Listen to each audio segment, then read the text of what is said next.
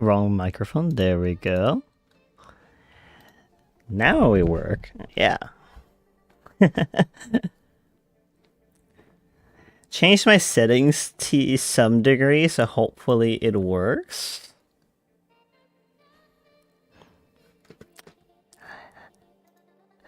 Hello, Minty.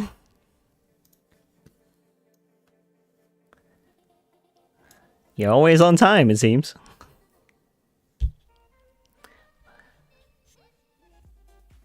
Yeah. I'm glad you did. I'm just gonna see here if...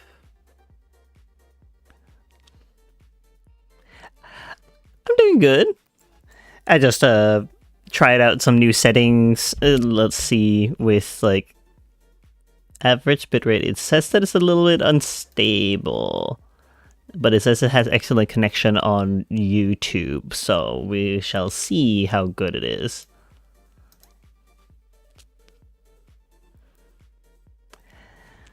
I tried to like make it a better connection so that more detail could be seen, but we shall see. Average bitrate is too high on Twitch apparently, but we'll see. I can always try and like change my settings later. Let's see here.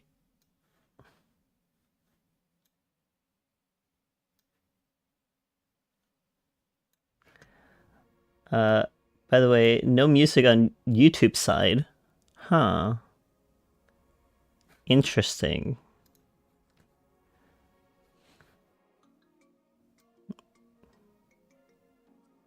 Is it just very low or something? There should be music. Oh, that's loud. Let me just go under volume settings.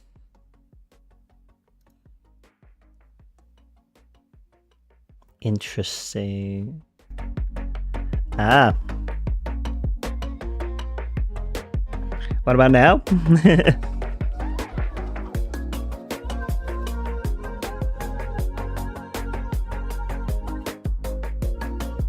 Can you hear the music?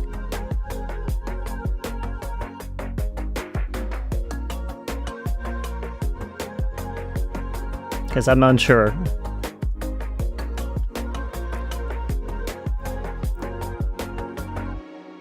Yep, but a bit louder than me. Okay, let me just turn it down a bit.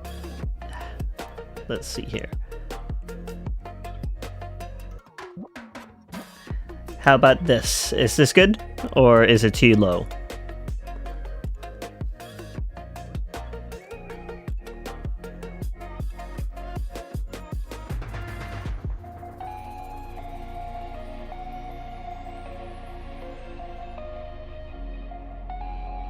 Turn down a bit more. Okay. I'll do minus 28 then. How about now? Does this work?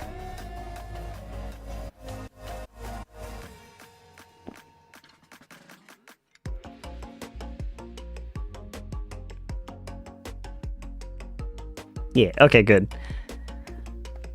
I hope that these new settings, they work better, because it's a question, like, considering that, you know, I tried like some new settings, try to make it a little more like HD, like, you know, 1080p.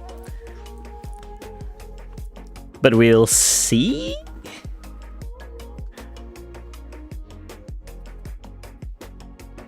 There was an attempt made.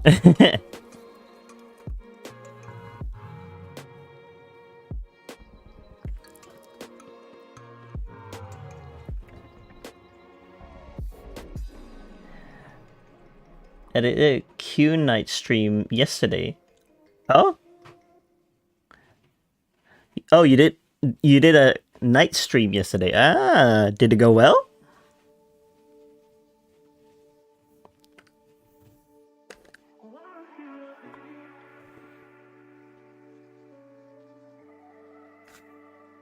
Yep.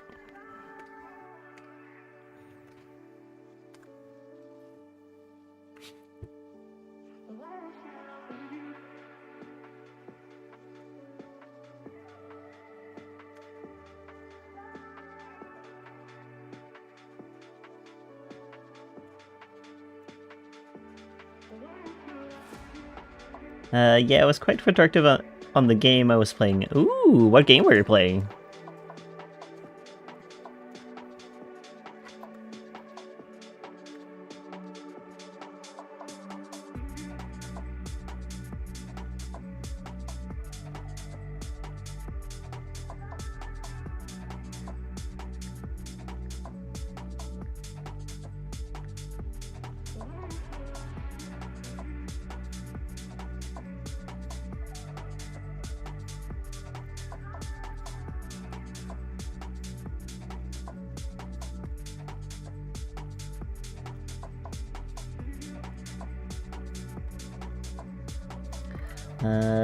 Finished up in the DLC of Sonic Frontiers. Ah, okay.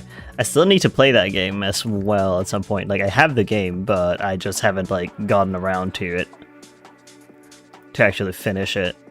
And now I don't remember much of anything, so I might as well just replay the thing. I do wish you could play as other characters than Sonic.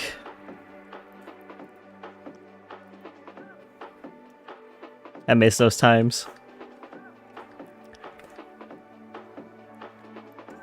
How far did you even get? I just got to like the second area or something like that.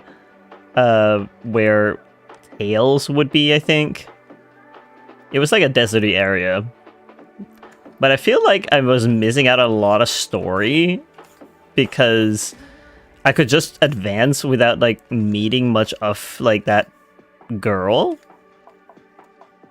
So, I don't know, like, I feel like easy mode might have done, like, some things to that. Oh, hi, maybe.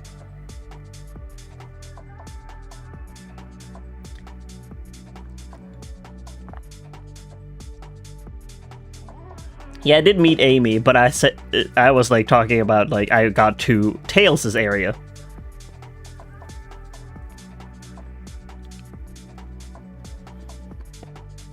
Yippee!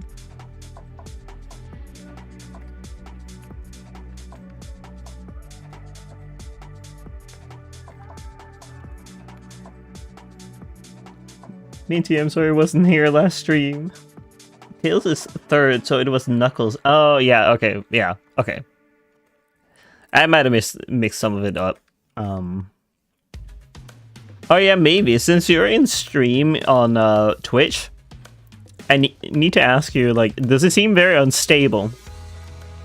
Because for some reason it says to me that the connection is unstable.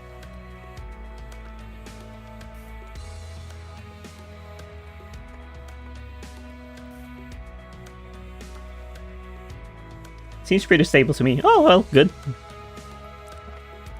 Just interesting how it says that it's unstable. I tried a new setting out to like output like better quality of video, so we'll see.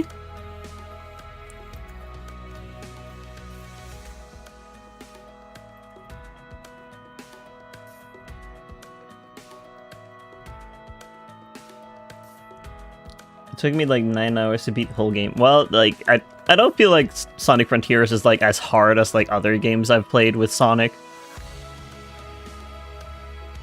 Like, I played Sonic Adventure 2 Battle a lot as a kid, and that thing is harder, I feel. The only difference hard mode makes is at the very end. Oh. Yeah, I'm not about to play hard mode just to get another ending. Like, I hate when they do that kind of stuff. Like, sure, like, you should be rewarded for doing it harder, but at the same time, it's like... But what if you're just not good at playing games? Or, like, you have, like, other complications? It's not my cup of tea when they do that kind of stuff. I would just look up the ending online like once I've beaten the game. If there is like a different ending because of that.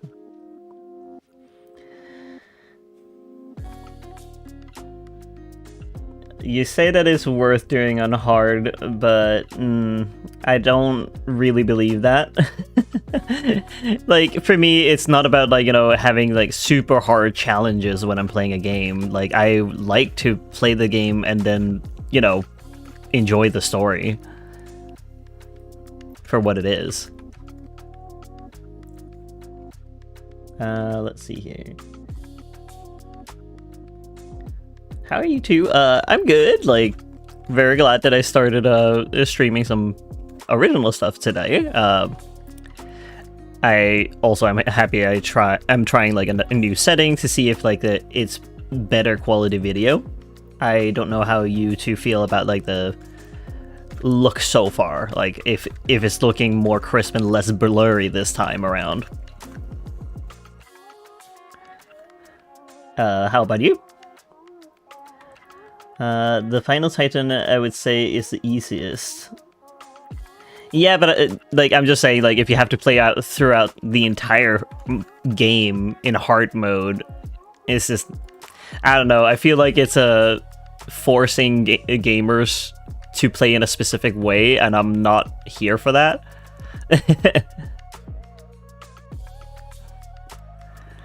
Because like, I myself want to make games, and when I want to make my games, I kind of want to like make them so that people can cater it a bit to themselves as well. Like if they have difficulties, like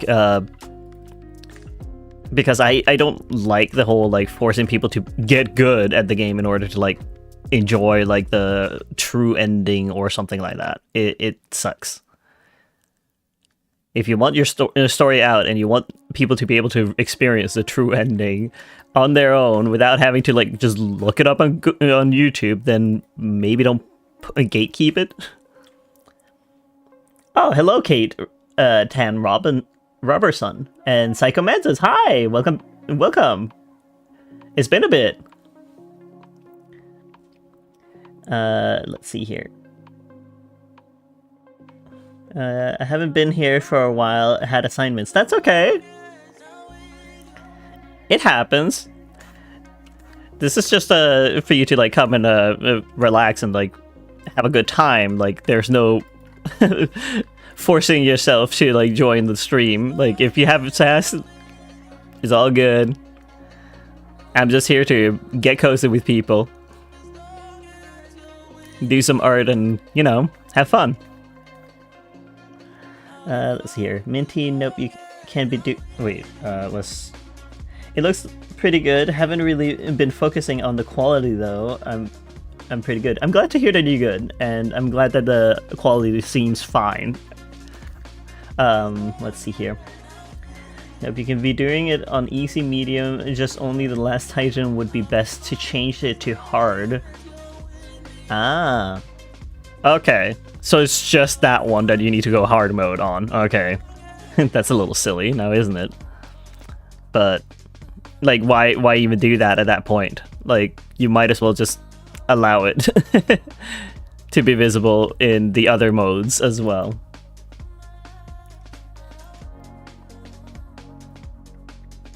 But yes, welcome to the stream. I think Kate, you're really new here. Like I haven't seen you here before.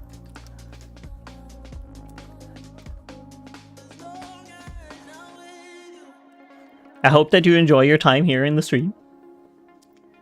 Bro, it's so laggy. Oh. Who knows, but I'm not going to spoil. Yeah, no spoiling. Don't spoil the game. What is laggy again? Let me just let's see here. It says unstable there.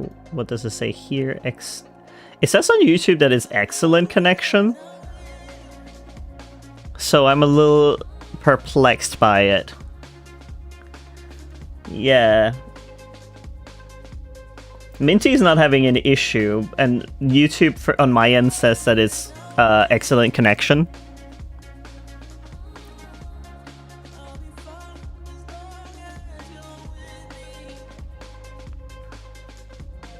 So I'm unsure, like, if there's anything I can do to change that. Let's see here. What if I... Oh, then yeah, like, it could be your internet. That could also be it. Where did Maybe go? Oh, Maybe's probably still around.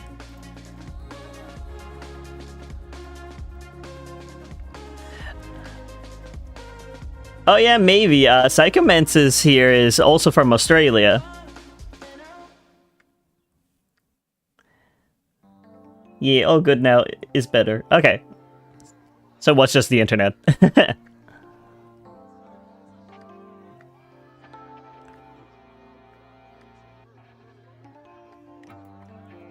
Who is Maybe? Maybe's the one in the Twitch stream.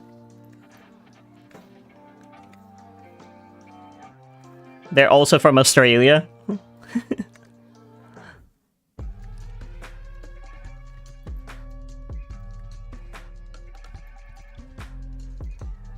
And I did mention you at one point to Maybe that, oh, there was like another Australian in my stream, and Maybe wondered who it was, and you're here now, so I could actually point out that you're the Australian that I was speaking about.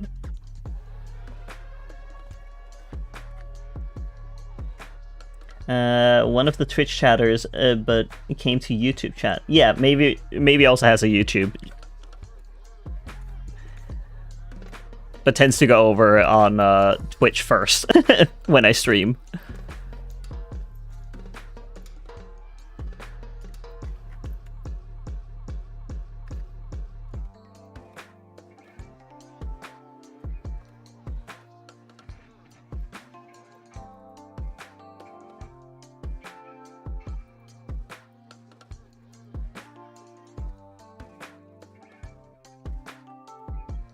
I would have also been a little surprised if like the connection was bad, considering I have FiberNet and I should be connected locally or like through the cable, so there shouldn't be like interferences.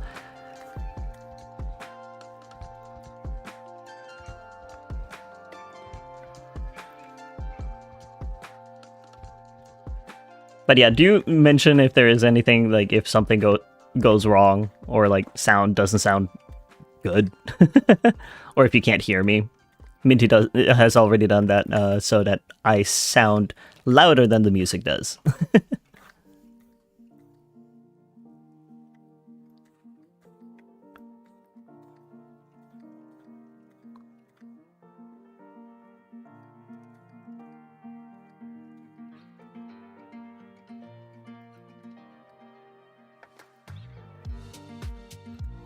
But yeah, for today's stream, I have 4 pieces of art that I want to at least like line art, and actually I will just try and finish them because they should be simple enough.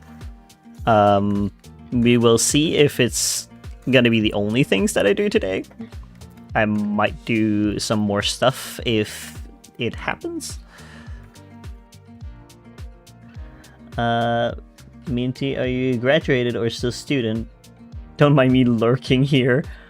Oh wait, shoot. Aeon Nine Mates.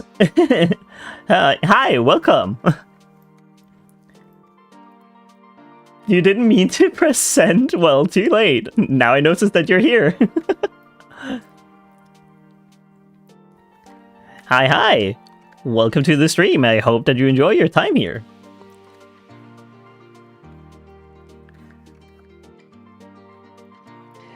Everyone in here are super nice and friendly and love to make friends. It's like it's a really good community right now, actually, and I appreciate it very much.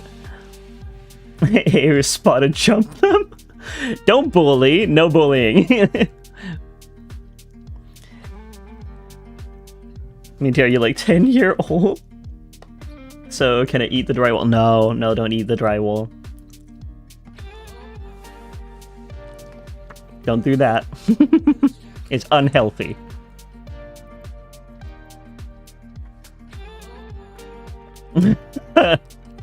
Oh no? What? You don't want to make friends with people in chat?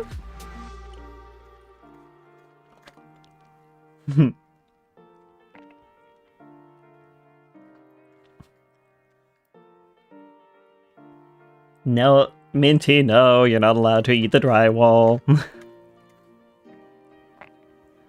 Psychomantis are just gonna keep guessing like one number at a time.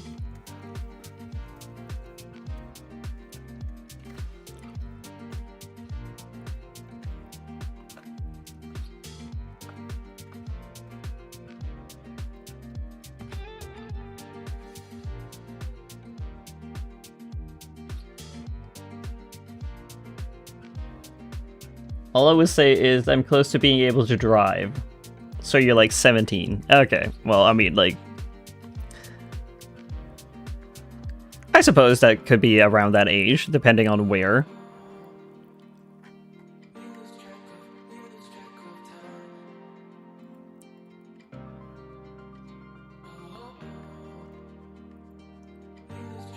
Younger, so you're 16, I suppose?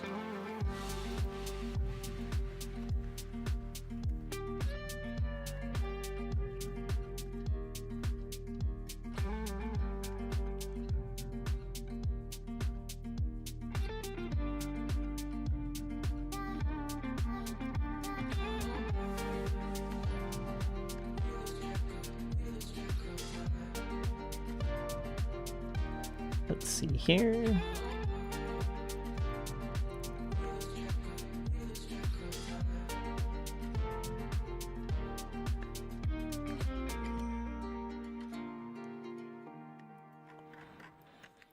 Also, Ayo, if you feel like you just want to like be a lurker, that's also okay. You don't have to chat if you don't want to. No one is gonna force you here.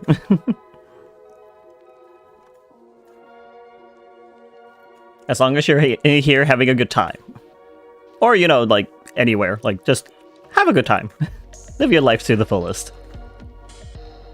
Let's see here. I was about to have a shower. Oh, I'm sorry, baby. I just happen to stream at these times, you know this. Wait, last time I remember you're a she, right? I go by both pronouns. Yes. Clavylux. What this war? Hello Clavylux, welcome to the stream. I'm actually making some shaker charms, so it's not vor. It's just I'm making like little charms inside the keychain that can be shaken around, and I decided it would be fun to like make it animals and like the little animals that they are actually eating in real life. Like their actual diet that is within the stomach. It's Peg. Oh, hi, Peg. Welcome to the stream. I didn't know that you were gonna watch me here. But yes, it's not vor. I'm not a vor artist. But I think it was just a cute idea to like draw like an orca and stuff like that with their diet in their stomach and just do it a little silly. Because I intend to make these into keychains when they're all done.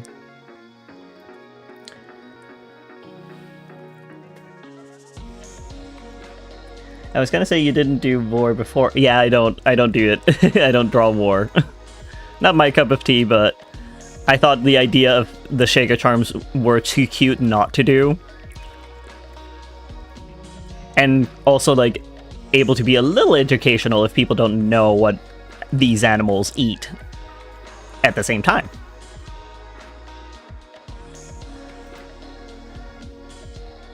What is your best sport? The best sport? Are you asking Minty or me? Because I don't do sports. If I was gonna do a sport, it would probably be windsurfing. It's the most fun for me. Let's see here. What did you miss? Just people coming in, and I'm surprised how many there are today. We only do squish here, but I assume safe for work here. It is... I only do safe for work with streaming. Anything else is not, you know, allowed here, you know? Yes, our rank grows. There are so many people now. I'm surprised.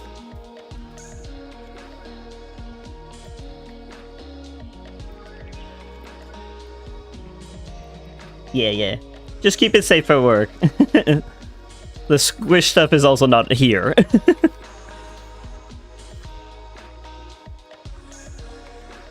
More cookies. So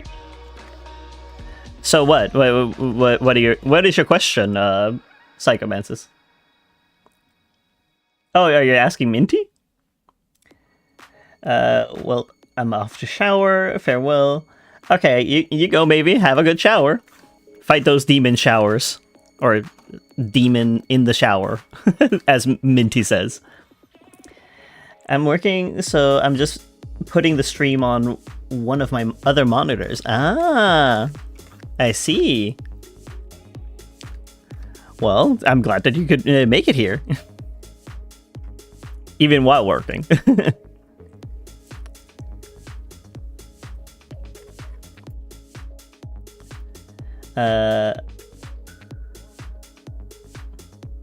I'm sure maybe it'll be back. Probably. We'll see.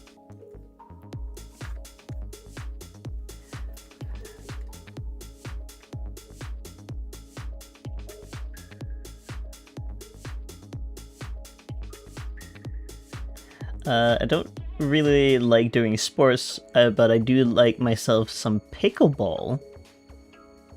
Never heard of pickleball. But yeah, like, sports is like a very specific thing to like be doing.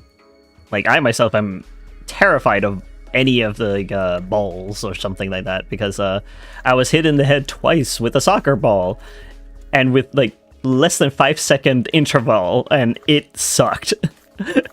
So I'm terrified of them. I'm saying soccer ball, but like I mean football, not American football, but you know, like British way of football. Let's see. It's like tennis, but very simple. What do you mean by that? With the football? Let's see. It's like mini tennis. Oh, pickleball is tennis. Oh, okay. I used to be a ball magnet back then in 4th grade. Oh, okay. I thought you meant something else. Ah. I'm learning so much. I didn't know that you would call tennis pickleball as well, or like mini tennis. That's fun. That's a fun name. It makes sense. It is green.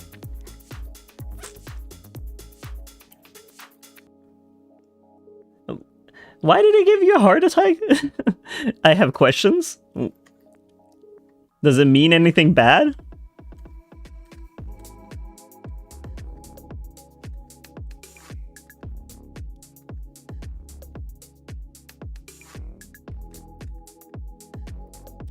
Pickleball is like mini tennis, but uses a paddle instead of a racket. Very social and has a low skill entry. Ah, okay. I see. Oh, I think I might have played that as a kid. Yeah. Now that I think about it.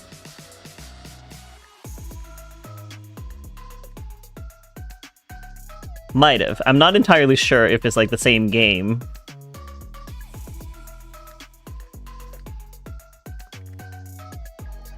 Let's see here. I thought it was inappropriate. No, I would hope not. We keep it PG here.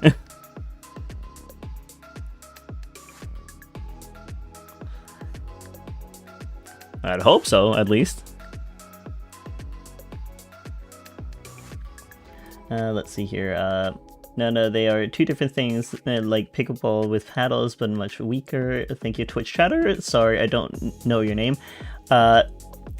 Twitch chatter goes by the name Peg. Oh wait, I played then. Let's see here. Minty. You swearing over there? It's a very social sport. Ah, okay. Well, I figured as much that it would be a social sport at this point. Typos, I get it.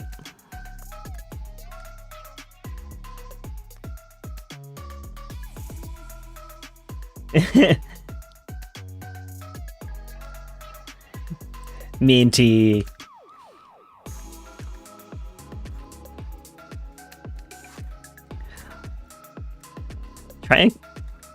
Try not to swear like these. There's no reason to swear. Maybe I should jump over to YouTube instead. You can do that if you want to, but like you don't have to. Like Twitch or YouTube is fine. They can read your comments as well. It should be on stream as well. But it's up to you what you're more comfortable with. Either works for me.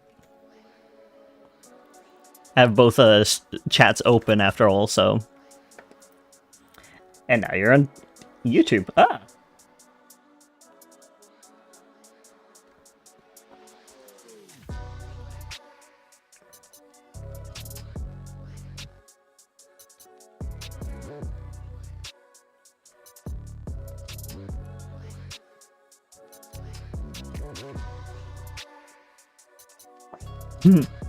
You have all gathered over there.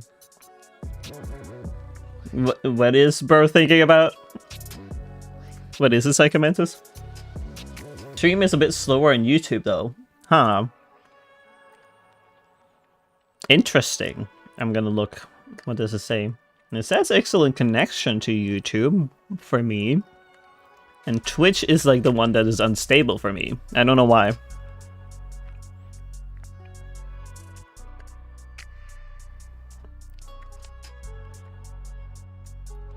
It's interesting how it's different like that.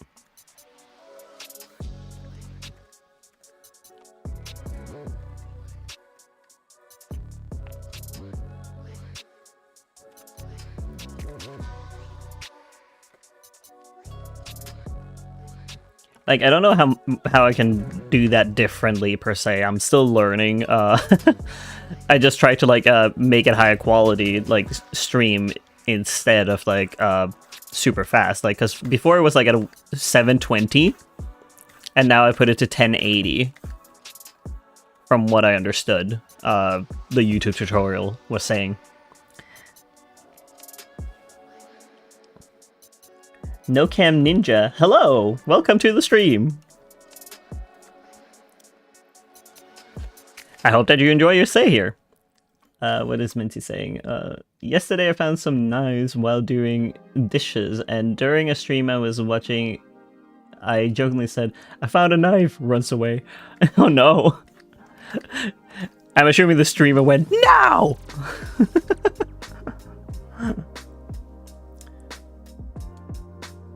I'm kind of nerd actually, but yeah. Nerd? Well, I mean, you're kidding. I got the HUDs. Sorry. No worries. What does the HUDs mean? I'm sorry if I keep asking questions, is because English is not my first language, so if I ask things because I don't know, and cultural differences as well, it just helps to just ask outright instead.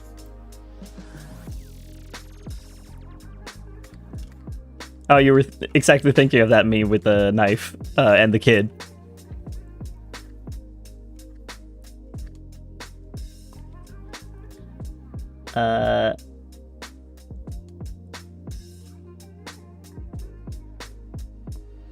Let's see here, guys. I'm joking. No Cam Ninja is my alt. Look, so real though. You're funny, Psychomantis. You're so funny, mate. What, you have 2 accounts?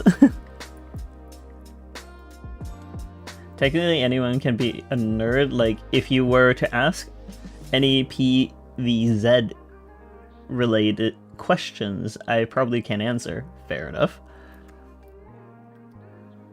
I need to like finish these. Y'all are typing so fast, I'm trying to keep up.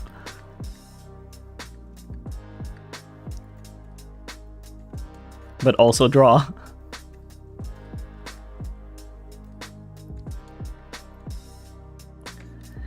Neodrift. I don't know. Do I have alt accounts? Oh my god. How many do you have?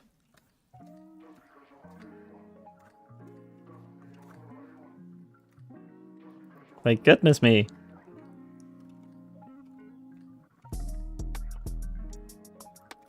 Maybe get text-to-speech? Yeah, I should do that at some point. Look into that. Maybe for next stream I'll try and see if I can do it, and if I can't, like, I think Twitch doesn't allow it unless you're affiliate with it, like there was like a bar for it, but I'll have to look again, like I might be wrong. It'll get abused. Oh, yeah. It most likely would.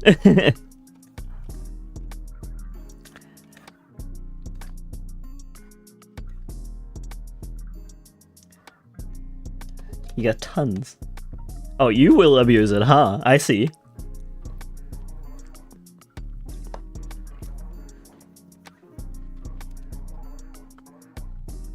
I see. Well, as long as you don't say anything vulgar and stuff like that, like swear, I would be fine. And we're trying to like not swear a whole lot. I do swear a little bit here and there, but like that's mostly when I game. I'm gonna take a break, I'll come back. Okay, Psycho Mantis. Have a good break.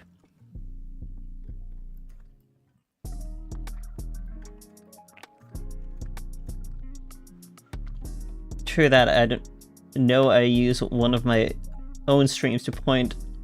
I had threatened to turn it off. Oh.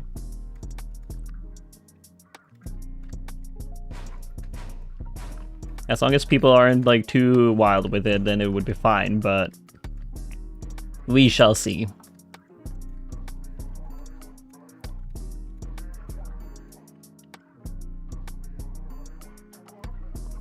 Take your time, Psycho. No swearing, you say. Well, get sent to the Shadow Realm.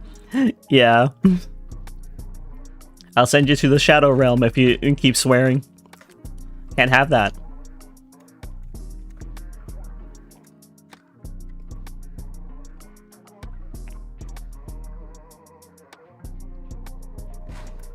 Like, there's no need for swearing.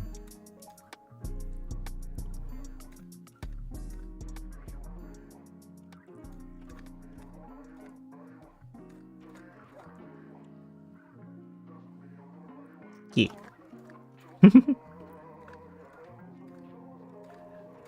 My goodness me, I caught people on a good time today, I see. I did stream the correct date, yeah. Just checking. Because I was like, I didn't stream yesterday, so it must be today that I stream.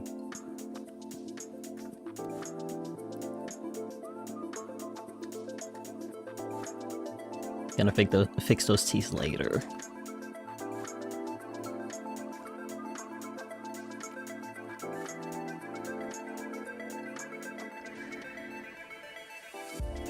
Bug fixing boredom. Ah, yeah, fair enough.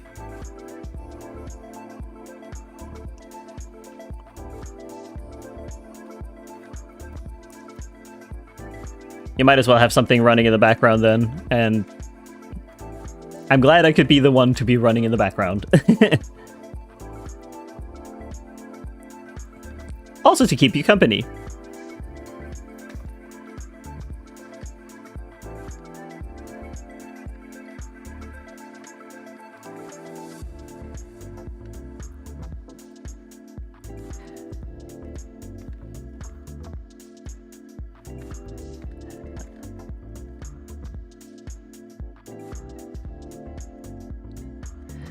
To be fair, I do call you my new morning streamer since I wake up and you're live. Yeah. I do stream at a specific hour of the day, and that hour is not necessarily for where every other streamer is streaming, but I mean, like, it works for me because it's in the middle of the day for me. Like, I literally start at like 1 PM for me, which works really well to make sure that I actually like do some work here. Get some stuff done. As I'm prepping for my next convention to go to. What time is it for you? Right now it's 13:42, which is like 1:42 p.m. So like 1:45.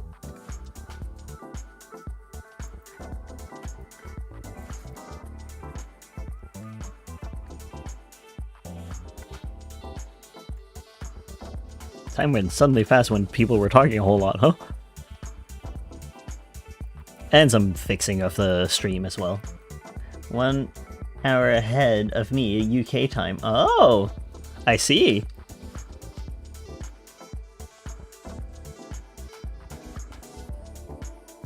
I didn't know that. I mean, I knew that UK was like 1 hour behind for me, but didn't know you were in the UK.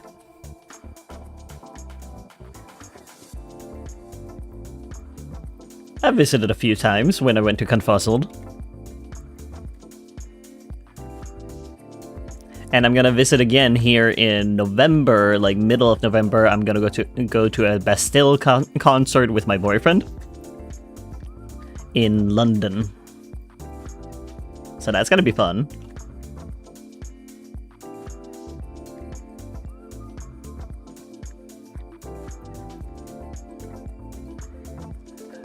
And I want to go to Crumbs and Doilies because I saw their cookies and stuff on YouTube, and I just really want to taste one of them. How is the boyfriend, by the way? Oh, he's doing better. Like, he has had like some bad times, but I'm glad that he's doing better now, taking care of his mental health and stuff like that. I'm proud of him for making sure that his mental health is all good.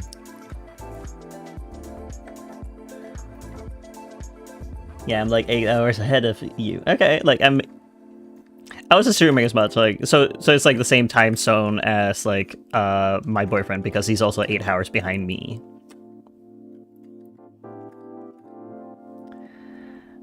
Yay! Thank you. My man's such a good bean. I love him so much. And he better know it, or else.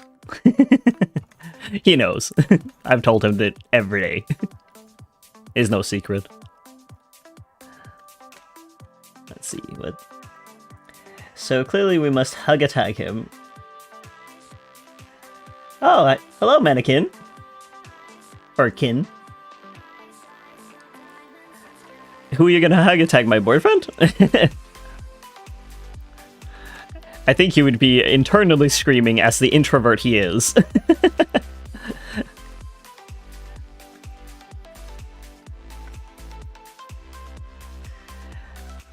Good to see you again. Glad you can make it for the stream.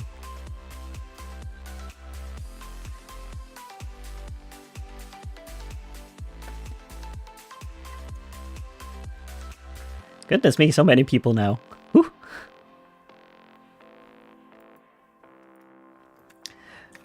I'm gonna try and keep up with the like chat as well. Like, it's just also I'm trying to make the art. So if I'm a little slow with the chat, then that's why. If I'm concentrating a whole lot.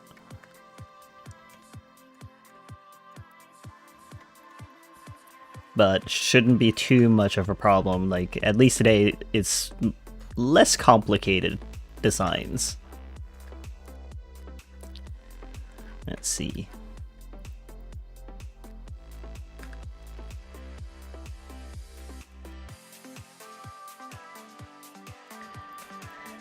To be fair, I would not have the balls to do that. We must distract. What, you don't want me to finish my art? That's just mean. You gonna look at this guy in the eye? Hold on.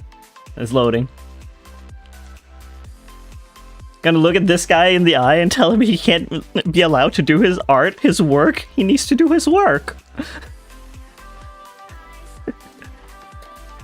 He's gonna be sad otherwise.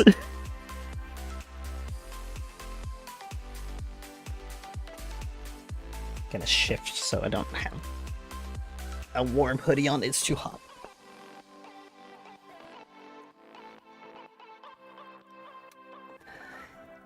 Why, thank you. Now back to the orca.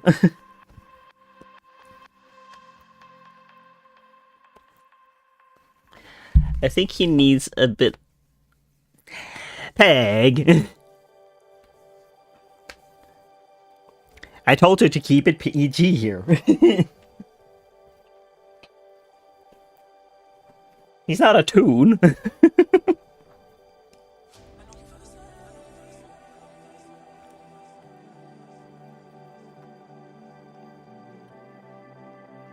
RP Merp Egg? I'm questioning. Egg?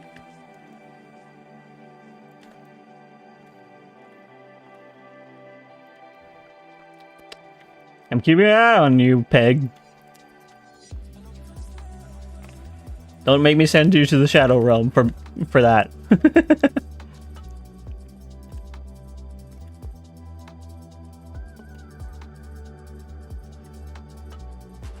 Egg.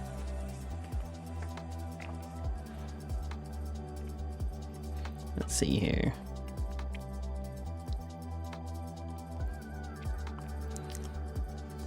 And now I just need to do these guys. Or go.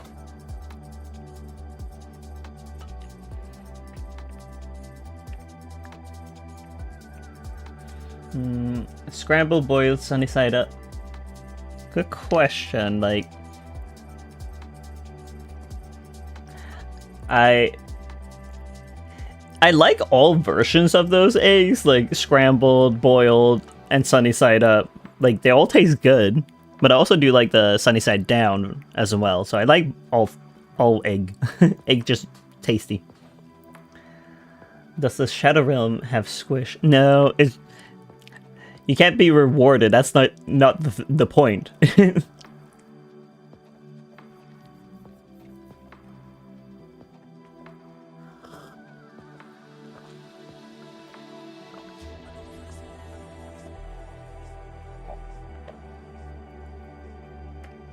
Yeah, I think egg would be good in a stew. I don't see a problem.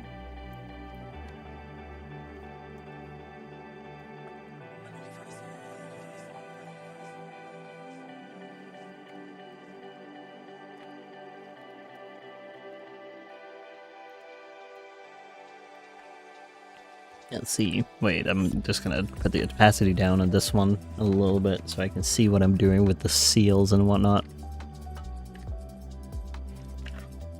Penguin.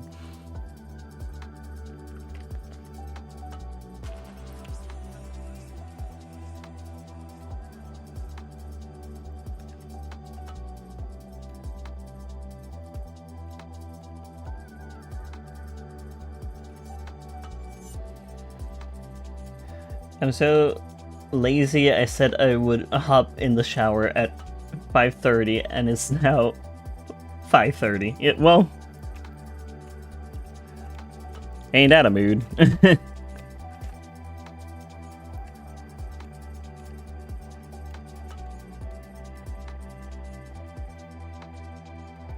That always, like, when I...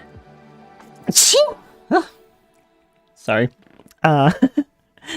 Though I do love going in the shower because it's a nice feeling. Feeling clean. And refreshed.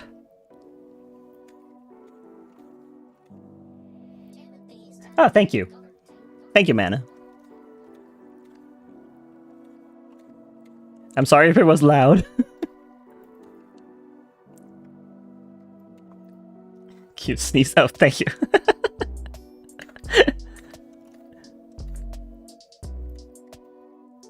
Thank you, Minty. I'm glad my sneeze is cute.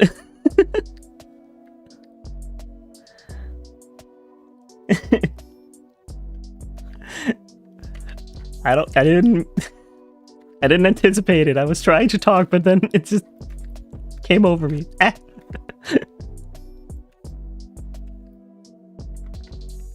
How dare it out me like that?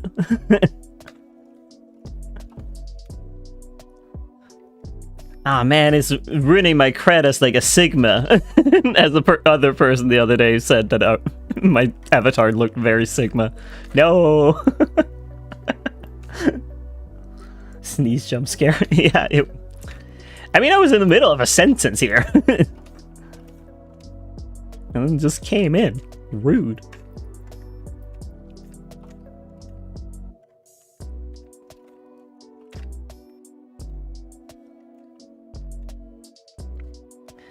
I should have clipped it so his boyfriend could see it.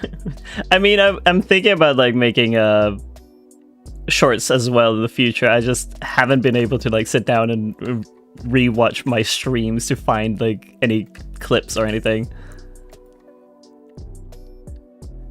Haven't had the time.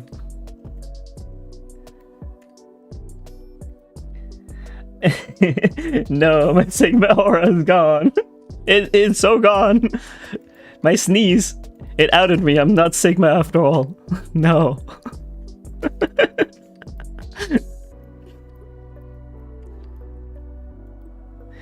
I'll never get over it.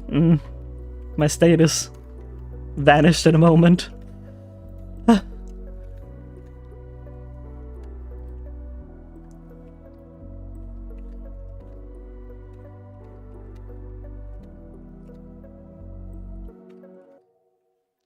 My poor status.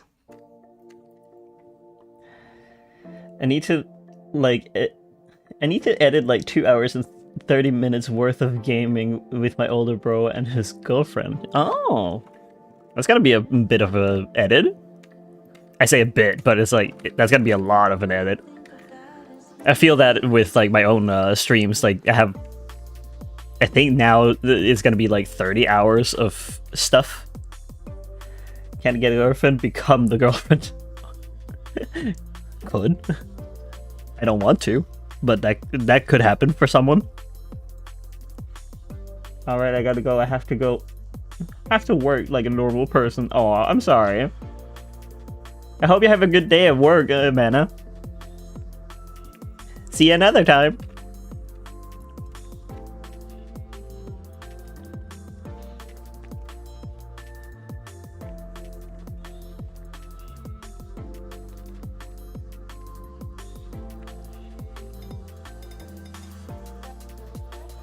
It was very nice having you.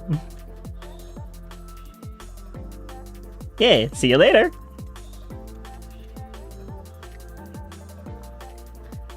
Or B, can't get a boyfriend, become the boyfriend. That is better. Yeah, that one works for me. Oop, that kitten.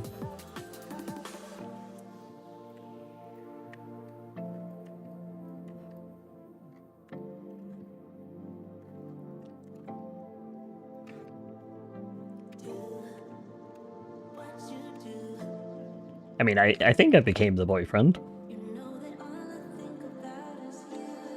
At least for my boyfriend, I did.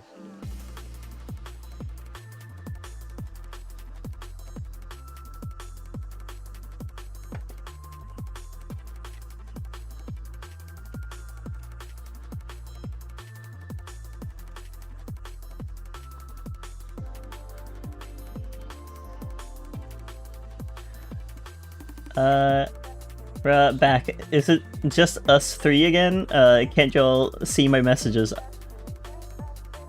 I can see your messages. It just came in, like, for me, at least. Like, I think there might have been, like, a little bit of a delay.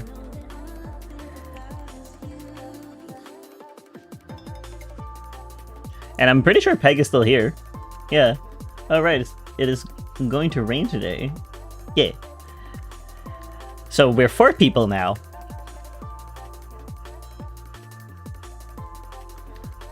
Yeah, Peg swapped over to YouTube.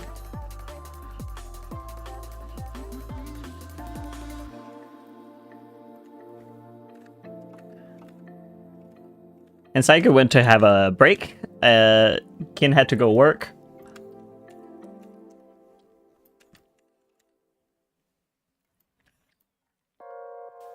All of us are on YouTube, maybe. Come join us.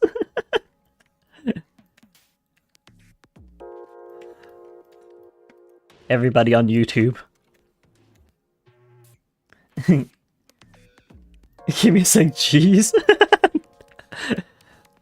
Minty's impatient, obviously.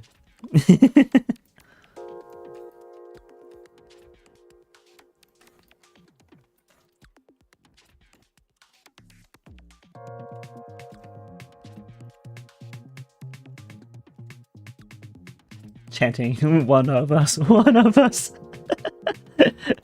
Oh my god, Minty.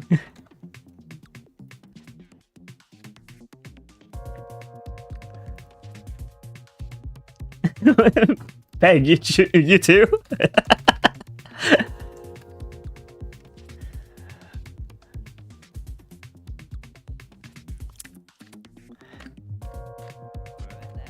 Cannot believe bullying my Twitch chatters to come over. I see. It doesn't matter to me. Like I'm happy either way.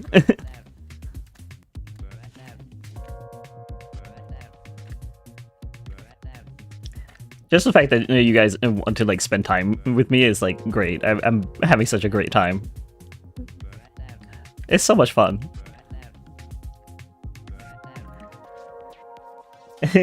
I'm just a little guy. Give me a break.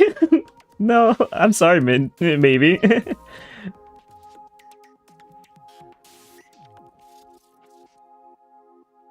Yes, you are? Ah. Well, I'm hoping that you're having fun.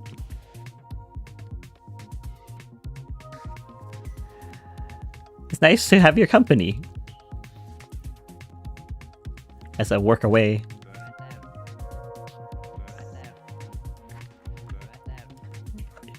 Yeah, like a little shorter. There we go. Then the penguin is line ordered. There we go. Penguin. And then I need the seal. Hey, we're about to call maybe Minty. Wow, shaking my head, not being able to tell us apart. I have a hard time with what's it called, like pronunciation sometimes. It just happens. It's not that I can't tell the difference. It was just hard for me to like put two and two together.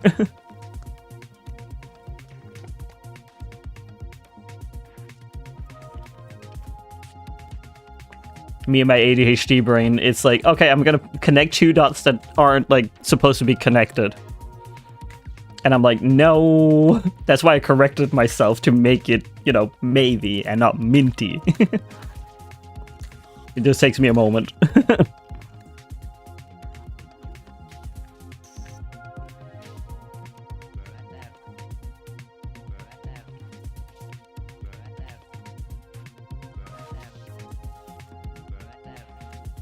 I don't mean to be rude.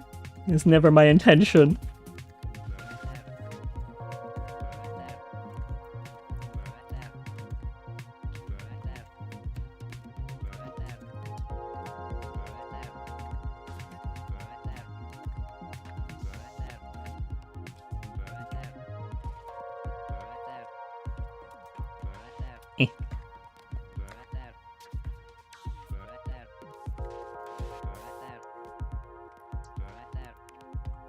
Ah, maybe. Also, there's something in my DM's basement, and I think I should be scared. Should I be concerned about the I think it's Dungeon Master, because you're talking about D&D, I'm pretty sure, right?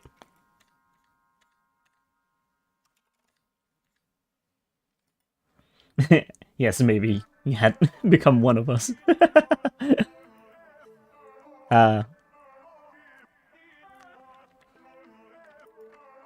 The pressure. What is it that they have in their basement? It does sound concerning.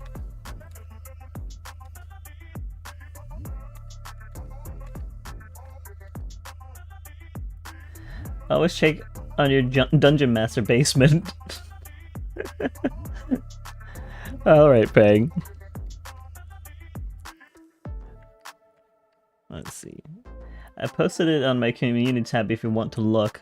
Let me have a look-see.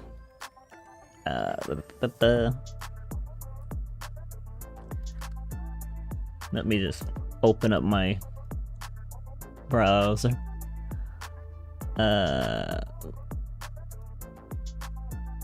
How do I... Go to channel? There we go. Hosts. It must be that.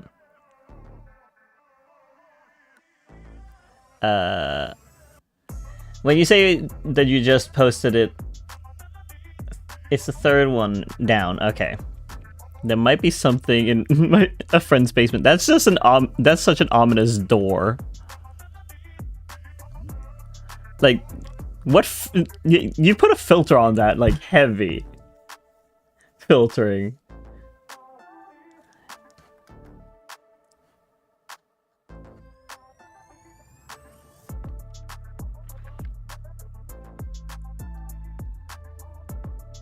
But yeah, I see it. I'll pull it up in chat so people can see it. Or like I'll pull it up on stream. Hold on. I'll just put in this one, I think. This is the photo.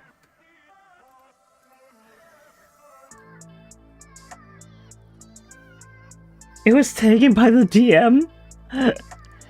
Oh, they put a heavy filter on it. I see. They want to scare people.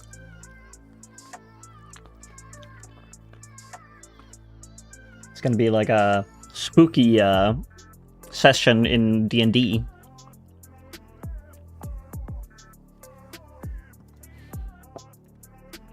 I see.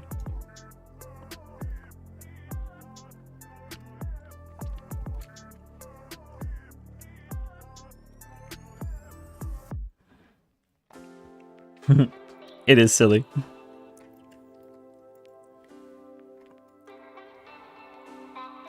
Could be new handsome buff werewolf boyfriend though. You got to check. Oh. I mean, it could be. I'm sure they're good for cuddles. They have a lot of fluff. But there is like 2 white dots sideways, like someone is creeping from the door. Ah. Again, it could just be a werewolf boyfriend waiting for you to come in and have a snuggle. I'm sure they're lonely. True that, Peg. And it could be the man from the pipe. That's the eyes. Man from the pipe. I don't think I know that one. I don't know how to include myself. Aw, Minty. Now it did the same thing again. I cannot believe. Maybe. I'm having a hard time. Names.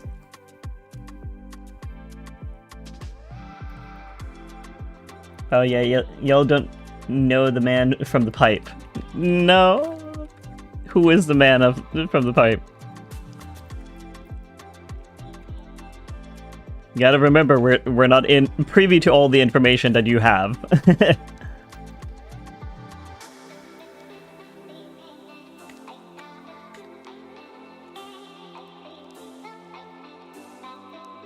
I'm bad at talking though. Aww, maybe. I'm not bad at talking. It's just if you don't have a topic, it's hard to, like, you know, include yourself, right?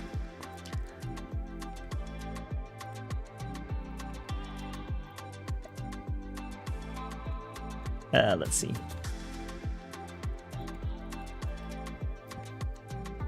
Like, do you have anything that you, like, you know, do besides from, like, music and stuff like that? Like, anything of that sort? Like, do you play games? And what games do you play? Maybe we can talk about those.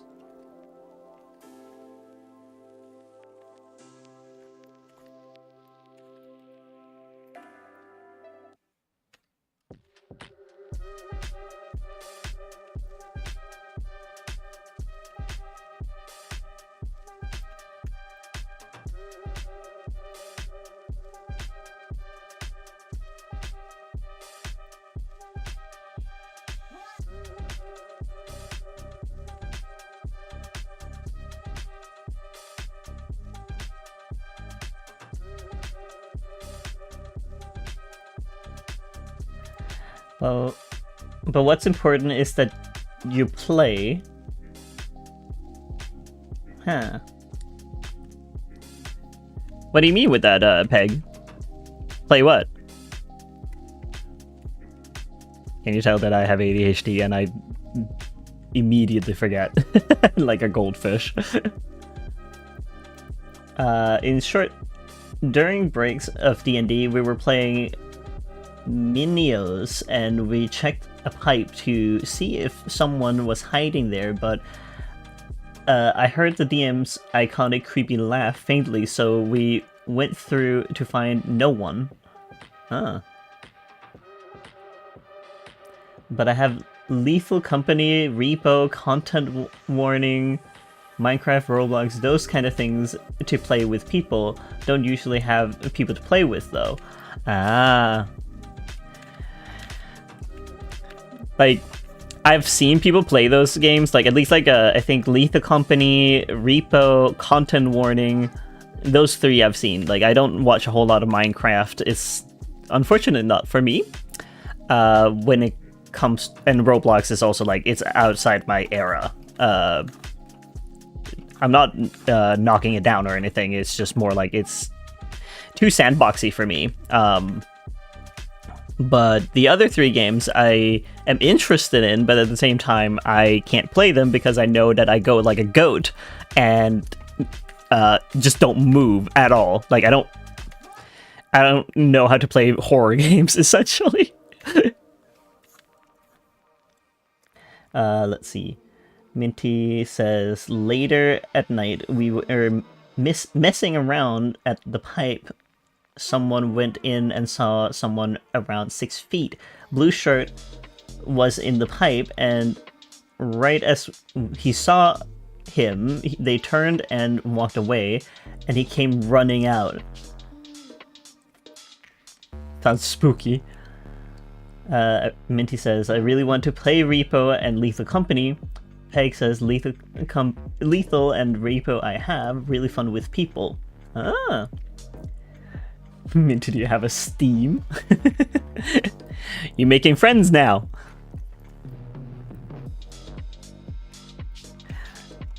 I can imagine that it's fun with people like to play those games. I just don't think I have like friends that particularly want to play anything of that sort.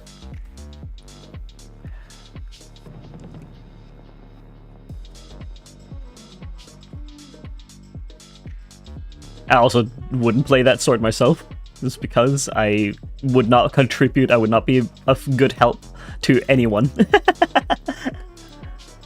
Let's see. Peg says, Repo is better for streaming and is way less scary as you can at least hide, ride, and retaliate. Fair enough. I mean, that makes sense. Nope, Minty says, nope, all I have is a PlayStation 5 and Switch. Fair enough. Peg, if you need people to play with, I'm open for it, for Steam, for stream, or sure, as such. Oh, cool, Peg. We could figure something out, maybe. I would need to get the game. Maybe, damn. I was gonna gift you the games. Aww. That's sweet of you, maybe, to do that for Minty.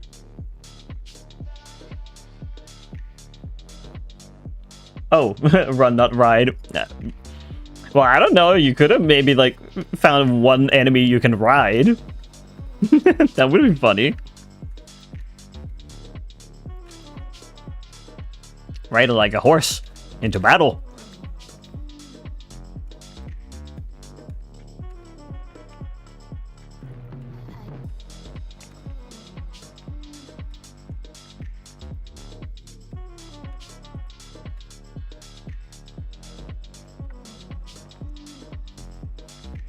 Ride the duck. Yes, that sounds like a great idea. Oh, I think they updated it as well, so you can now like put a bucket on the duck.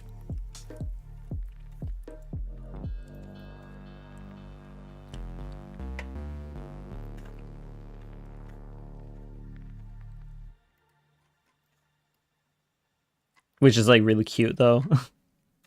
I love that.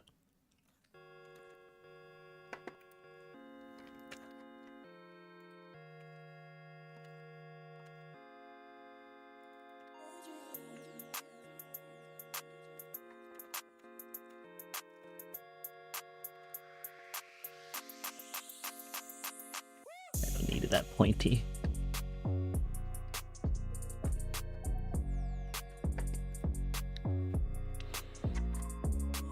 I think that's good enough for the seal. Like, it also just needs to be like little and simplistic.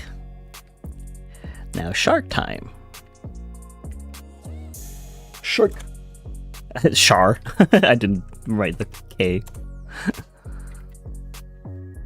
There we go. Can move around the seal. Here.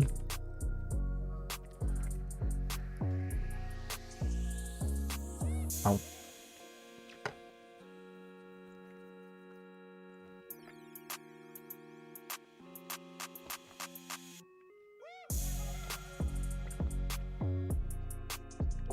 Sorry. You have both an official and bootleg plushie of Grub and Broken Vessel from Hollow Knight, and it is very silly how the quality is different. Oh? I don't play Hollow Knight. It looks pretty, but I can't exactly play it. I'm bad at platformers that are side-scrollers and stuff like that.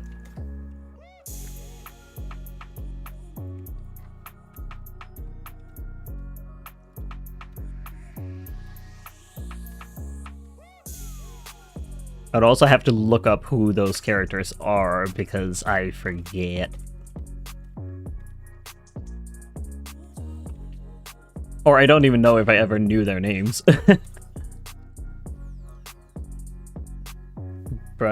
Grub and Broken Vessel, let me just look those up. Hollow Knight. Grub. Oh, it's one of those little guys. Oh, that's cute.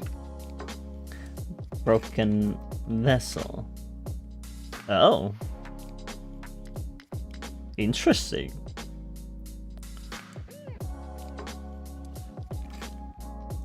I don't think I saw those. Huh. It's a hard game, but still one of my favorites of all time. Well, I'm glad that you like it. Doesn't have to be an easy game for it to be a likable one. A lot of people like Dark Souls and stuff like that. I just can't get into it. Maybe says, I love Schedule 1 so much. Best game. It looks like a fun game. Like, Schedule 1 I could probably sit and play. Because that one is, like, not too hard to do. Like, it's more like a management game, if anything.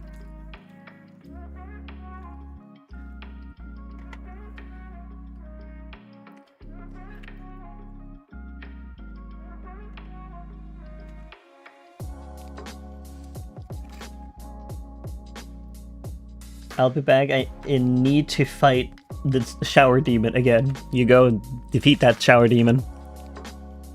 I'll be here.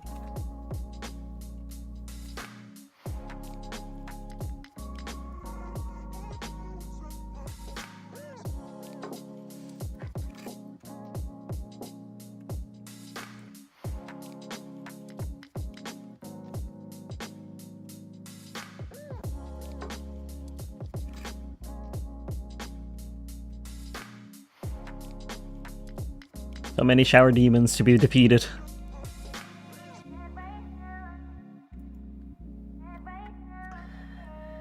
I only have around 60-something hours in it.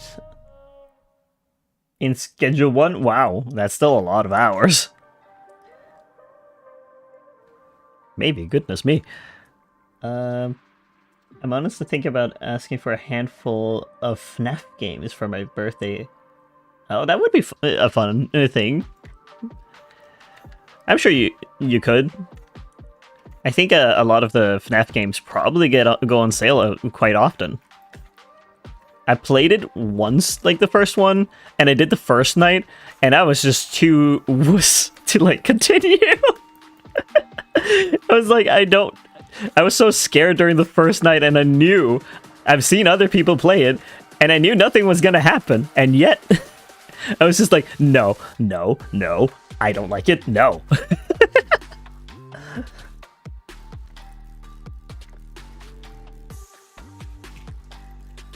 Oh, your favorite is the fourth one? Isn't that the one where you play as the kid and he goes up to the door to like close it? If I remember correctly.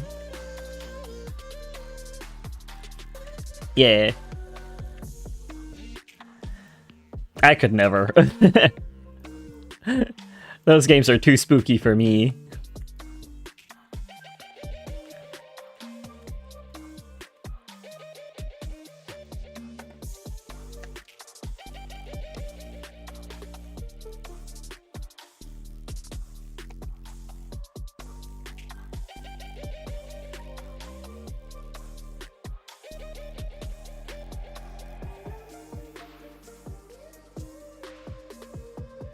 It's pretty easy for you? Well, you got game skill. I do not. You gotta remember this. I'm more of an artist than I am a gamer here.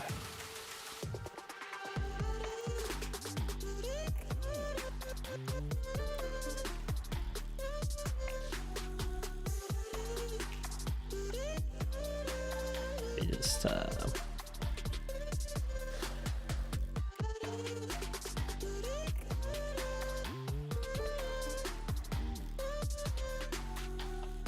what does need to say?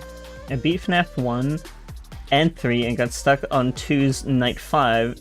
Can't get audio loud enough to hear for 4 and didn't start SL but did beat SB.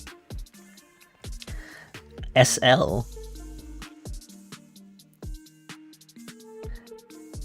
I don't know which one SL is short for. I think SB was a security breach, right?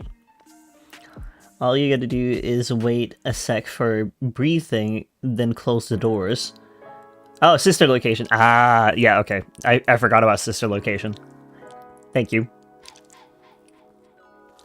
I know you gotta listen for the breathing and stuff, but like... it just...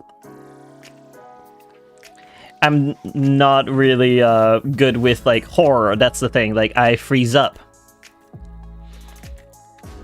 That's like the problem. If I freeze up, I don't do anything, and then the game is over for me.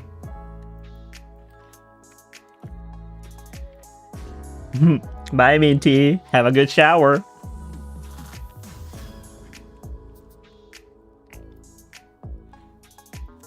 You love horror.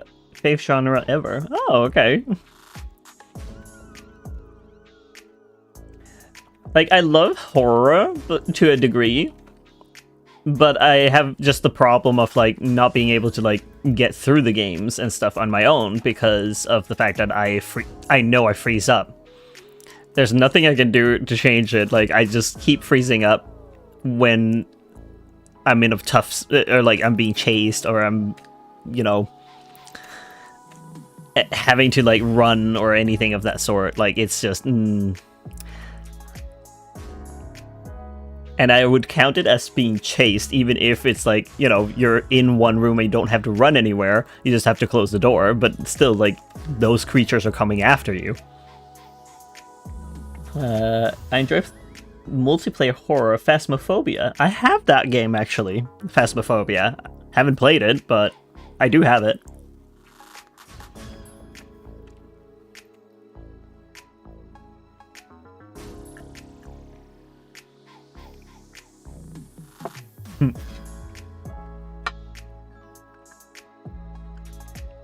To be fair, there's a lot of horror games out there. It's hard to like keep track of all of them.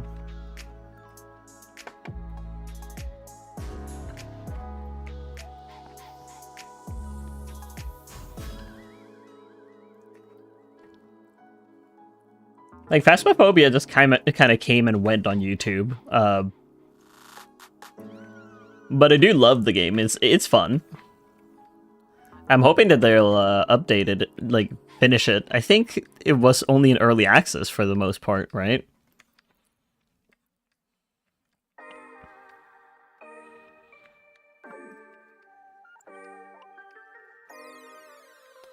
I'll mentally died inside playing it.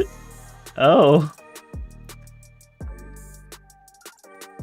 Are you okay, Peg? Like, what do you mean mentally died inside?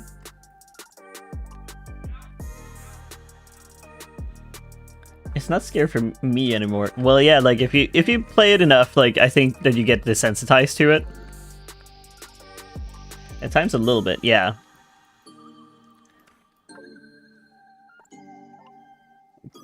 Because I get too stressed. Okay. I can't psychologically be sane playing Phasma. Oh.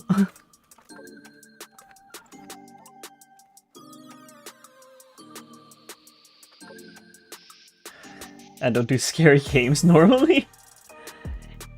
Scary games are scary. I understand. I can't do scary games. I tried The Evil Within once and got to a chase and I just... I didn't get further than that.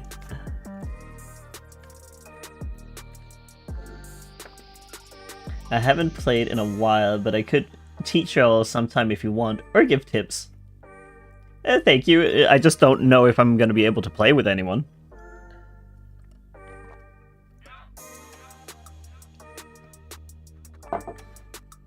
Because it kind of requires that I have friends that live stream and stuff like that. If I wanted to play and show people how bad I am at playing games. And horror games that are co-op.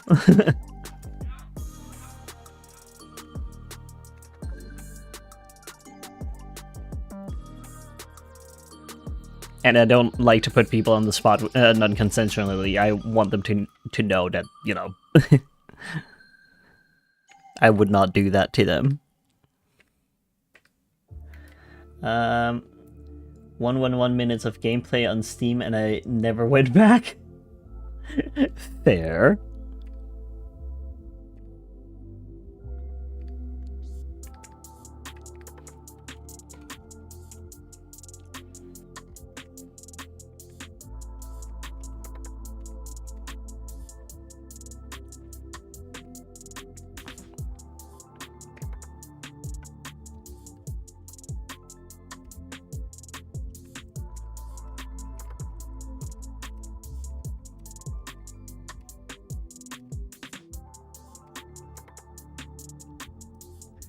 I have 284 hours gameplay.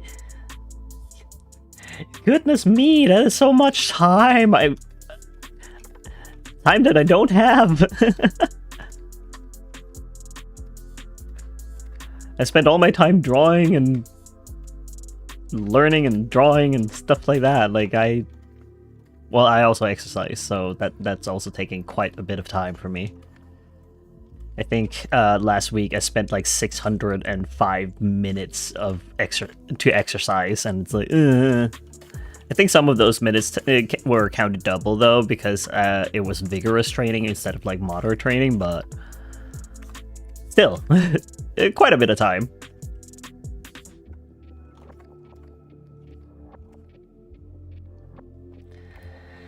What's outside? Fair. What's outside indeed? I don't know. Don't know them.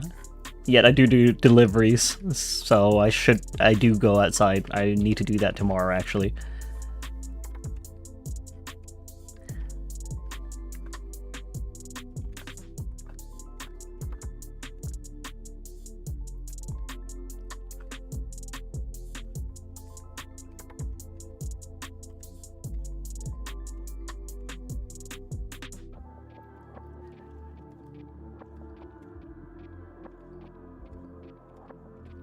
Life imitates art. My persona that was a delivery man, and I became a delivery man of newspapers and flyers. Who would have thought? It's kind of funny.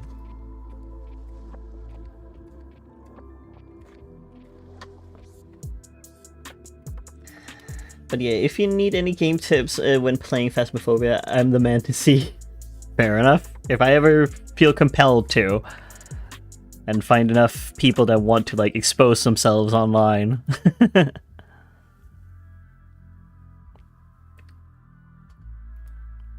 There we go. That's the tummy.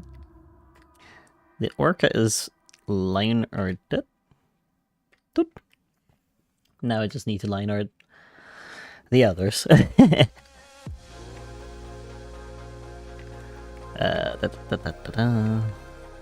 It's just a sketch. Let's just start with the dragon.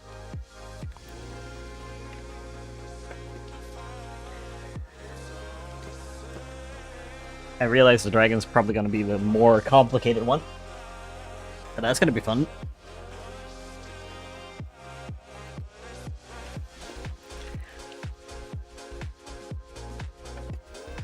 Where to even begin?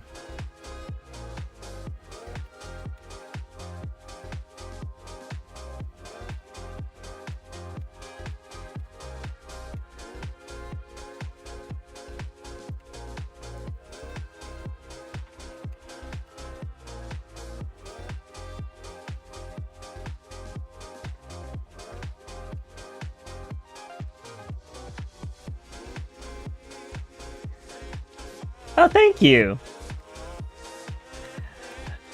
I just wanted to make a dragon charm. But I'm glad you find it cute. Means I did something right.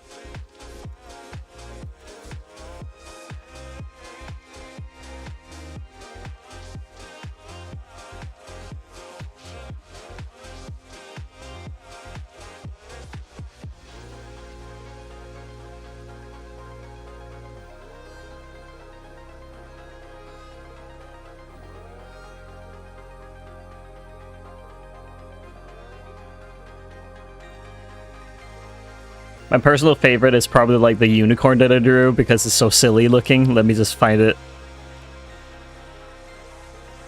This is the unicorn inside.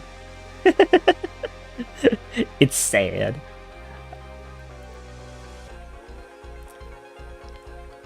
Oh, hey! Hey, you're also still here. Yeah! I'm glad you love it. The silly little unicorn.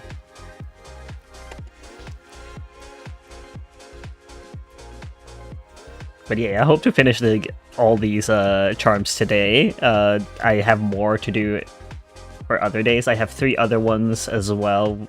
Right there, there's like a bear, a main wolf, and a regular gray wolf as well for me to do.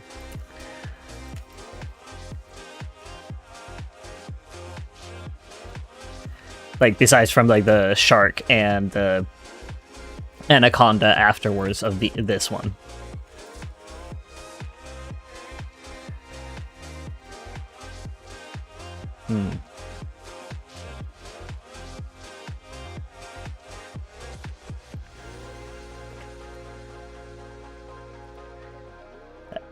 How many people can use all these, like, cute emojis, like little cute box cat, I think. Boxed cat. It's adorable. Obviously, I need to draw Nathaniel, my Sona that my avatar is depicting, in a box. I need to draw him in there. Get boxed, idiot.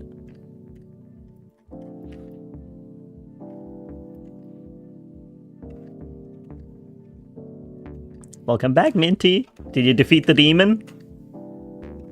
Did you win? Will they be back?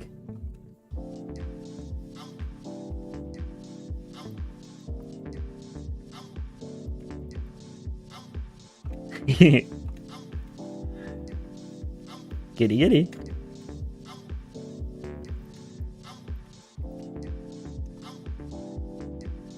And they always come back. Yep, I assume so.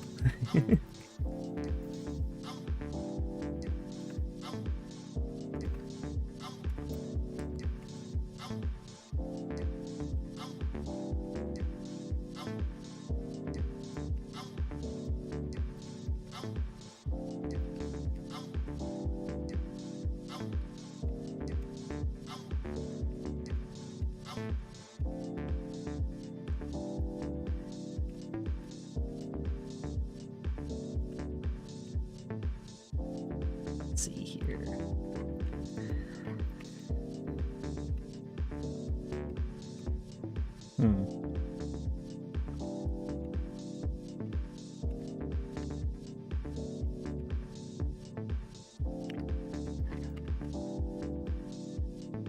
Hope it's not going to take too much time to do this one.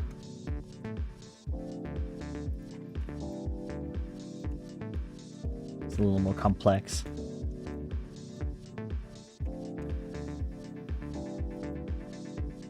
Ah! You booping all the chat people? Oh no! I finished line arting the Orca, and we talked about Phasmophobia and stuff.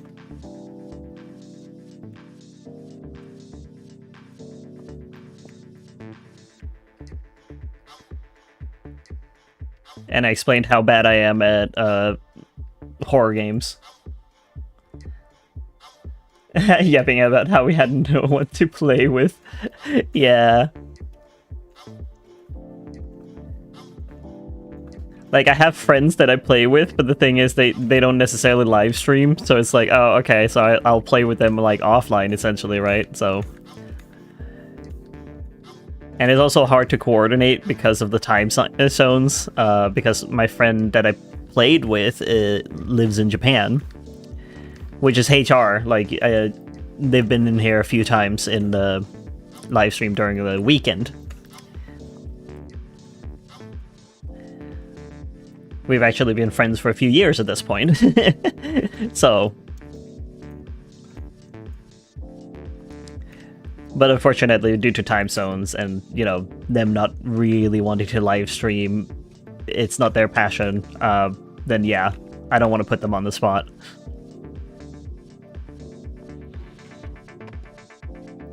But I might have a friend that might start live streaming. I just need to, like, make her PNG YouTuber avatar.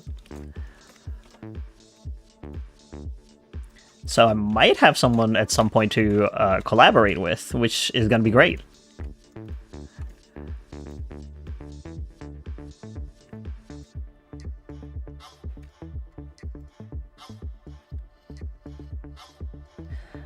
Back then, when I had an Xbox, I spent a lot of time on my own playing multiplayer games. Yeah. Like, nothing wrong in, like, playing by yourself as well, like, even if it's a multiplayer game.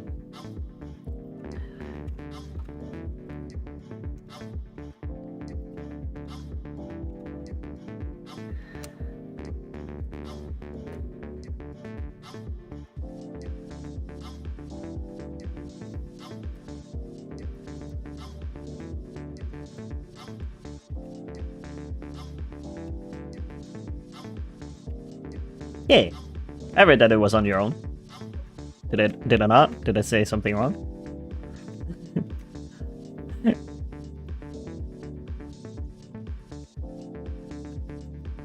So many lonely ones.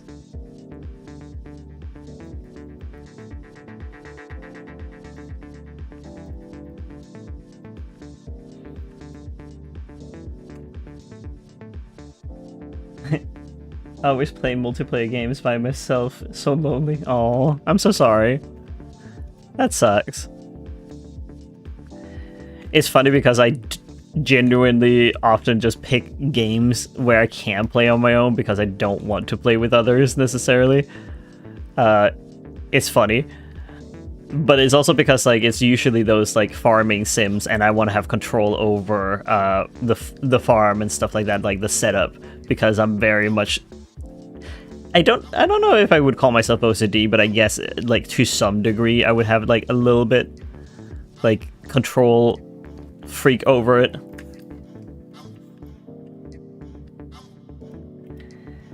Just curious, but if we were to ask you to do a recolor of one of the PNG I used,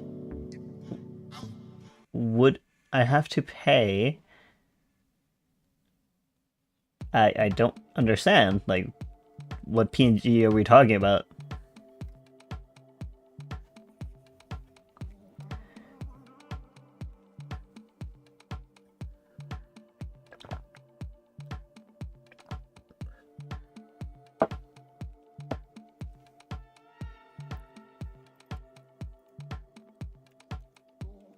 I'm a little confused.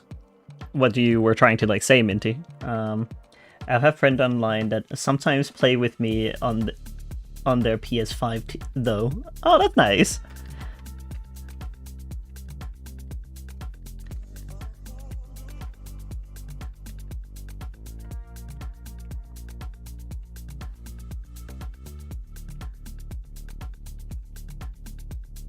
Actually, I want this a little smaller.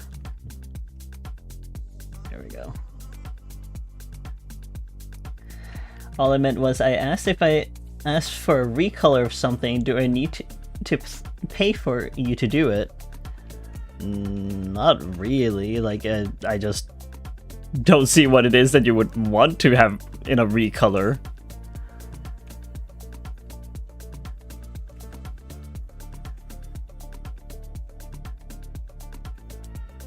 I don't exactly have like art to recolor, I don't think.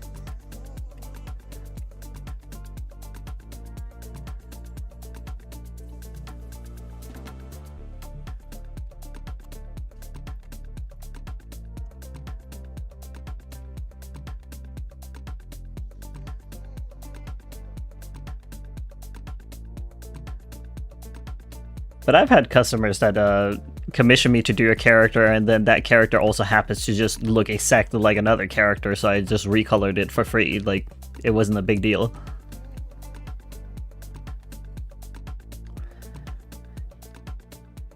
Because I think someone made me draw Rainbow Dash, but then they also wanted like a alternative version that was just like the recolored into Daring Do, which was not a whole heck of a lot of to do. So I was like, yeah, sure, I can do that. Though they had to pay a little bit because of the cutie mark, because that one's different. But otherwise, it wouldn't have been much of an issue.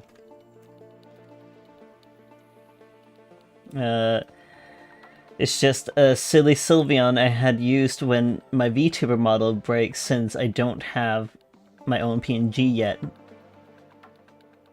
I'm too lazy to make it. That's a whole different thing, though. Like, I don't think I could recolor someone else's art as easily. That would require me to go in and redo the layers and stuff like that.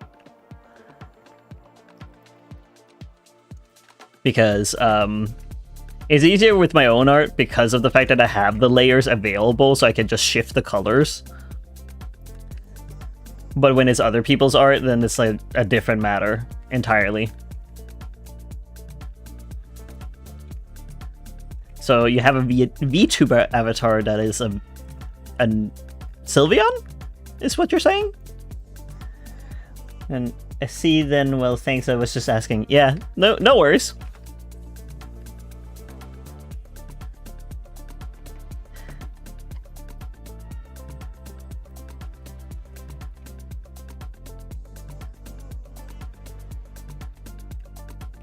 Like, I have dabbled a little bit into VTuber making. Like, I have made one avatar at one point. Like, I think you can still find it on my channel.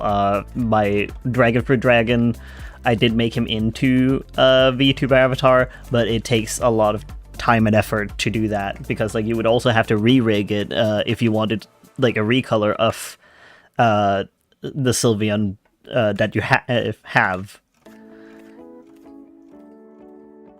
Because I don't think you can necessarily just replace the parts.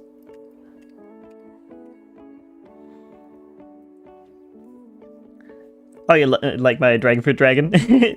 Stefan! He is a cutie, and I do want to like make a game with him at some point. It's gotta be fun. I'm also gonna make a PNG tube avatar of him at some point.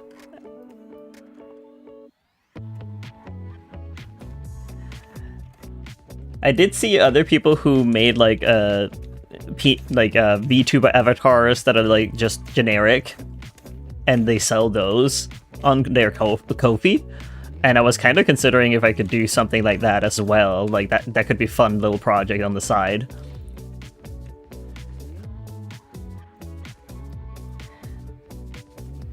Yeah, you might be a beta tester, yeah. I just need to, you know, make the game.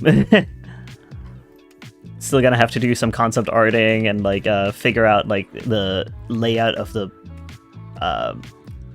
house that he's gonna live in, house slash coffee shop or cafe, I think. It's gonna be fun.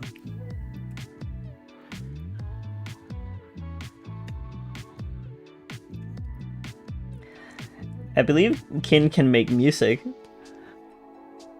Yeah, I do actually have a musician, my friend Viper. She really wanted to like work with me to like make game music.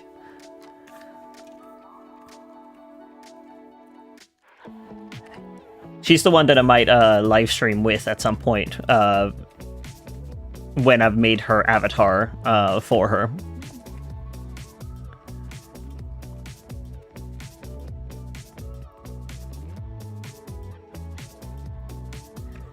Yeah, but it doesn't, what's it called, like, it doesn't close the fact that I most likely will probably get multiple artists, musicians in on my projects in the future. If everything takes off and I can pay people for their work, I would love to hire more people to do the work with me. It's just, you know, I still have to like get up there and be able to like actually pay people. If I can't even pay myself a whole heck of a lot, then it's gonna be hard to like, you know, pay others to do anything for me.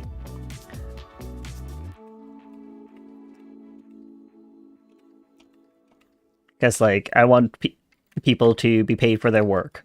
It's very important to me.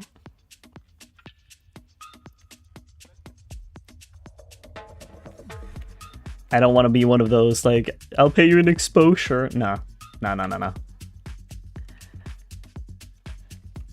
They gotta get actual, like, you know, actually something out of it.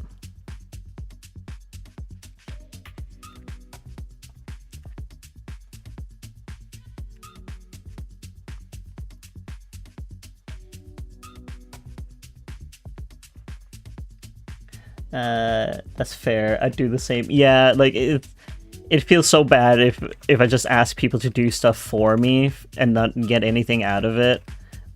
Like, sure, I can do art for them, but like in the current moment, I can do art and that's about it. But like, that's not gonna like pay their bills or anything of that sort. So I feel bad about that.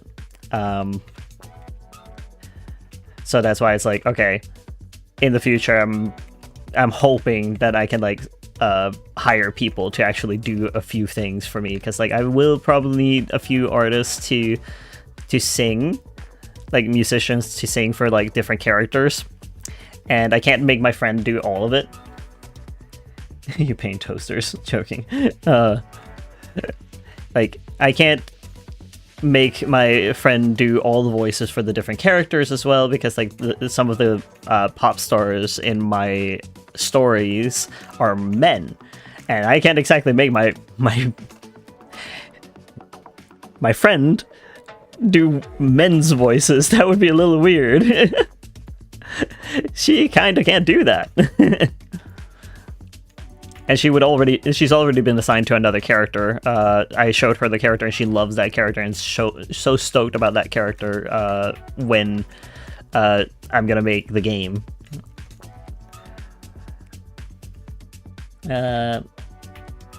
You can voice act?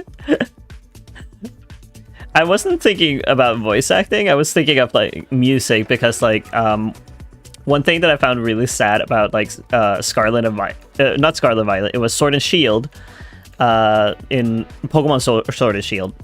I'll be a little more specific. Pierce from Sword and Shield in Pokemon, his scene was so awkward because he was singing and then there was no song. I don't want that to happen in my game. So that's why I was like, okay, I need someone to actually, like, you know, sing for the characters. If I do want a character that is like a pop star showing up and singing a song, there needs to be a song in there. Yeah, you exist. I'm very glad you do.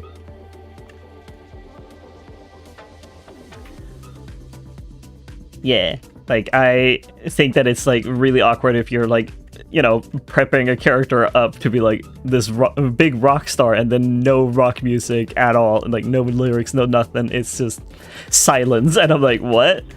He didn't even get a special theme song? Okay, I mean, alright, I suppose. That's just weird. He's just flapping his mouth at me. Am I supposed to cheer him on as he flaps his mouth? Can't have that. It's awkward.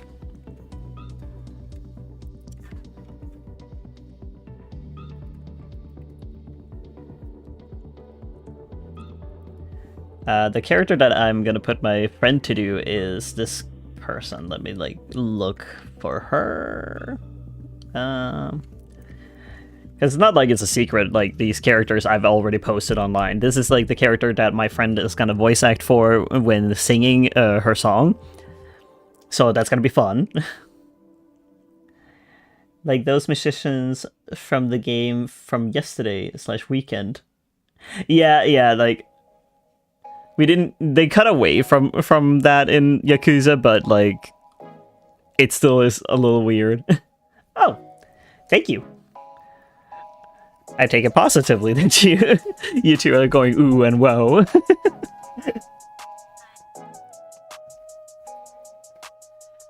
But yeah, my friend, she's stoked to play this character, and I'm glad that she is, because I really need someone to voice her when she's like singing rock music.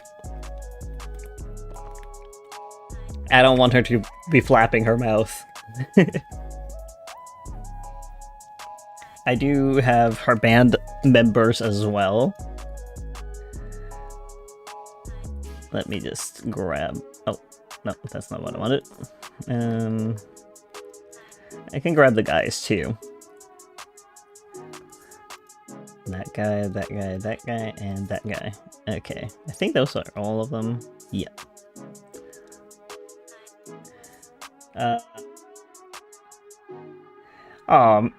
Maybe it's okay. Like you can go to bed. It is getting late for you, right? Where is the fourth Chaos Emerald? What? What's with this? What's with the Sonic reference suddenly?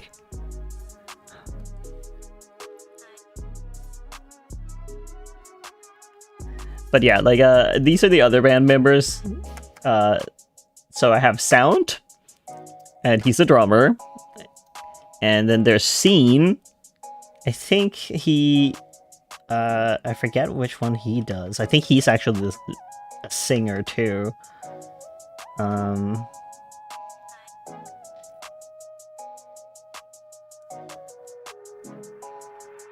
don't know. I forget like which one he does.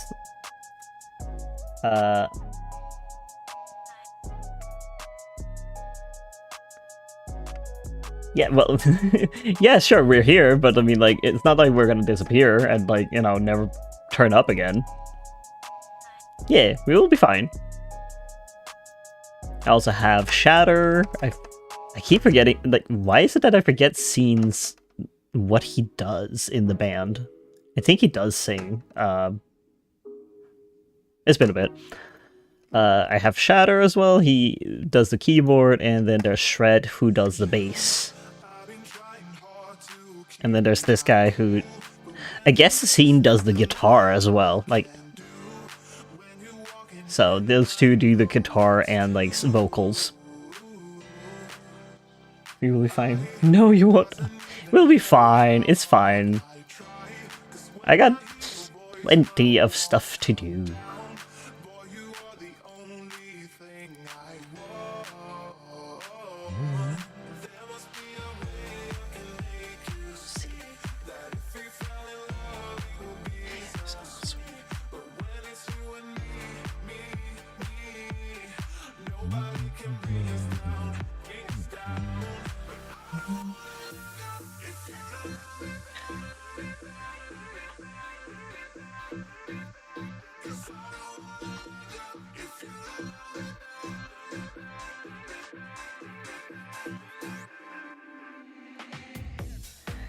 And I got plenty of dry...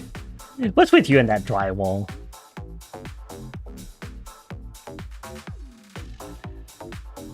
Need to send you to therapy or something. Curb your addiction.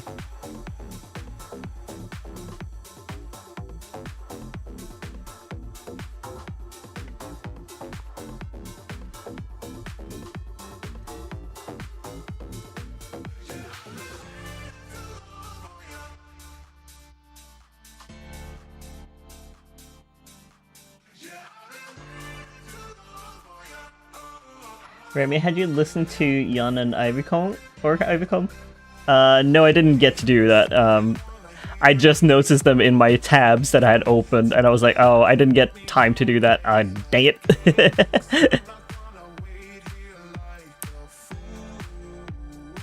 It might be your wall, but you should still, like, not be eating it.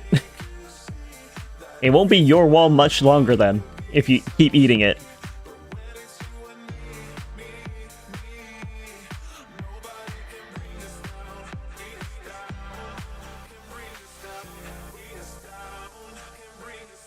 It'd be like that, I'm sorry.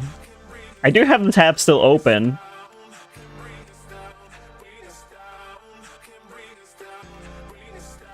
I just keep, like, forgetting I have things open, and then I see the tab again, like, when I click on it, and I'm like, oh, right, I need to, like, listen to that at some point, but then it was, like, time to stream. I'm like, oh. I will have to do that after stream. I need to exercise anyways, and I can listen to some music there. If I can't eat drywall, then dry floor. I don't think that that's better either.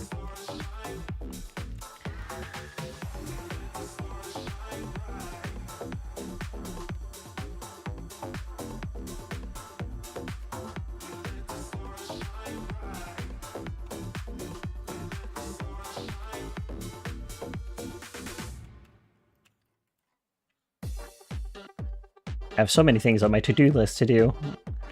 Need to, like, make shorts, figure that out, like how to edit and stuff like that. Gotta... What's it called?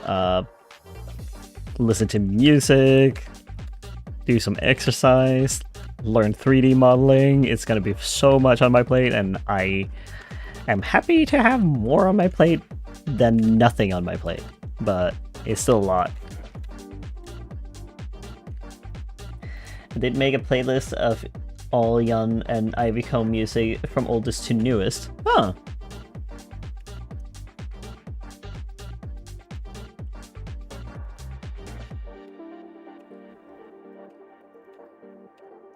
That works.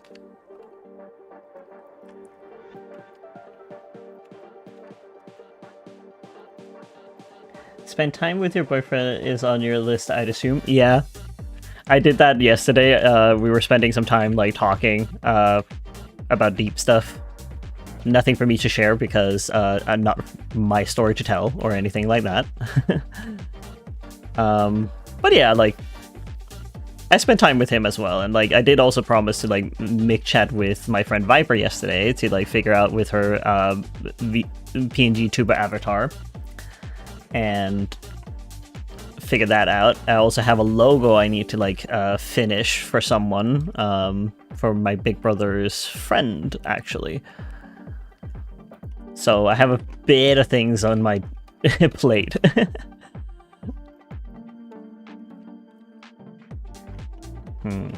don't think I like that shape. Maybe I would... Nah, I'll keep it.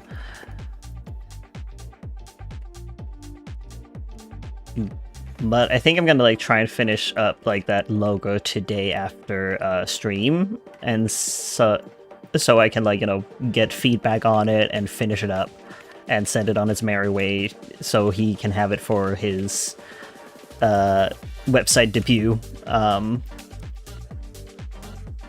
So that's gonna be something.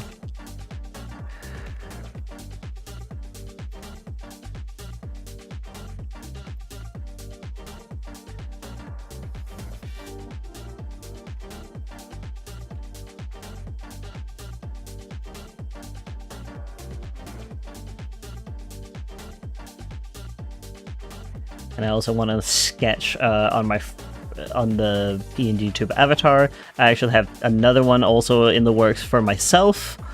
I also want to do that one because like I have 13 Sonas. I should probably try and like make some Sonas to into PNG Tuber avatars, because then I can, what's it called, allow people to redeem rewards later down the line to change my avatar to like the Sona that they want to like see. Yeah, I have 13. I have my shark dog, Clark, and then I have my rat, which is Claude. I have a bunny called Ace. He doesn't even have a ref sheet yet, but because like I bought him as like a fursuit partial, so I need to make a reference sheet for him. I have European hedgehog, Alistair. And then I have, oh, there's so many. Fashionista, the flying fox bat. I have Jeremy, my Andean flamingo. And I have Savior, my Periton, bat-winged Periton, which is like a deer with wings. But I decided to give him bat wings instead of regular feathery wings. I don't even remember how many OCs I have. Oh, trust me, I don't remember how many I have either. I think I have at least like 400 or more OCs. Or something of that sort, because like I made comics, and that kind of, lends itself to that I'm gonna have a big number of OCs. I think Peg can like, what's it called? Vouch for that. I made so many reference sheets.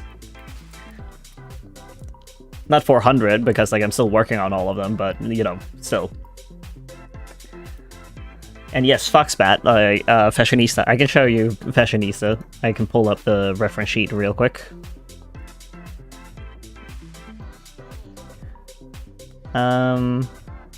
This is Fashionista. My large flying fox. It is a bat, technically. I do want to like give him a new reference sheet, perhaps, and like redesign his clothes, but I'll get to that later. And I have Alistair, which is like my European hedgehog. I have Clark, which is like my shark dog. And Claude, the rat mouse. Jeremy, the flamingo. Jin, the kitsune. And then I have Kenneth, but I'll take up like the other picture of Kenneth. This is his new design. This is Kenneth, and I already made an avatar for him. As you can see, this is actually his avatar. And he's like half alicorn, half Russian blue cat. I'm better at making character lore than designs. Kitsune Gooper, yes. I do love my Kitsune, and I want to make an avatar for him as well, so I can like bounce around as him too. But Kenneth, I'm feeling like a strong thing with like right now. Like currently, I'm like feeling more in tune with him. And then there's like, of course, Nathaniel, which I have a sheet of. Nathaniel is the one I'm sitting as right now. I have Ryder, who is a Bozoi, but not really. He's actually root of all evil. So his name is hard. And I have Stefan, which is my Dragonfruit Dragon. And then Savior, who is my Periton that has bat wings instead of the normal wings that they have. These is a deer with wings. It's a mythological creature. So these are some of the Sonas. I do have 2 more on the way. I have Ace, which is this rabbit. I'm pulling him up right now. He I have like his hairstyle and stuff, but I haven't drawn it yet in the reference sheet. This is supposedly like it's supposed to be the reference sheet is coming along slowly.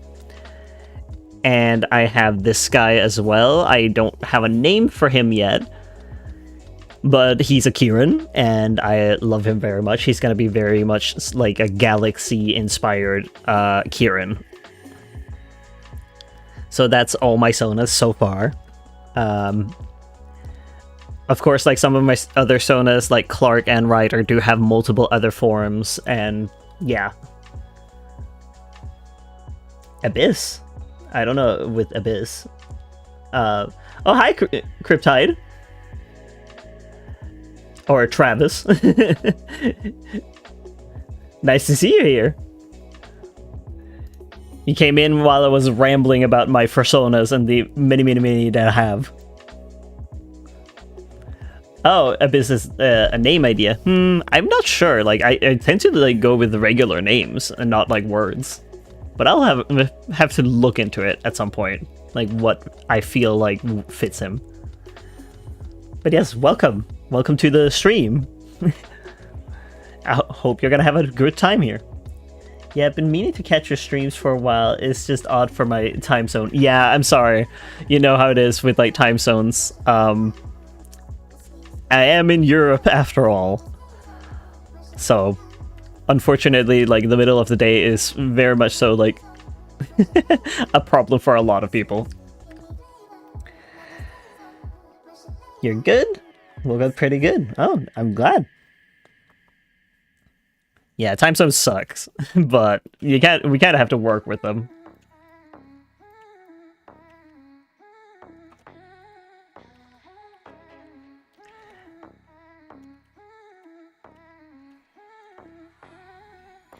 I just love that you came in as I was like rambling about my personas and the many that I have of them.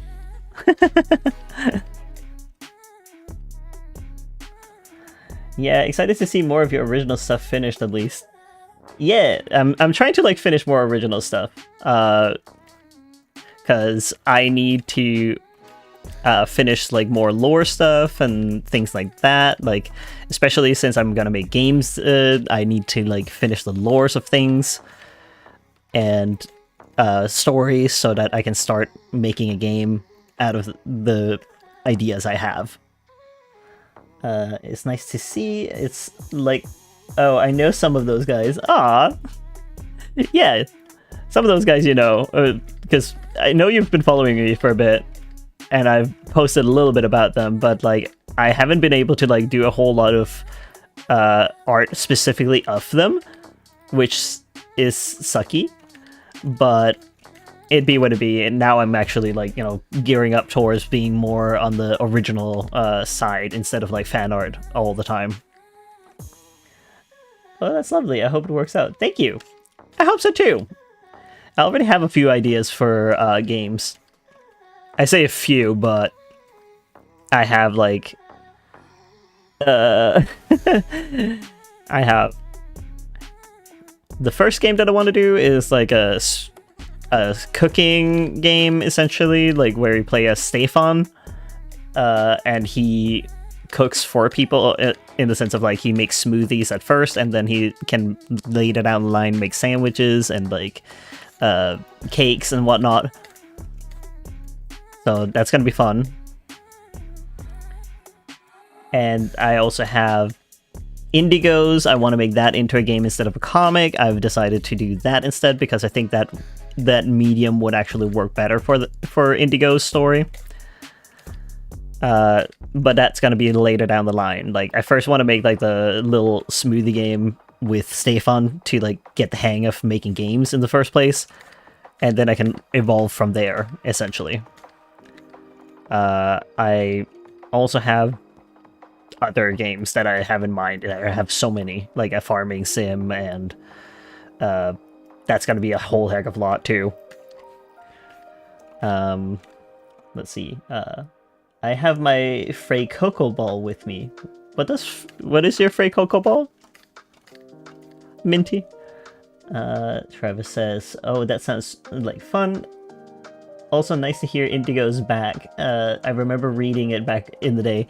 Yeah, I'm glad that you read it. Like I didn't forget about Indigos. I never did. I have been tweaking and working with like how the lore is gonna be with Indigos and like what the story is gonna become. It's a lot of planning, it's a lot of prepping with figuring out like what exactly I'm gonna do with them. And I could never forget about like my beans like that. Lawrence and Trevor are near and dear to my heart, and I'm not gonna let them go. I'm even gonna have them cameo in like some of the other games too, because I don't believe I would ever not do that. I think that could be a fun little thing, like having them, but like an alternative universe them. Plushie of a Frey Coco, but all ball. Oh, I don't know what a Frey Coco is. I'm gonna look that up real quick. Frey Coco. No, I spelled wrong. Oh, Fuecoco. Ah. Adorable. Yay. That's cute. OC game extended universe. Yeah, exactly. Like I want them to be in like my farming sim, for example, but like that's completely like not tethered to Indigos, so they're not gonna be superheroes in that one. Because I think that would just be like a fun like revelation of like, oh, if they were in a regular case, like they would be like this instead. Like they would do these kind of jobs instead. I think that would be fun to like play around with. Minty, I had no idea how to spell his name. Ah, fair enough. Why not have them all cameos or Easter eggs of them? Why not have them have cameos or Easter eggs of them? Well, I'm gonna. That's like the thing. Like, not in every game, because like I do have a dimension jumper idea for a game. That one I can't have them in there because the point is that the main character, he's trying to find his way home. And home for him is with those characters as well. So unfortunately they can't be in that game. But that's like a whole separate game. Like that one I think is going to be like a beat 'em up kind of game. Let's see here. In itself, it's like a character exploration in some ways. Exactly. Like it's going to be exploring the characters on a different level. And I am excited to do that.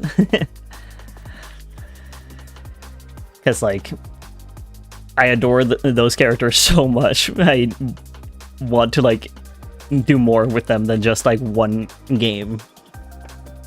What did you say O to? Would the game be in 2D or 3D?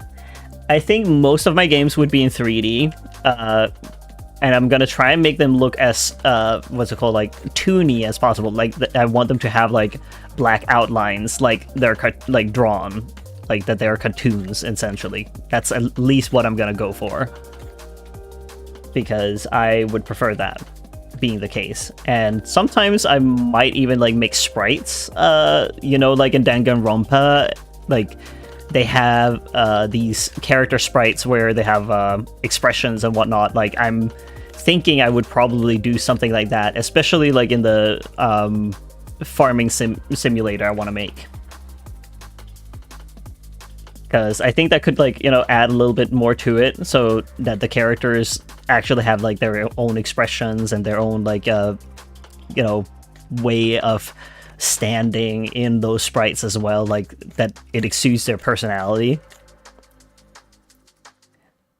Oh, that sounds like it would be good for your style. Yeah, thank you. And thank you. I'm trying to like make it as stylistic as possible, because I don't want it to be reminiscent of every other game. I know that other people also have like, you know, outlined art styles as well when it comes to like their games. I do think it would just fit the most with my own style, like, as well, because it is like on the toonier side. There's no way I would allow it to not have an outline. because I think that it just adds to that feel of the world. Understandable. I think your art style is quite outstanding. Oh, thank you. I do my best. Like I'm looking forward to trying to learn like Godot and like doing more 3D modeling. Like I will be live streaming as well with like 3D modeling when I'm making the characters into 3D. I think that could be fun. I'm still learning 3D modeling though, so till I've learned how to do the 3D modeling, I will not be live streaming it. I'm doing that learning offline. Also because like I don't want to be rude towards the people that I have a course from and, you know, put them on blast essentially, or like, you know, put them online without, you know, consent, because of the fact that the courses are paid courses, so can't have that.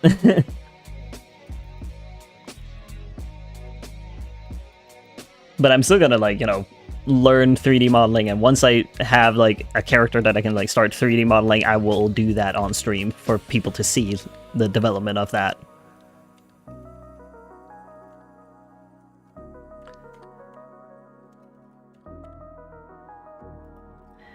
Makes sense. What 3D modeling program are you learning? I'm learning Blender, actually. Because it's open source, and I was gonna use Godot anyway, so I mean like go double like open source when it comes down to it. So I also have courses for Godot. Yay, Blender, yeah. I mean, might as well use a program that is like, you know, made by 3D modelers essentially to make 3D modeling a thing. Like, I know that it's like a harder thing to learn. I think I did try Maya at one point and I didn't like it, but Blender I'm actually having a fun with, and it's turning out really fun. Like I already made one character in there. I can show. Let me just find it real quick.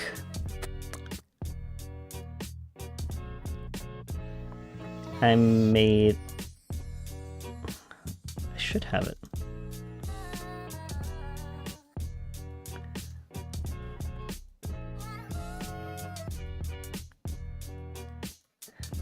There we go. I made this little guy in there. I do enjoy Blender, but yeah, I didn't enjoy Maya much either. Please do show. Yeah, I'm showing now. Yeah, like Maya is just complicated and annoying to work with. It was very tedious. I did not enjoy it at all. But Blender, I don't have as much problem with. Clearly, because I made this little guy. I love him. Thank you. For now, his name is Moon Moon. I don't know if I'm gonna keep that as like his name, but it be that way. This creature is actually gonna be for my creature collector farming simulator that I'm working to make as well. Let me just find like his basic art. Like this was the art that I made of him, and then I just made him into a 3D model like later. He will become developed in time. Yes. The whole thing of like naming is like so hard to do. I have a hard time naming like species. I don't know what species this thing is, but it's a three-legged pinata-ish creature. I've already decided that all the paper on its body has essentially like people's dreams written on the backside. So you can like pick one off and like you can read someone's dream. But there's no name attached to it because it wouldn't that wouldn't make a whole lot of sense that the creature would necessarily know their names. But I also think out of privacy, like it's probably best that it doesn't write the name. But I think it's like a cute little idea that it has like people's dreams and aspirations like on the paper. maybe you can put two and two together and actually find the person and help them with their dreams if you read it. I think that could be a cute little idea. And yeah, like, I'm gonna have to name so many of them, because I'm gonna make so many creatures. I have already quite a few at this point. And I'm looking forward to make them into 3D models. I won't be showing all of those, because I want there to be, like, some, what's it called? Mystery and adventure to finding these creatures and see what they look like and stuff. So I might show like base creatures, but I will try and do the right thing of like the evolutions being a little bit more of a secret. Because I think that could be fun. No, like, you gotta... Like, if I show you all of them, like, what's the point of, like, going on your adventure if you're not gonna, you know, explore and see the creatures for yourself in their habitats and stuff like that, like, where they live. And thank you. Like, I think it was a sweet little idea. Yeah, there's a joy to seeing something new in a game. Yeah, exactly. Yeah, you gotta get your favorite, but I mean, like, it's still important that you go and explore and find them in the first place. Like, it's a creature collector, but it's also like you're trying to make friends with these creatures, because you're not gonna be able to catch them. That's not the point of the game. You don't catch anything. You befriend them, because they're your friends. That's what I'm aiming to do with my creature collector game. I think that it would just make it more wholesome that way, that you are talking with these creatures, or like you're giving them food and stuff like that, and they can like decide to be with you or not. Like, I like that idea. No, you can't kidnap them. They're still magical creatures, by the way. Like, they can attack you. They can be hostile. Oh, that's really sweet. Friendship chances. Exactly. Gotta make friends with them. OP me has to go for a while. Probably be back in 23 minutes. Oh, right, yeah. You go catch your bus or transit.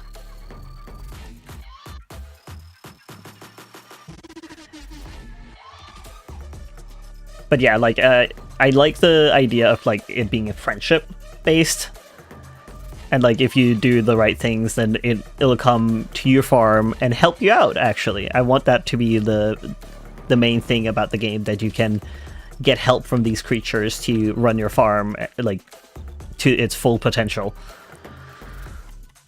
I say as a Colress fan. But yeah, that's like the idea that I have for like the farming sim, and Trevor and Lawrence are gonna be in that game as well, because I think that would be fun to like see them in that everyday status. There are of course still magic with the furries. The furries have some magical abilities in order to keep themselves safe, because the story is going to be that people got scared of these creatures because they are magical creatures. They are hostile, some of them. And some of the furries have magical abilities to keep them safe from these magical creatures. You know, and they found each their method of like what's it called? Having their villages and stuff like that, like cities, and be safe.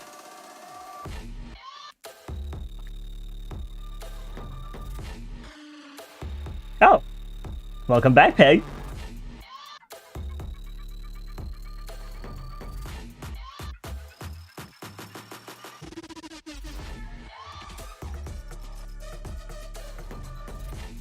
But yeah, can you tell that I've thought about this a whole lot, because I sure have.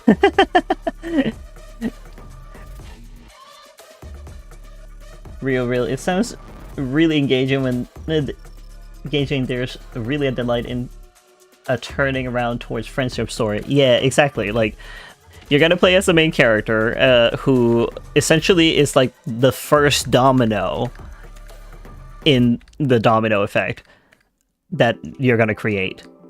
Because I like the idea that you're not necessarily like everything. Like, you're not the one that does everything in the entire story.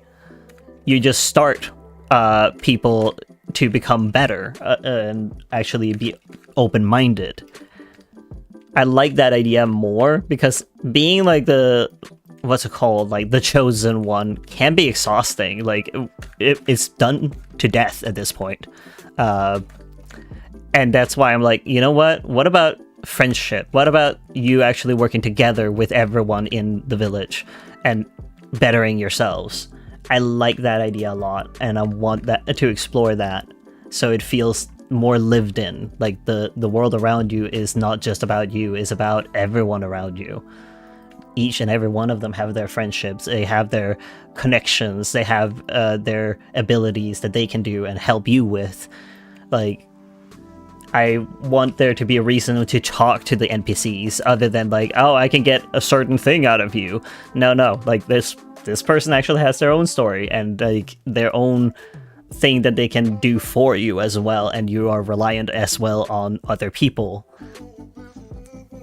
In reality, there isn't a chosen one, just influential people. That sounds awesome. Yes, exactly. That's like the thing. I want there to be like the one that takes the first step towards like a better future for everyone and for everything, because, you know, the creatures are not, you know, people, like they don't talk, but they're still also living things that have a say in the matter of like how they live. Like they exist too, and you should respect them for letting them exist and stuff like that. Like, not eradicate them or anything like that. That would be inhumane. Like, they were here just as much as you were. Like, you're not special. Like, you need to like allow them to exist and have their habitats and thrive as well. Like, they want to live just as much as you do. They have agency, they're not just animals or pets. Exactly, like they are smart. That's like the thing, like they're still smart.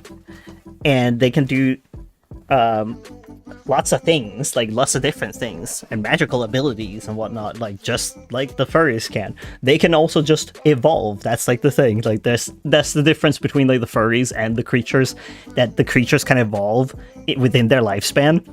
Meanwhile, furries, they evolve over time, like over generations, right? Because of genetics. So they just have it in their genetics that they can evolve further based on their experiences in their life. And I like that idea.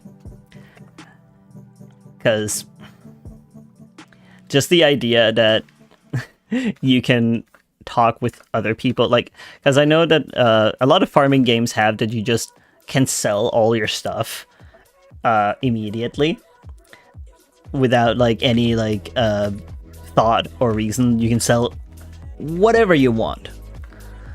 But I want in my game that is like different, in the sense of like you have to actually talk with the NPCs and make connections so you can sell these things. Like, because it might be specialized items and stuff like that. Like, you know, if you blacksmith something, like a grocery farm is a grocery shop is not going to be able to sell like, you know, blacksmith items and stuff like that. Like, I want you to then actually talk with people, get to know them, get their trust and stuff like that, that you could provide them with good materials or good tools, etc., so that they can then, like, you know, thrive and sell those for you. And you would get to see like the shops grow and become more professional and stuff like that. Like, I like the idea of that better, because then it's like you don't miss out on a person, like, because of the fact that, oh, what is it that they can do? What makes them better in their life? Like, I want to know this. Like, I want to like learn about these characters, rather than like, oh, I just have to get one singular item from them. Makes sense. You can't just sell everything to everyone. Exactly. Like you can't sell everything to just is one guy. Like because I know that a lot of like farming games they have it that is like the one grocery guy that takes everything from you and gives you money for it. And I'm just sitting there like, no, that doesn't make a whole lot of sense. Like what could he use the wheat for? Like weed for or something like that? Like you know. The stuff that you pick up in your farm that is just essentially trash. Like, what is he gonna do with that? Or she, depending, right? It doesn't make a whole lot of sense. So and since the game is based on like you making connections in the first place, it just makes sense that you would have to make connections to thrive, and you're making other people thrive by, you know, selling them great goods that they can like, you know, expand their own store and like, you know, make it better or like, you know, spruce it up. If they don't necessarily want to like expand it, they just maybe want to like make sure that it doesn't fall apart. That would be cool. Like you're an influence to more than just, well, you're an influence on them, but you're not like making all their decisions for them. Do you think some of the creatures will have their own settlements? What do you mean with settlements?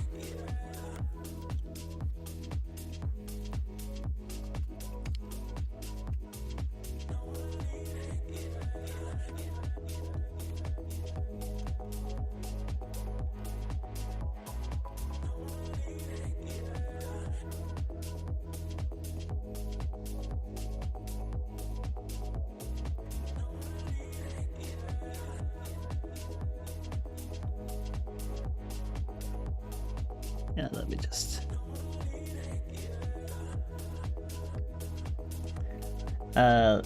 like some of them exist in groups or have their own little designated place they hang out. Well, what I was thinking is like that they have spawn points. Like they live in specific habitats and stuff like that.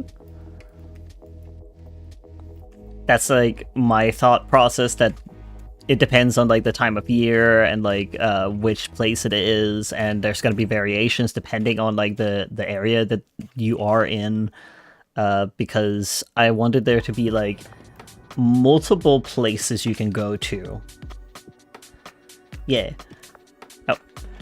Like I want there to be like, you know, different biomes essentially, right?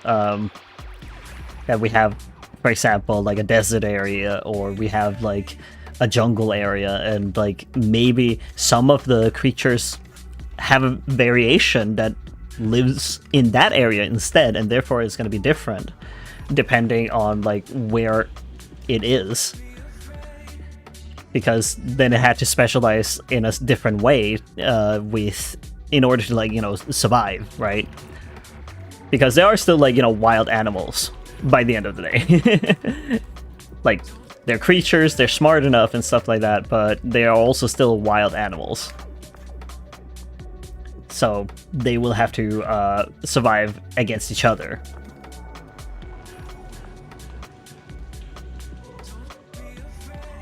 Because, you know, nature be like that. But I think it would be fun that way, that already within that one game, you're gonna get like variants of different creatures. So it's not gonna be stale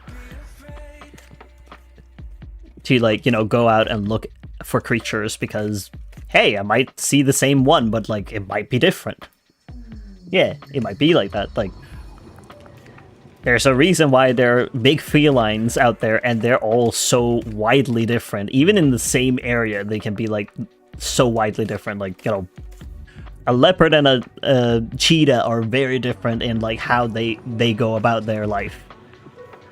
Sure, they both have spots, but one lives in trees and eats their stuff, like their prey, in trees. Meanwhile, the cheetah is just not able to go up in trees because it can't retract its claws. It is fast, and that's its thing. So that's like the way of thinking with like the creatures as well. Like, it might have come from the same, but they aren't the same. Is there seasonal variants? I don't know with like seasonal variants. I think it's mostly like the area, and that's about it. And I think when it comes to season, like some creatures are just not, available during certain seasons because they're not geared towards that season, or they're hibernating, etc., etc. Of like, or like they have migrated somewhere else. Because that's also like part of nature, like that they migrate to a different place where they can thrive if they don't hibernate. Because I know bears, they hibernate, right? But like not all bears do. And like deers, they will continue to move, right? Oh, migration, that's cool. I didn't consider that. Yeah, like it's something to like consider with like creatures. They would migrate to a warmer place if it becomes winter. Like birds do that all the time.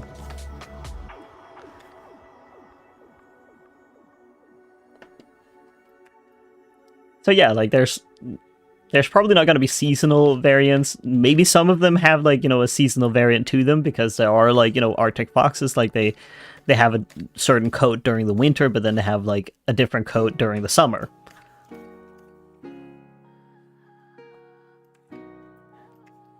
But it'll depend on the creature, that what I've decided for that creature to be able to do.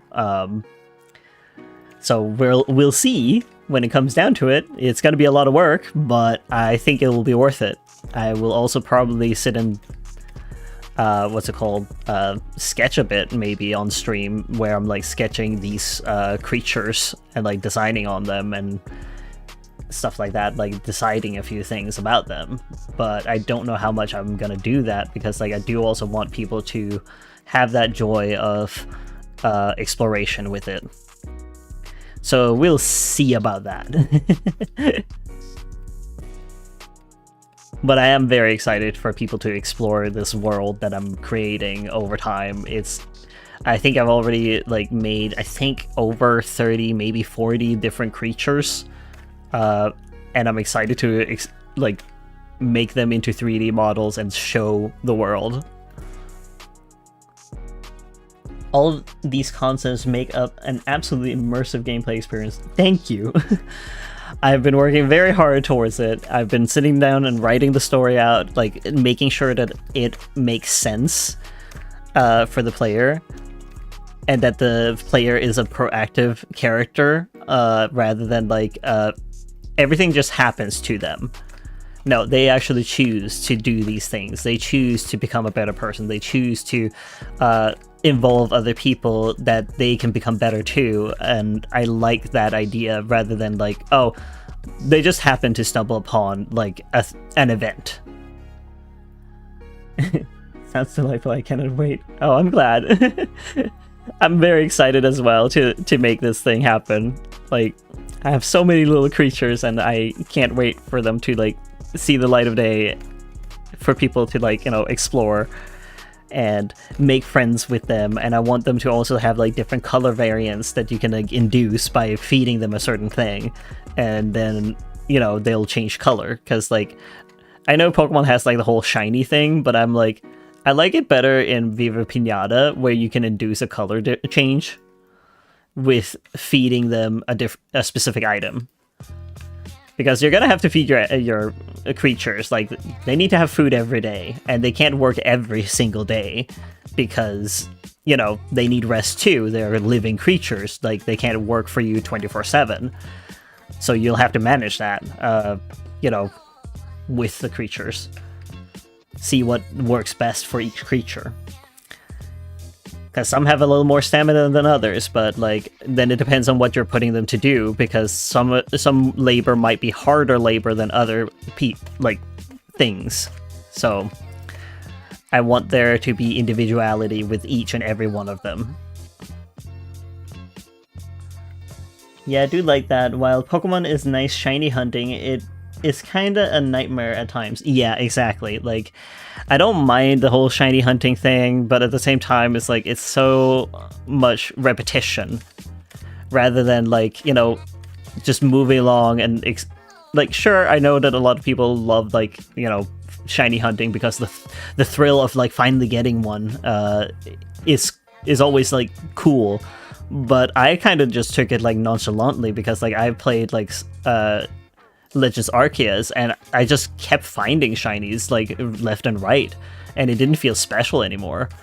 And even in Scarlet Violet, it felt like not really special to like find a shiny. I was like, okay, cool, I guess I have a shiny now. Like, I just stumbled on it. I didn't even see it. Like, there was genuinely a moment where I didn't even see the Pokemon in question, and it just turned out to be shiny. I was like, okay, I didn't expect to find a Barraskewda shiny, but okay, I guess I'll have it. But I like it better in Viva Pinata because of the fact that it's like tied to something like that you do actively, and you can like induce it yourself, so you don't have to like, you know, wait for the right one in the wild. Legends Arceus is really easy with shinies, and neither does Scarlet or Violet. I ended up with 18 shiny Porygon from one event. Yeah, exactly. Like, it's a hard balance. Like, it's so easy to get like shinies in those games, but like prior they were like harder to find. So that's why I was like, you know what, I'm just gonna not have that as a thing in my game. Like, my game is gonna be, you can just induce it whenever you want to. You just need to figure out what it is that induces this creature to, like, you know, become a different color. Because every one of them are going to be different. They're each going to have their own thing that they want to eat in order to, like, change color. Sure, there's, like, maybe some overlap because, like, there's only so much food I'm going to, like, be able to make. Like, or, like, different things in the game that you can make of food. And some of them might not even eat food. They might be eating clothing. I don't know. We'll see, because I'm wacky like that. Welcome back, Minty.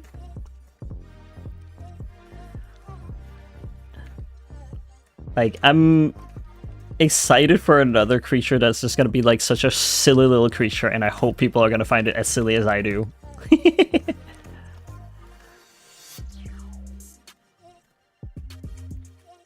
Eating drywall. Yeah, some of the creatures might actually eat drywall. Who knows? I don't know how you're gonna make drywall and be able to feed that to the creature, but, you know, we'll see.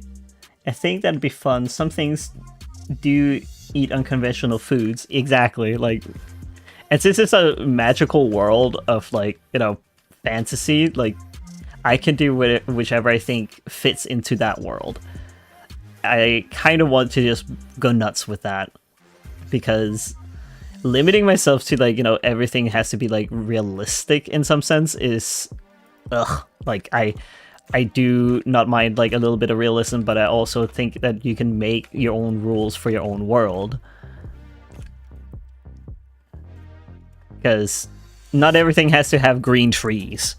Not everything has to have green grass or, you know, brown dirt or, you know, beige colored sand. Like, I decided to go like different routes with that. Like, the colors are gonna be like different because why not? Like, make it work for like the creatures to like be a part of it.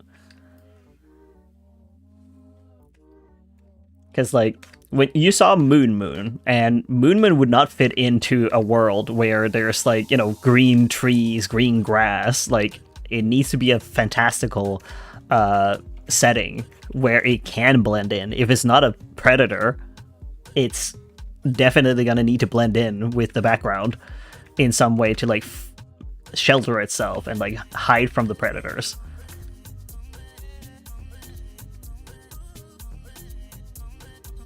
Yeah, oftentimes creatures are pretty outstanding in colors compared to the setting.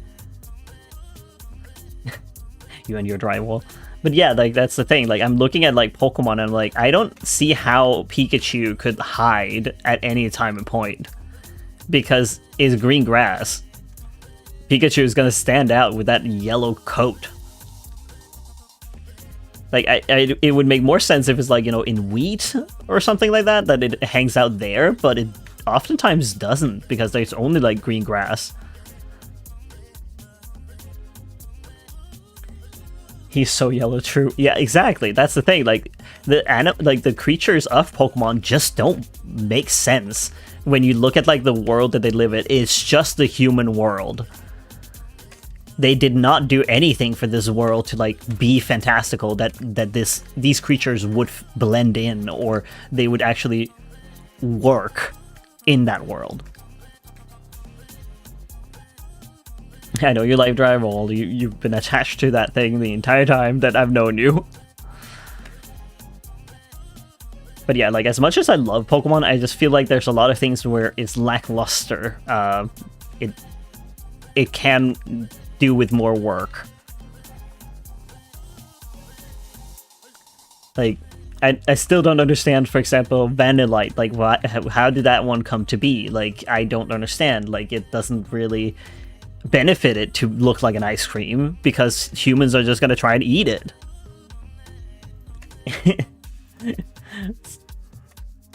So that's why it's like, okay, I don't want that to be the case for me and with my creatures. So I'm gonna like make sure that my creatures actually fit into the world, like in some way, shape, or form, especially because they're all gonna be wild creatures. Like none of them are really too influenced by humans. And the ones that are very elusive, very fast. Or like I say humans, but it's like, you know, furries. Like, you're gonna play as a furry. Like, I refuse to make humans.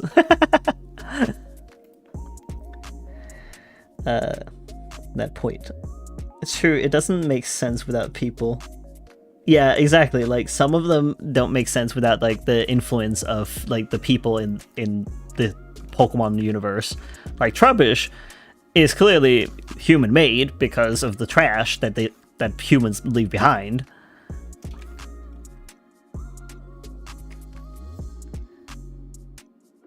Yes, funny game is peak. Yes. Furry game is peak, yeah. I can't read. I read it as funny first, but like it says furry, clearly. But yeah, like I'm definitely gonna make it that you can play as like a furry character. I'm considering whether or not it's gonna be like that you can customize the character or not. I do have a design for the main character in place. I can show you.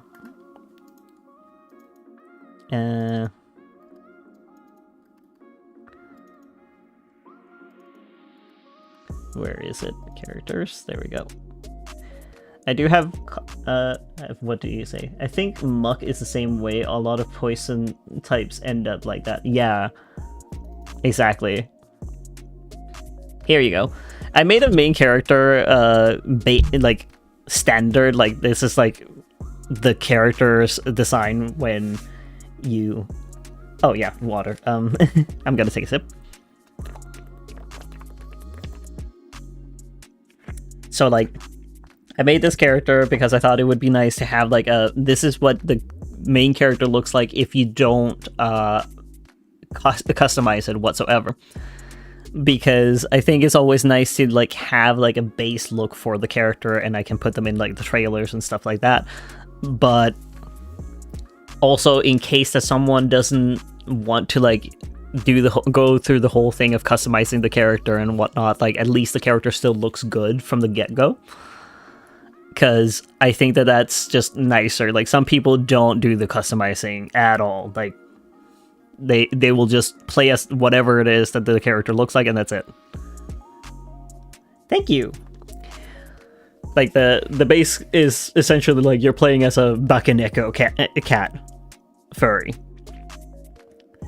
and then you can always change it along the way if you want to, because I think that would be like a nice thing that main character, like you as a player, would be able to change your character's look and species later down the line and not have to change and like, you know, play the entire game over again, because that would suck.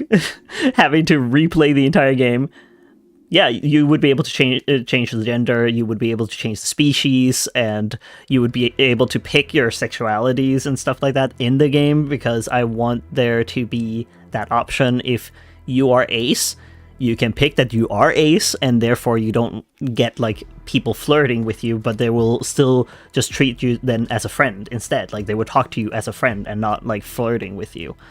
And I also want, like, even if you are interested in the same sex, the opposite sex, etc., etc., you will be able to tell someone that you're not interested in them, and then they will just treat you as a friend and not continue to push the flirting with you, because I find that annoying in like romance games, that they will continue to do that even if you're not interested in actually, like, you know, dating them.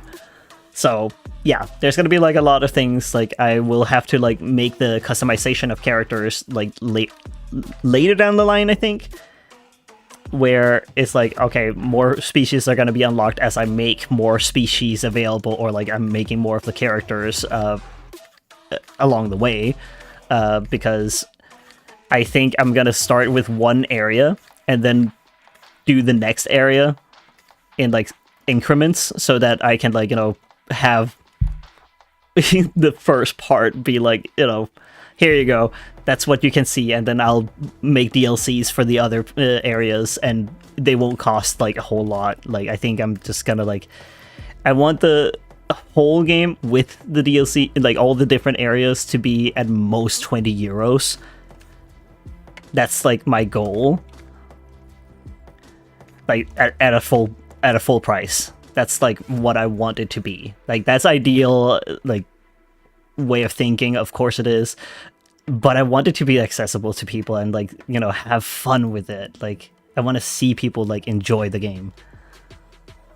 What are you writing? Yeah, I think it's nice to have options. It is very sweet, as a lot of games have too many lockouts. What's that in USD? I think like 20 euros would be like around 20 USD, but I don't know. Let me see. It's like 22 USD is what it says here. Oh, hold on. I've lost all my chats now. I need to like bring them back.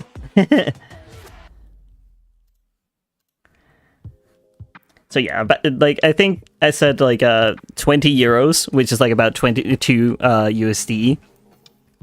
That would be like the total. I want like the what's it called? I want it to be that with like all the different areas, and I want there to be like 14 different areas actually.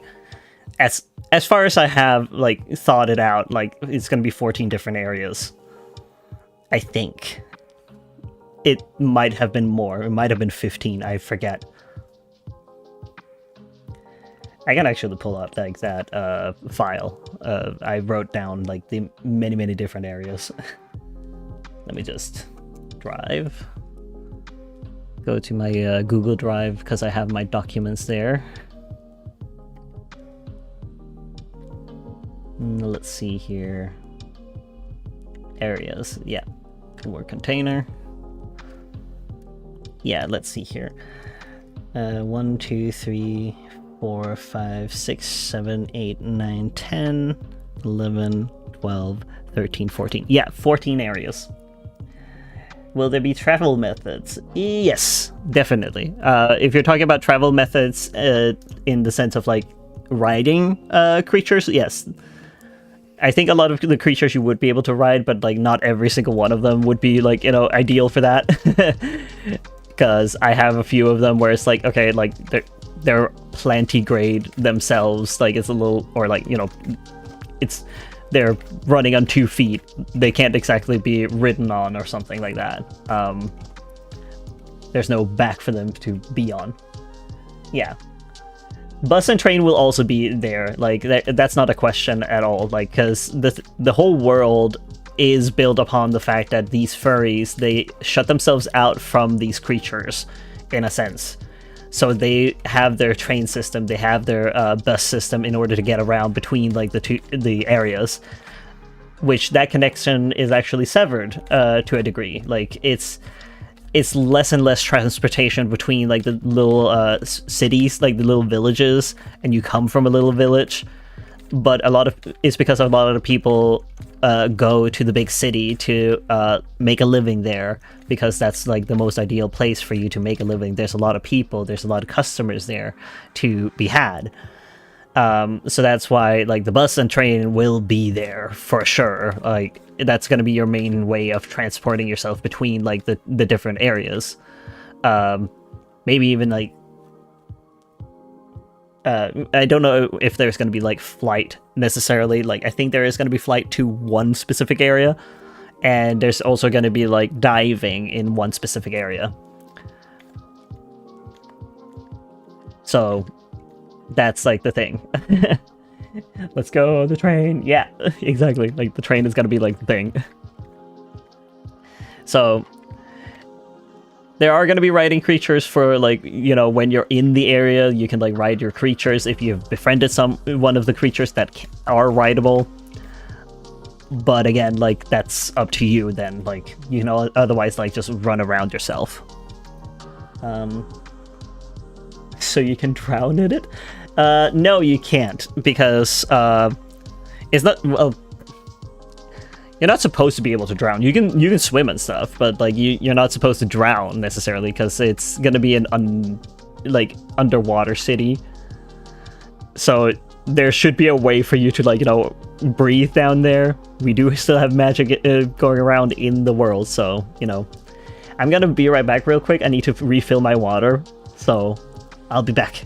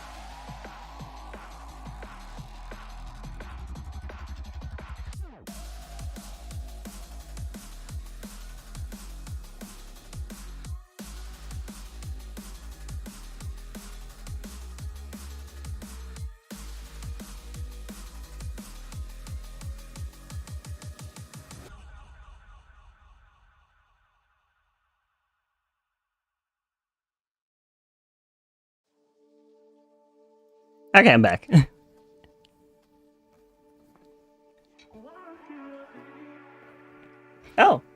I didn't notice. Thank you for a follow, Peg.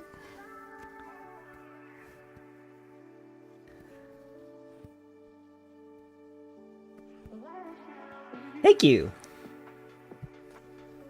I just needed to grab some more water. Can't go without. Gotta stay hydrated.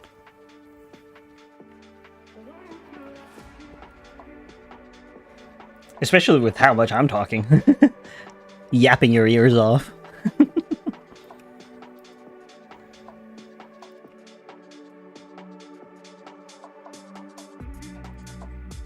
I love the BRB screen, and the little kitty is so cute. Thank you. It's my little guy. I actually have a cat. His name is Jet. Because he's jet black, and also his purring is like a jet engine.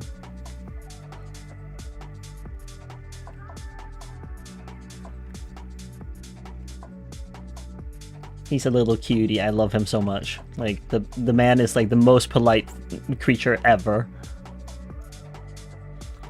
Oh, Jet is the perfect name for a black cat. Yeah!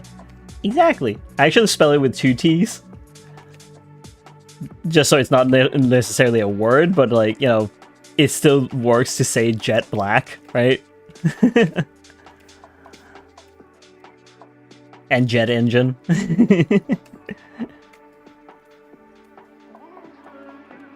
He's the most polite cat I've ever owned because, like, my mom is actually allergic to cats, but he is so polite that he won't set off her allergies. Regardless of being, you know, not an allergy-friendly cat.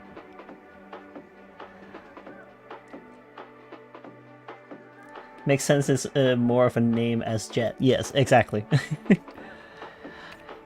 Can't just call him a word. Like, what is he, a Sonic character? But yeah, it's true. Like, he's actually not setting off my mom's allergies. No! Not a pipe bomb. Why would he be that?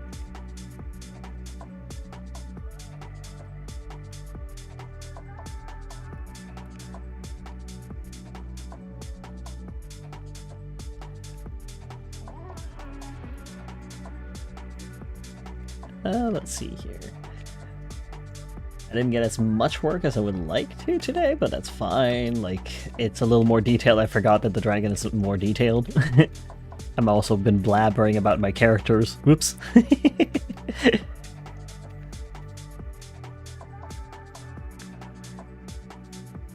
That's fair, Mike. You should have named him Meowbird. No, Jet is like the perfect name for him. That's fair. My cat's name is Conjure. I didn't pick it as he had his name for years before I got him, so I just call him my little wizard. It's okay to be a talker always. Oh, thank you. I'm glad that you don't mind me being a talker, because I talk a lot. But Conjure is actually really cute too. Like, they are little wizards. With what they can do, like, cats are so amazing in, like, the skills that they have. I will never get over how Jet was able to catch mice twice while one of my family's friends were on the other end of the leash.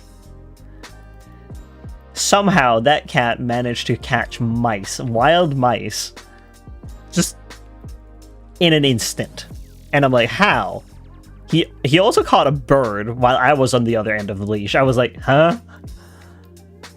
How is that even a possibility? You're on a leash, sir. Yeah, it's really impressive. Like, we weren't going on a walk necessarily. It's like I have him out in the garden, and he's on a leash and harness. So I can, like, tether him to places so he doesn't go far. Like, he only stays within the garden. But we have, like, such a huge garden that we have, like, different places to tether him. But just the fact that I was, like, a human being was, like, attached to him at that point, and he still managed to, like, catch a bird. Yes, he has the will to hunt. That is completely true. But yet my own cats had pissed in tub. Oh no. In tub? Like a bathtub? Travis says, makes sense responsibly letting him out. Yes, exactly. Like, because I don't trust, like, our neighbors, because not even, like, neighbors, it's also, like, you know, there's a road that a lot of people travel through, and they don't care about cats. Like, we unfortunately have the rule that if the animal isn't bigger than yay, then you don't stop for them. And unfortunately, cats are too small for that. So no one ever stops for cats, which is so unfortunate. The poor things.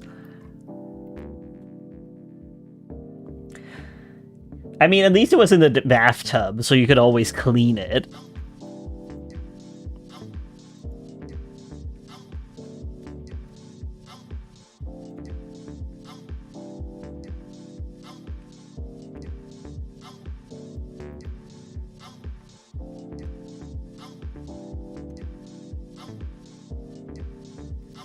Yeah, like, that's at least polite of them. I think my cat, like Jet, he at one point had a hairball, and he decided to do it in the sink. And I'm like, oh, thank you, dude. Like, I can clean that real easy.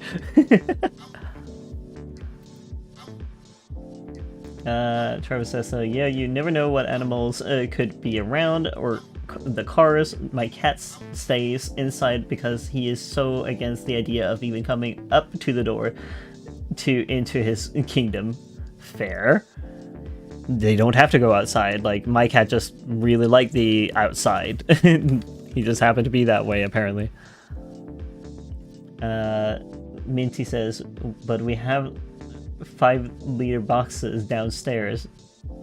I mean, that's the thing. Like, if it's downstairs, it's gonna be lazy, right? Like, do you want to go downstairs to the bathroom every time? No. When there's a big tub that looks like a litter box, like, might as well go there.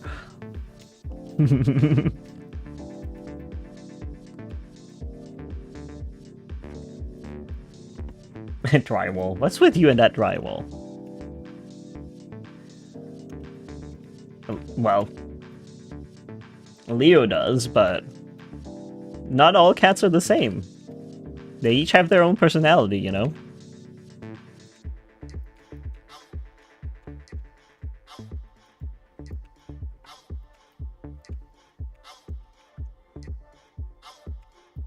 It's good. You and in numbing on that wall.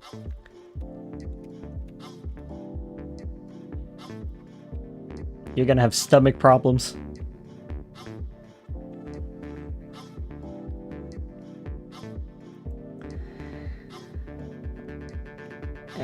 And that one is being dumber than another. Oh, the personality? Sometimes that be that way. Travis, the mineral in the drywall. Oh my god. Don't encourage it.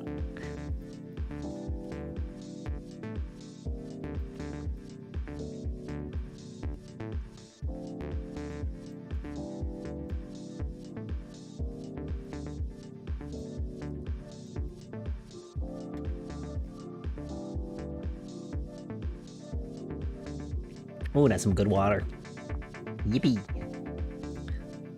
Nice and cold.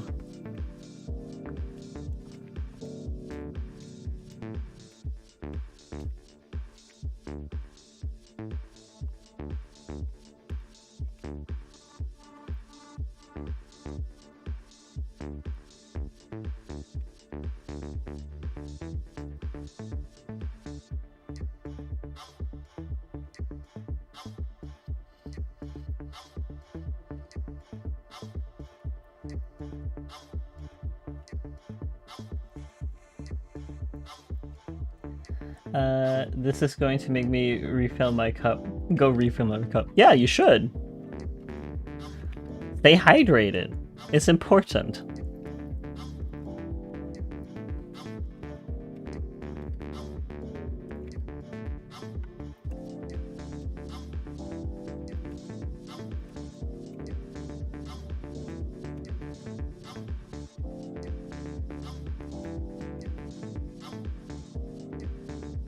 Yes, sippy sippy. Oh yeah. Gonna do more sipping because my throat is a little sore.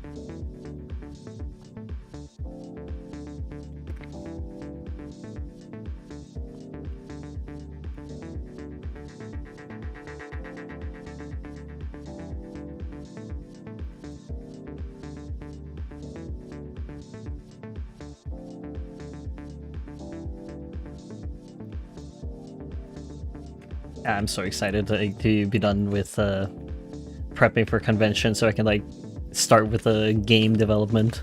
Gonna be fun. I actually have a few friends that know how to code, so I might be able to like get them on board as well to like help me code these games. Because there's no way I'm gonna be able to do all of it on my own. Oh, you go, Minty. Have a good class.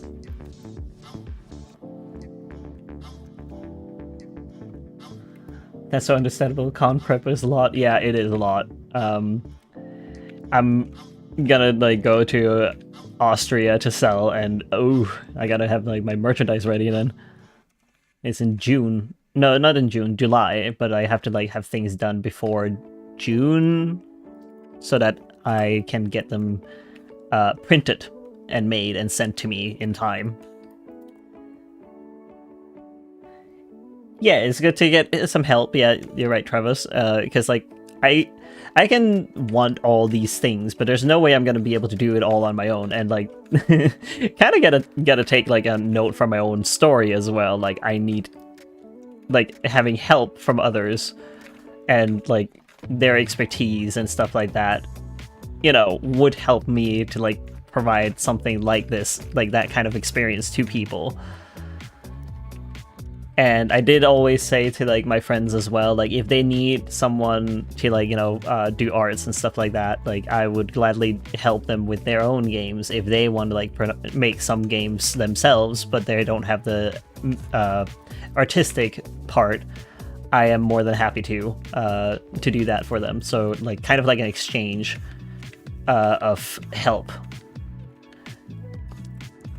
Because my friend Manny said that he would be more than happy to like, you know, do things for me if I can help him with his games. So I'm like, yeah, sure, like let's make this happen, like so we can like help each other. He does the programming, I do the arts and stuff like that. Yeah, trade and barter. Yeah.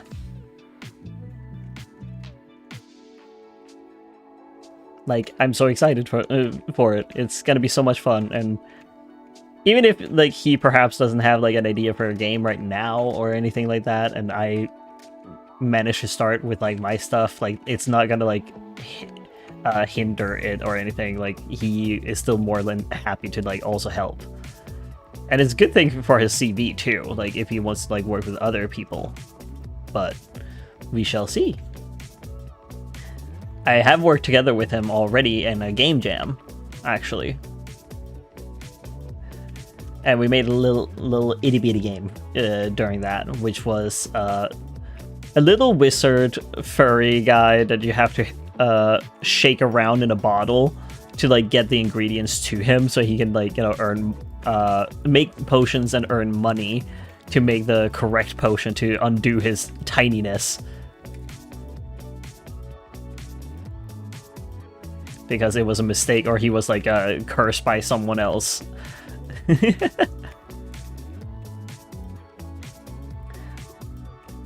Yeah, game jams are really nice. Yeah, it's a good way to like learn the process of it, and like also to make friends if you want to like, you know, make some friends in the community of like game development and stuff like that. Finding new talent that could potentially work together with you in your future. It's a great method, really, like, and it's a great experience to have. I would recommend it if you're ever interested in that kind of like in game development and stuff like that, because you can't go wrong with it. Like people are gonna probably need you in some way, shape, or form, and it's fun. And if you're just passionate about these kind of things, then yeah, like there's no issue with like joining one of those. Especially like in my case, I joined one in Germany. Like it was a physical one, so I could actually like see the people behind it, and we could like talk with each other. Yeah, I really love how game jams. I am actually interested in game dev. I am working on my own game. What kind of game are you working on? I've been gushing about my own. You can gush about yours.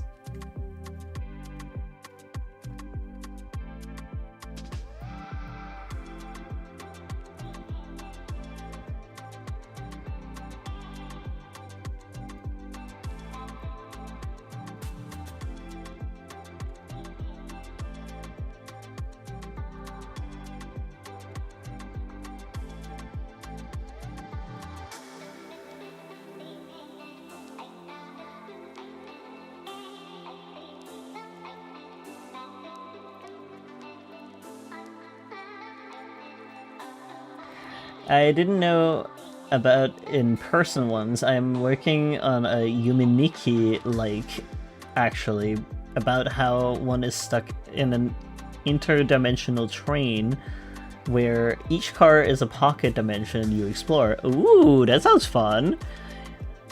Yuminiki was like a really big game back in the day when it was like at the same time as like IB and other small indie games that are pixel. Like, I can see that work. Like, that would be a fun one. Like, I think people would love that kind of nostalgic feeling of, like, not like practically nonsensical, dreamy exploration. Like, there's something fun about that. Especially if there's, like, a little undertone to, like, a story being there. Like, but it's not a apparent one. I don't know if you're aiming for that necessarily, though.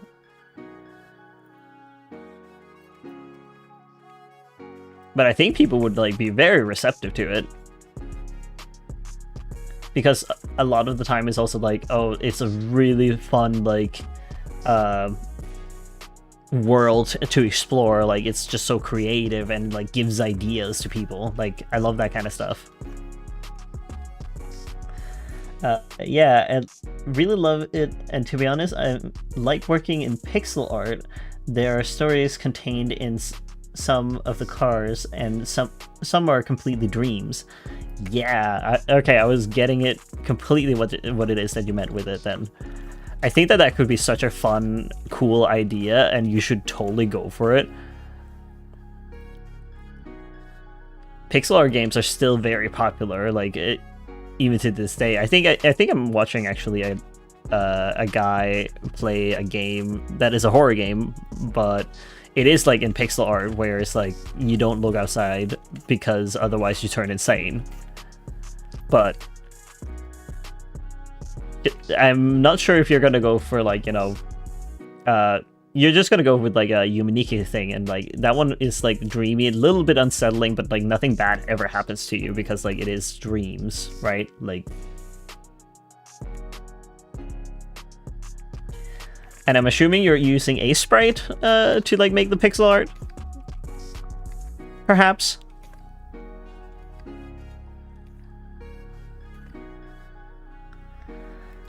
I think it's meant to be very non-linear. I'm trying to for a randomized car pathing aspect. I think I know the game you're talking about, but I'm not going horror, but yeah, unsettling. Yeah, I'm an Aseprite. Yeah. I have Aseprite as well. Like, if I ever wanted to like play around with like a little bit of pixel art, I paid for it on Steam. Because it's like, I was interested in doing some pixel art, but we'll see if I actually do any. But I don't mind, like, you know, supporting a program which a lot of people seem to find a lot of joy in, and they always like develop to make it like better. And I mean, it's a one-time purchase anyways, like, it's nice. I know that you can also get it for free if you do it in a specific way, but I don't mind having paid for it. Like, it supports the developers of the program. I like that people are making programs that are affordable and one-time purchase. I want to support that. I work between Aseprite and Fire Alpaca. I do like Aseprite is worth the money, but it takes a lot of work for flow adjustment. Yeah, I can imagine that because like I haven't figured out like how to work with Aseprite yet, mostly due to like not having the time. But that's just how it is.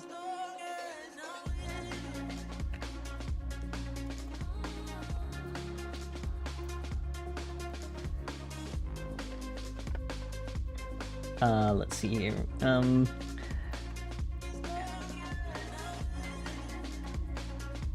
But yeah, like I'm very excited to see like what you develop. Like, do keep me posted about it. And if you need like some feedback, like I'm more than happy to like give you some feedback on it if you need. I know it's hard to like develop games without any sort of feedback because like I ask like my boyfriend a lot of the time, like, what do you think about this kind of thing? Like, what do you think about that? Like, do you think this is too much, or do you think this is enough, like, for a new person to like get into? Like, it's nicer to have someone to lean up against in that sense. Let's see, what did you write? Yeah, I want to support indie one-time purchase, and yeah, Aseprite is a bit unclear in how it works. It took a while to get it to easily export full sprite sheets, but the thing is that it's possible. You would love to. Yeah, good. I would love to hear about it. Like, it's exciting. Like, I did love really like Ib. Ib was like my go-to game when it came to like those sprite games, but it also had that surrealness to it. And dreaminess to it, but it wasn't technically a horror game, right? By the end of the day, because you could like falter, but yeah. Travis, I'm not done with the beta build yet. I am working on getting on the first two areas done to get the workflow flow down. Cool. So wait, you're already programming, or are you just like building like the areas right now?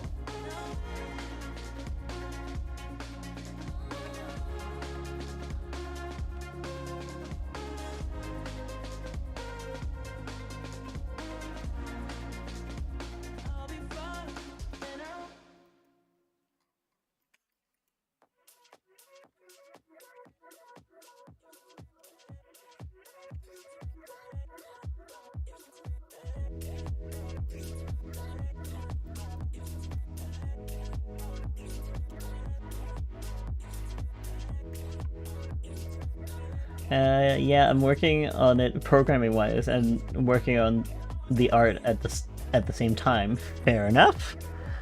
I haven't done that. Like I'm still like, you know, in the process of like, you know, making the stories and whatnot. Like I'm making such elaborate things. I need to like make the stories done before I, you know, start actually like programming things. I have been working for over a year now. I was just going slow because I had college and I just graduated last week. Congrats on the graduation. And I mean, like, you've been working for a long time on it. Like, that's really cool. It's okay if it's not like close to programming. It's still important. Yeah, like, I mean, every part of, like, game development is important. Like, from making, like, the assets that you need and making the story and whatnot, like, the story is probably, like, important. If there is a story to it, then you kind of need to, like, have that nailed down so you know what direction you're going. But it's also just as important to get like the assets like ready so that you can like start programming and things like that. And you can also start programming right away. I know that you can have placeholders. There's a lot of like methods, like there isn't a right way to do it specifically to make a game. Because I mean, I hear that Undertale is programmed really badly or insanely, but it still works. It's a great game, clearly. It won so many awards, I'm pretty sure. So, yeah. What did you say? I was a year or two in pre-dev. This is like finally to the point of making assets. Ooh, nice. Undertale is like functional spaghetti, and I think that's comforting. Yeah. That's what I mean. You don't have to like do it in a specific way. You can just do it however you want.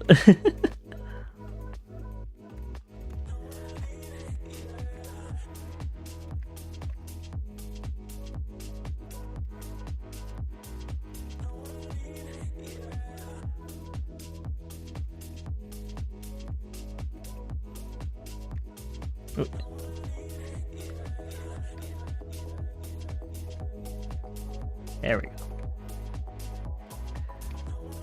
No. There we go. I'm so excited to like do game development now. I'm like, I just want to do that now. I want to make creatures, I want to make areas and stuff like that. I wanted to make those things happen. Why am I sitting and doing this?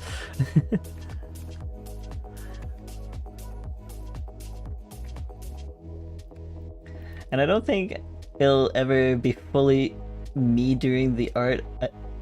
It's just hard to find pixel artists who aren't doing their own dev or don't do game art. Yeah.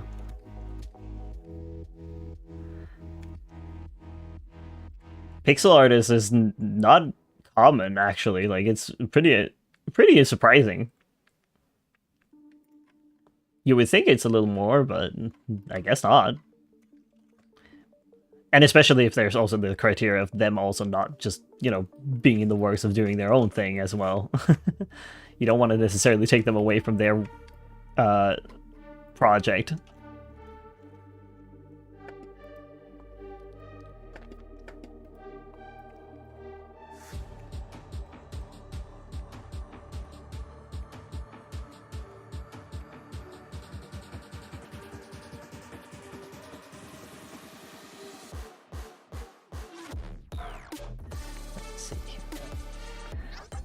Yeah, a lot of people don't do pixel art or anymore. It's kind of sad. Yeah, it's sad, but it be that way sometimes. I do see some artists here and there like that do it, and like they do little animations with it,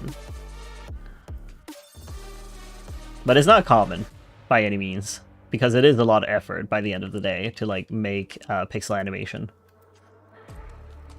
Because it's important to do cons. I think it's awesome you do cons. I am going to try and table a con in December, but it's mostly helping another with tabling so I can get a feel of it.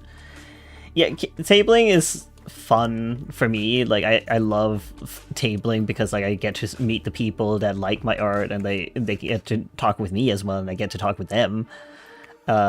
I get feedback from that as well, and people are usually like very excited about the things that I plan to do, and I'm glad about that because like I try my darndest to like make some fun stuff for people to experience. And I mean, like it's also good, like, you know, financially to like, you know, earn some money from that, but at the same time it's like, you know, I don't earn too much of it. It's more the exposure as well, in this sense. Like when I go to conventions, like I do break even for sure, and I earn a little extra outside of that. It's not a lot, but I earn a little bit outside of it, of the cost of like the production and whatnot. But just the fact that I get out there and I get to talk with people, get their perspectives, and like that their feedback on a few things when I talk with them is great.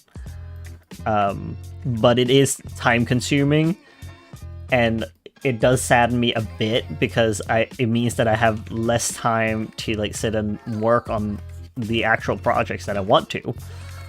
Like I want to like make the game a reality, but it's been postponed a lot.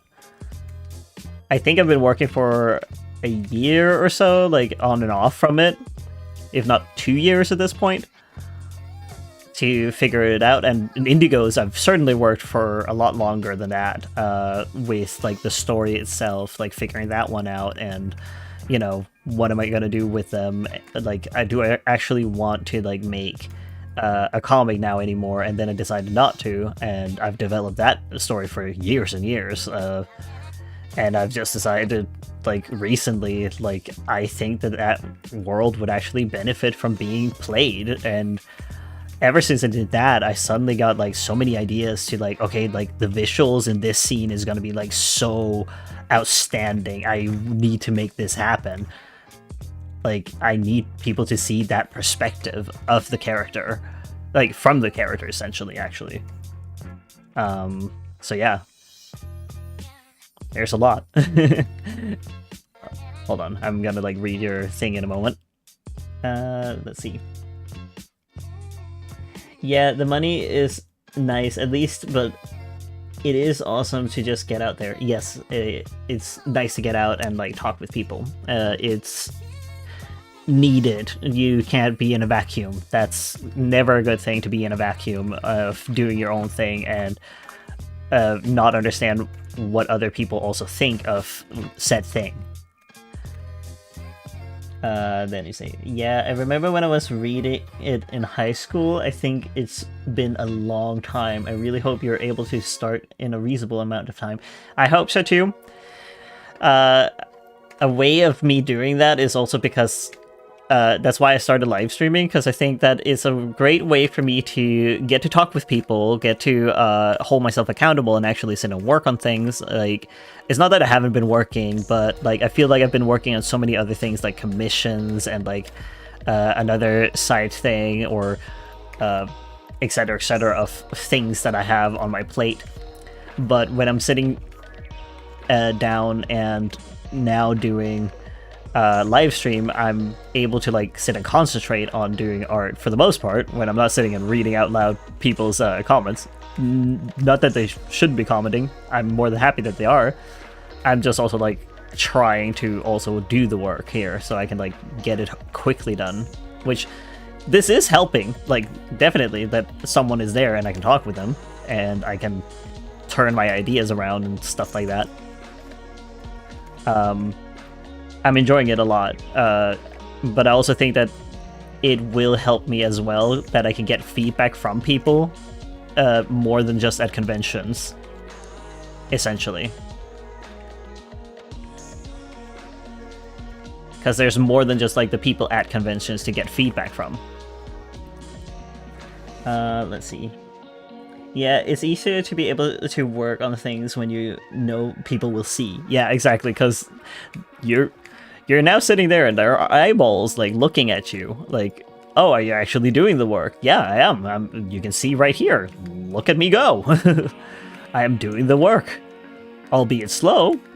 I say slow, but I mean, like, I still did line art like the orca, but oop, that's not what I wanted. But yeah, I think it's beneficial to like get more out there socially as well, on social media, stuff like that. Like, it just helps you garner an interest as well in your projects, and again, as I said, getting that feedback from people, like what they think, like do they like the idea in the first place, like do they want this to be a reality?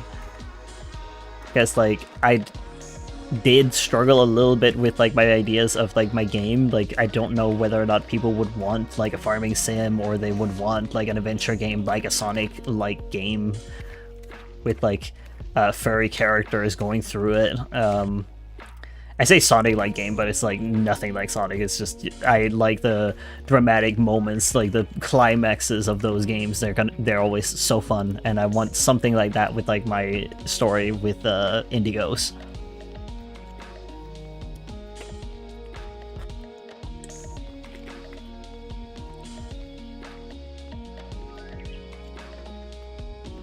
So that's gonna be like an exciting experience when I get to that one, but I think I'm gonna start with the small one, like the little coffee thing, or like the cafe dragon thing that I talked a little bit about earlier in this stream, just to like get the hang of making a 3D game in the first place.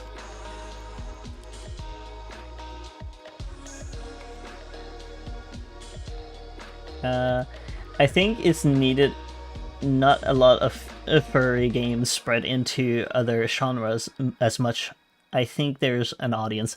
Yeah, I think so too. I think there's an audience for a furry game that has like a bigger story than what you see, because like oftentimes I feel like there's a lot of like, you know, maybe like fighting games where you play as a furry, but like that doesn't give me like the same kind of like feel as like a Sonic like game where you're playing through stages, you're playing through like specific gameplay mechanics and stuff like that. Like mine is gonna have to change over time, because Indigos will not be the same from start to finish, like at all.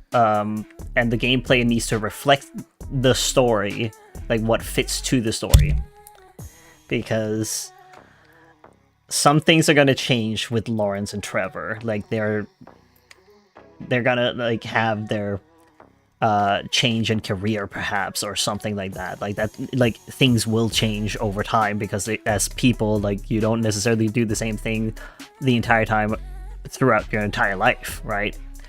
So it's going to be interesting that way to then see, like, okay, can I change the gameplay enough, like, or like not too much away from like the main thing, because like I want to keep one thing to be the same the entire like through, so there's like a red lining through with gameplay mechanic, but a lot of it is like the other one would have to change. Like I think there's going to be like 2 gameplay mechanics or something like that, and one of them is going to change, meanwhile the other one stays throughout,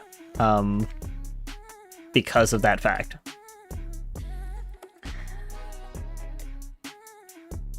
Let's see here.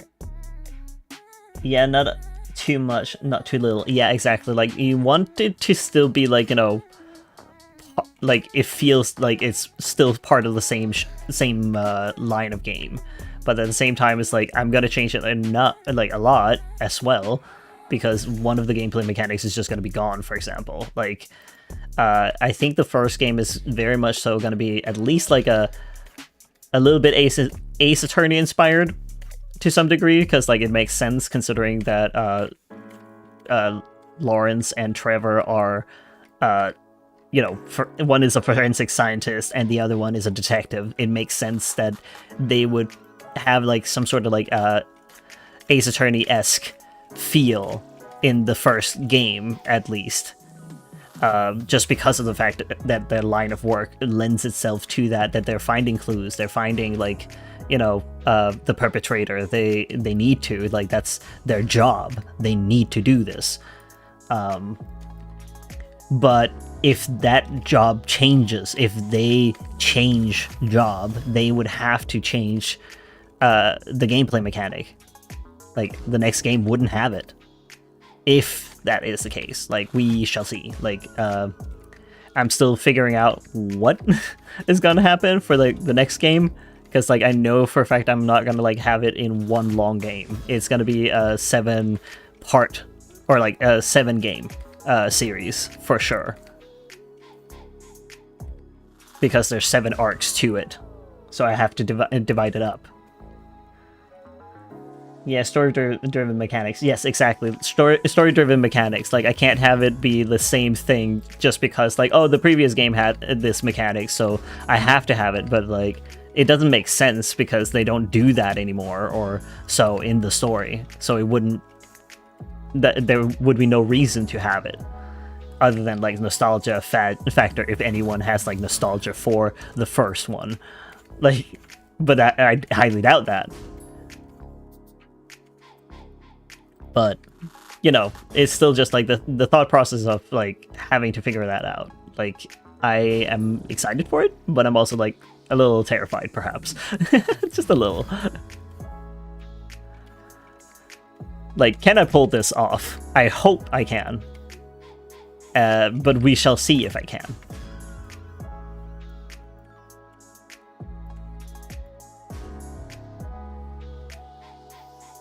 Because I really want that to almost be like the second game that I work on. Like, if I can work on like the cafe one and I get the hang of that, I want to see if I can make the first game of like Indigo's. Like the farming sim might have to wait till like I'm even more comfortable with like programming and stuff. But we will see. Understandable. It is scary, but if you kept with it for over a year, that's a lot better than most. Yeah, I have been at it the entire time, right? Like, it's not like I've ever stopped working on Indigos, because like every moment in my life, I think of like, well, not every moment, but like, you know, most of the time, if I have any sort of like brain capacity, I think of them. I think of like, okay, I like this scene. I want it to turn out like be played out this way. I want the player to do this. I want my characters to go through this kind of feeling and this and this.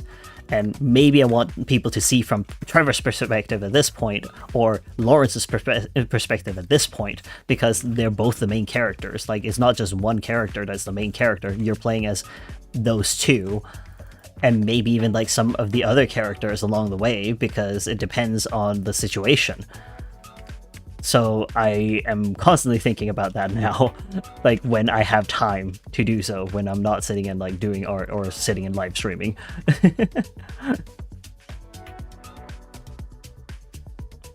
Let's see. Yeah, that's so real. Thinking of my OCs all times of the day. Yes, exactly. It's nice to do, like, because it just is like so liberating to be so creative. Like, I'm not myself if I don't create. Like, I need to create. That's just who I am. It's part of me. Like, I can't not stop. Like, I just have to. I feel sad when I don't. Like, when I'm having free time, oftentimes I'm like sitting there like, I could be like drawing, I could be like writing stories, I could be doing this and that, but I know for a fact I need to rest my brain. I need to rest, but I want to do all these things all the time. That's really a perfect way to say it. Oh, thank you. It's just a part of you. Like, when you're creative, there's no way you can just stop being creative. Especially when you have a drive. Or like a project, or like a dream that you really want to work towards. It's like, why would you ever stop? Like, you want to achieve that dream, and the only one that can achieve that dream is you. Like, because it's your dream. Like, even if someone makes a similar game out there, or something like that, or similar comic, etc., like, it doesn't matter. Like, what matters is that you're doing the thing that you wanted to do.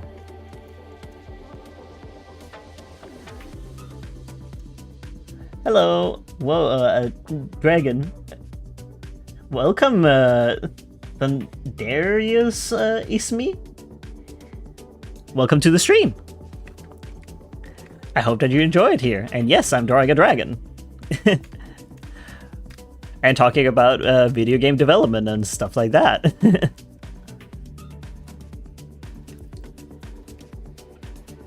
I hope you enjoy it during the stream. Just call me Thunder. Okay, I will do that, because it was a little hard to pronounce. I will admit that. As a not native English speaker, it's pretty hard to read some names out there. I didn't want to butcher it necessarily, but I was trying to read it out loud. I like games, so what you're talking about right now? Well, we were talking a little bit about like my comic that I'm turning into a game instead. Oh, I'm glad that is okay. Like I can't exactly change being not natively English speaking. I am Danish after all. I'm talking about like my superhero comic that I'm gonna turn into a game, and I'm so excited, but yet also like terrified of like turning it into a game. It's gonna be a lot of work. Yeah.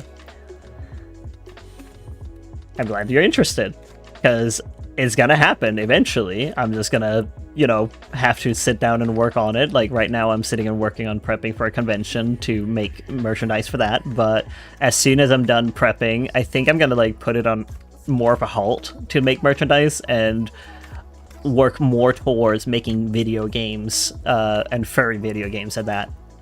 I think the first game I'm gonna make is a little cute game, which you play as a dragon and you serve customers some food and stuff. It's just for me to like, get a feel of making like 3D models and like working with them in Godot. So I can like, go further and make the superhero game that I wanted to make, where you play as a maned wolf or a Somali cat. Those two are the main characters, and you go through a story with them where they're trying to figure out who murdered these other indigos, and that's the name for the superheroes. They're called indigos because they were blessed with supernatural powers from this dust that fell upon them from the sky that was indigo colored. So that's why they're called indigos. It was like little crystals and stuff that was like made so small that it was like dust, and it blessed them with that. But like it also cursed them with side effects. So that's like the premise of it. And indigos are the only ones that can murder other indigos. And that's why there's like a detective that you're playing as, and he's trying to figure out who it is. Meanwhile, the Somali cat, is the forensic scientist to help the detective decipher some of the clues that he finds. Oh wow, good luck with the coding. Yeah, thank you. I will learn how to code. Like I have a few courses to teach me how to do it, so that's gonna be fun. I also have a few friends that know how to code, so that's gonna be fun to like learn with them. Like they will gladly teach me and also like code with me, because we have a few agreed that he helps me coding and I help him with like artistic side of things for his games. So that's gonna be fun.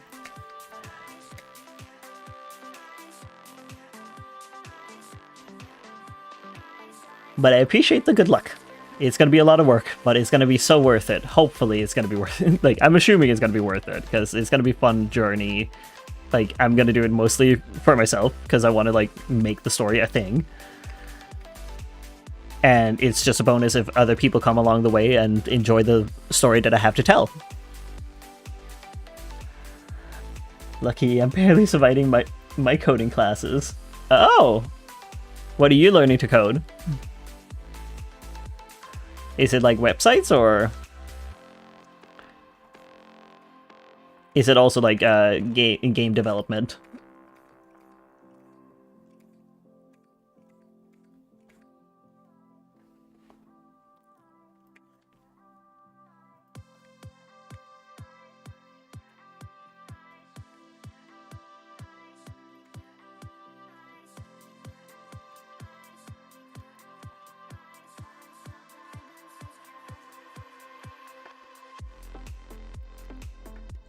I'm learning just to make simple programs. Oh, I mean, like, that's still cool. I have no idea how to make programs. For a phone? Oh, okay. So, like, apps? Are you gonna make app games, or are you gonna make apps that are like, you know, functional, like for other purposes?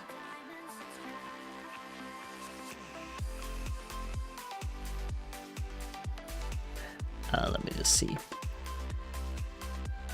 That's still very cool. Yeah, as Travis says, like, it's still very cool. Like, don't sell yourself short. It's a lot of work. Give yourself some credit.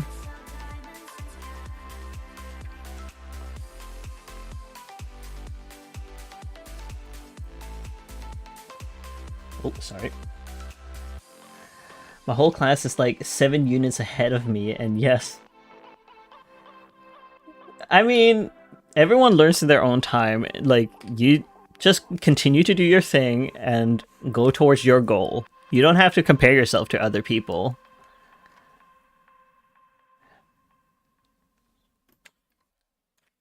What's important is you are achieving your goal. That's the important part. You're doing it for you. You're investing in yourself by learning skills. And that's amazing.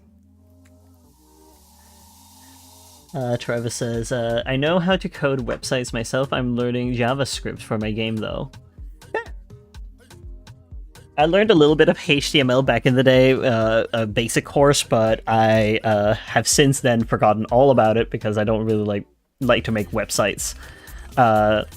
It doesn't appeal to me in the same way. But I have grown as a person since then, and I'm gonna like learn the Godot's how to like do programming in Godot. But like that's because I'm passionate about that. Like, but making websites is a whole other beast. No, thank you. Kudos to anyone that can. And JavaScript, I hear, is a lot to like get into as well. Goodness me.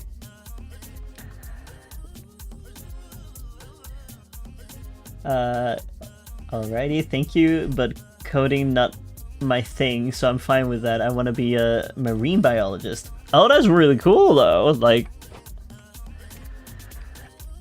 that's nothing to sneeze at.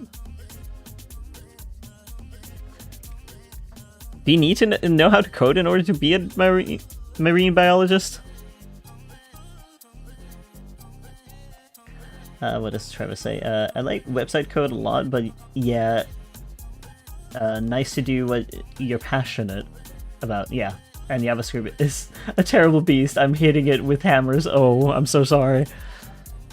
I hope that you can get through it.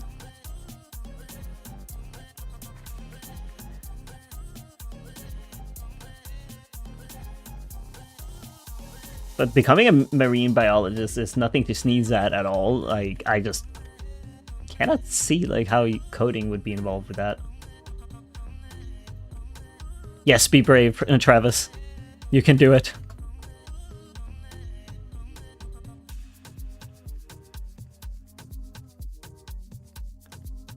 I might need to like look up what a marine biologist is. Let me see. Marine biologist.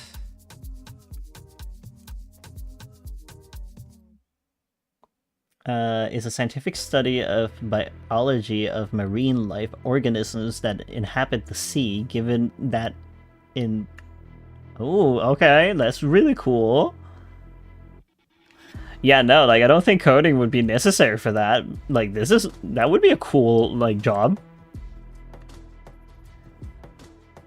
Study marine animals, their behavior, and how they interact in their surrounding ecosystem. That's cool. Like, I hope that you could do it.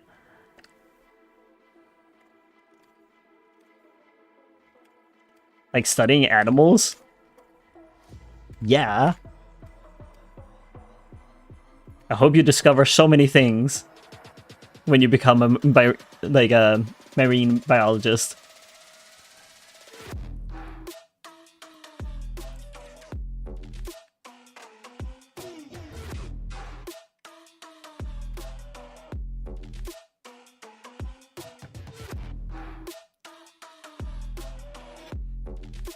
I'm just saying when, because I'm sure that you will be able to do it.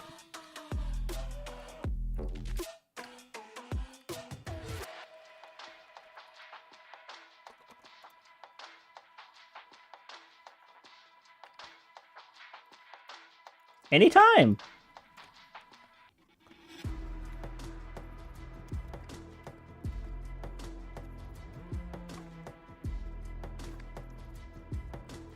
Like, I always hope the best for people like that are passionate about their dreams and aspirations and are working towards it. Of course I'm gonna, like, support and be like, yeah. Because you can do it. Someone already did it, so, I mean, you can do it too. And discover new things. And bring in that new perspective into the field.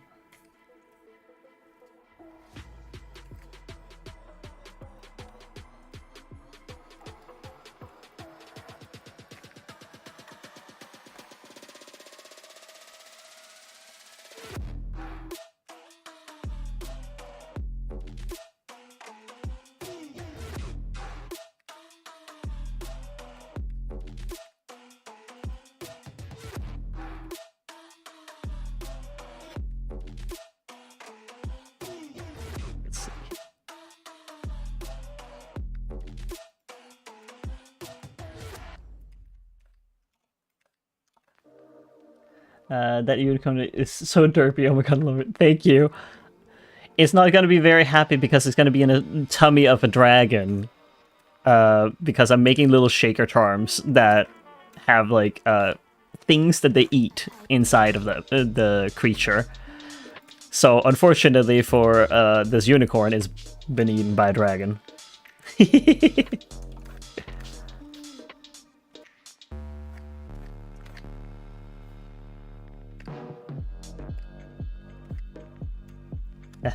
Why did it not work? It looks so fun. I love shakers. Me too. I love shaker charms. Like, I've made a few already. I made one with, like, my personas, Clark, Kenneth, and Ryder. Ryder unfortunately turned out really dark, so people couldn't see, like, his design, so I was like, aww, unfortunate, but it'd be what it'd be. Mistakes happen. I just know I need to, like, up his brightness by a lot, because that guy is too dark. Way too dark. Ooh, unicorn meat sounds interesting though. Oh no. Poor unicorn. But I'm assuming a dragon would eat a unicorn.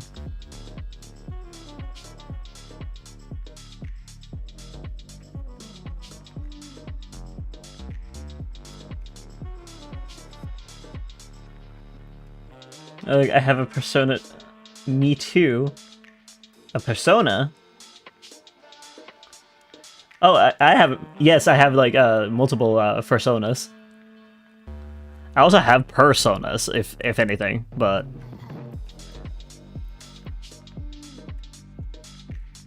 I don't have as many personas, like human characters, but I do have a few.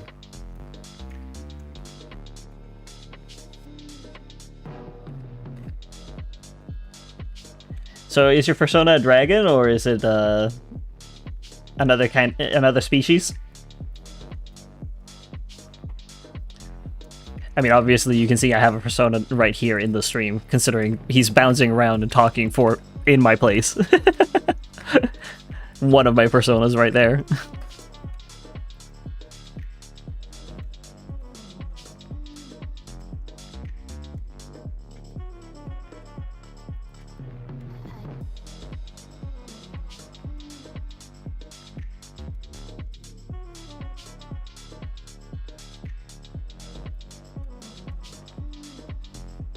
Don't be like me and have like 13 personas. There's so many.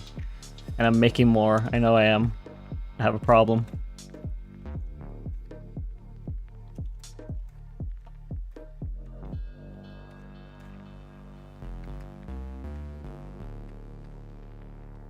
Well, time for some lore head.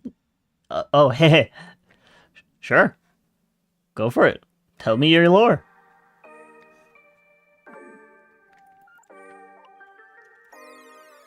If you want to. There's no pressure.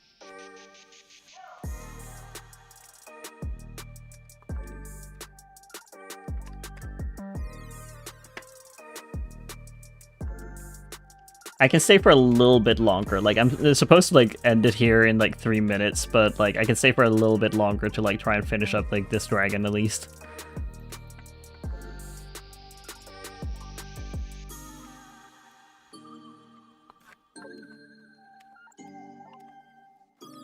But if my tummy starts to grumble, then I'll have to go, because I'll need dinner.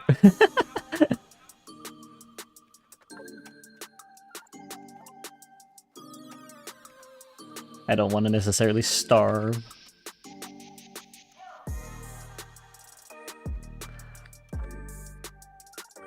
My persona is Thunder, who isn't any form of animal, but is instead a reaper who unfortunately had to eat their parents as a child. That is very unfortunate. Are they okay? Why did they have to?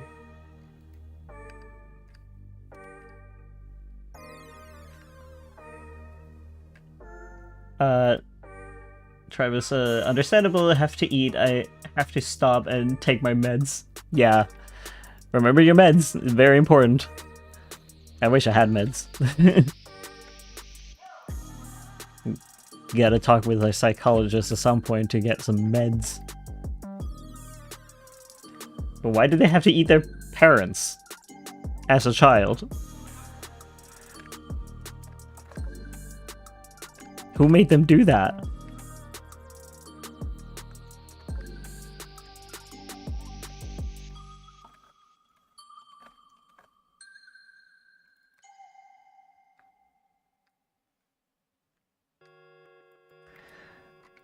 Let's see here. Growing up, she had physical and mental issues, causing her to be sane into insanity, meaning is mentally unstable to the point they became sane. Oh, my alarm. Oh. I don't know about that. That is a little worrying. I mean, it's a lot worrying, because I don't know if that... is it based off of, like, anything real, or is it just, like, you know, in your universe?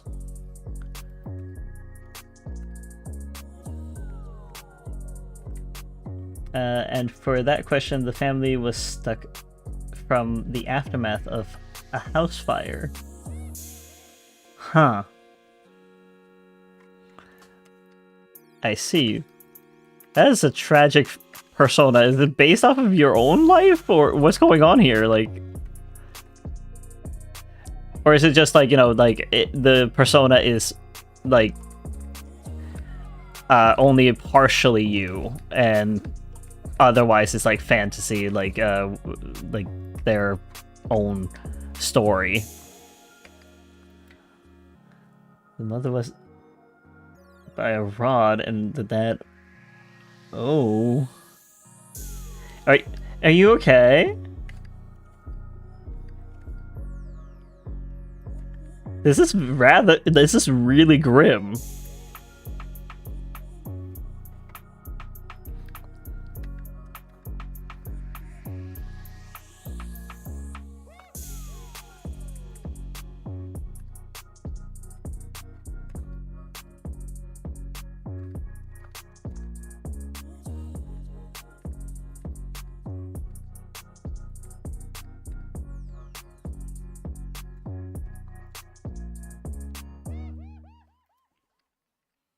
These are based off my fears, and I'm slowly losing my sanity. No. Oh, I'm sorry. I'm sorry to hear that. Is there no one to help you?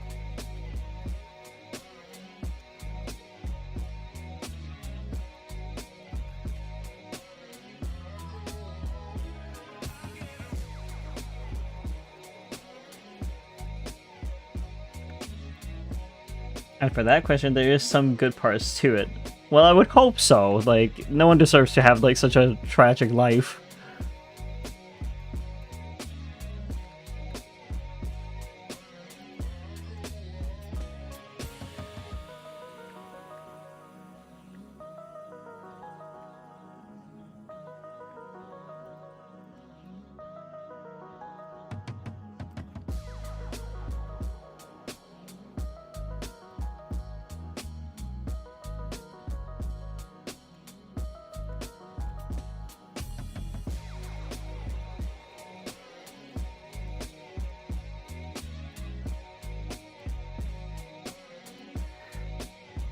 I'm getting therapy. Okay, that's good. I'm glad to hear that. That means that you're getting help, which I'm glad to hear. Like, nothing worse than struggling alone.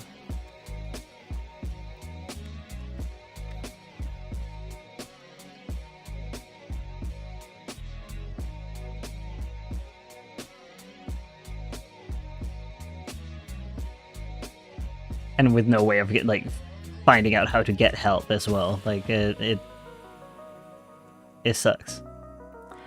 However, I do believe that my friends would drop me the first chance they get, or my parents would disown me.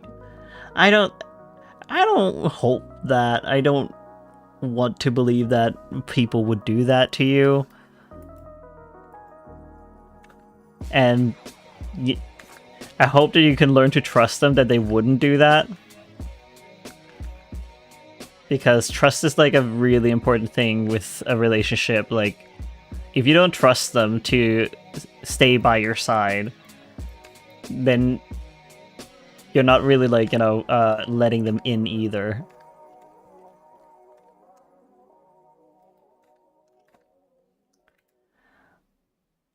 Or shaking my head. I know I worry too much. Yeah, you worry too much. Like, I can't imagine that your parents would disown you because you feel certain ways.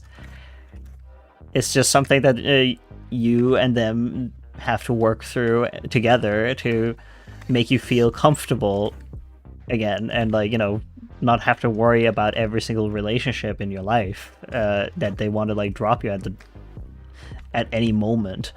Because most people wouldn't. They love and care for you. When they get to know you, they love and care for you. They don't want you to disappear in their lives necessarily. If you grow apart, that's another thing. Because you just have different interests, that's okay. That happens. That's a normal thing of life. But no person would just drop someone. And if they do that sort of thing, you didn't want them as a friend anyways, because then they weren't really a friend. So you shouldn't worry too much.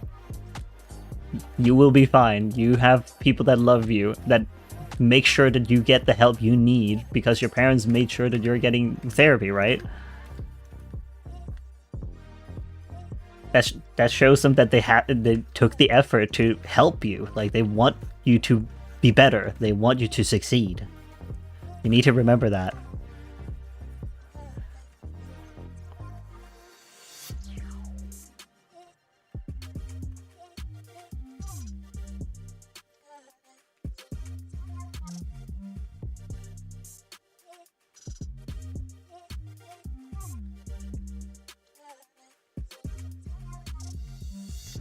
I mean, strict parenting has put me on edge and lost way too many friends because of them.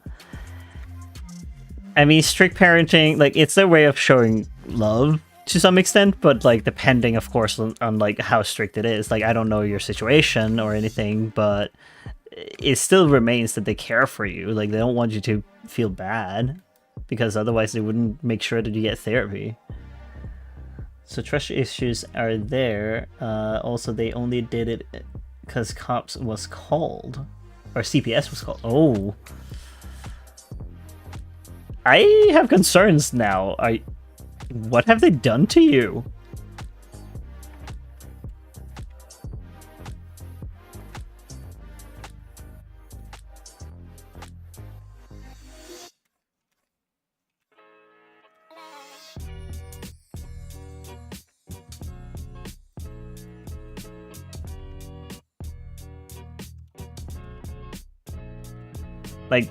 There's gotta be a lot for people to call CPS on someone,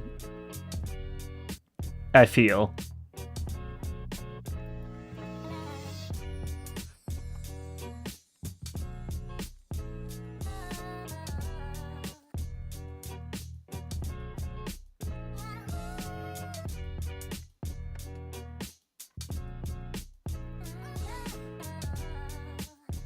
Things.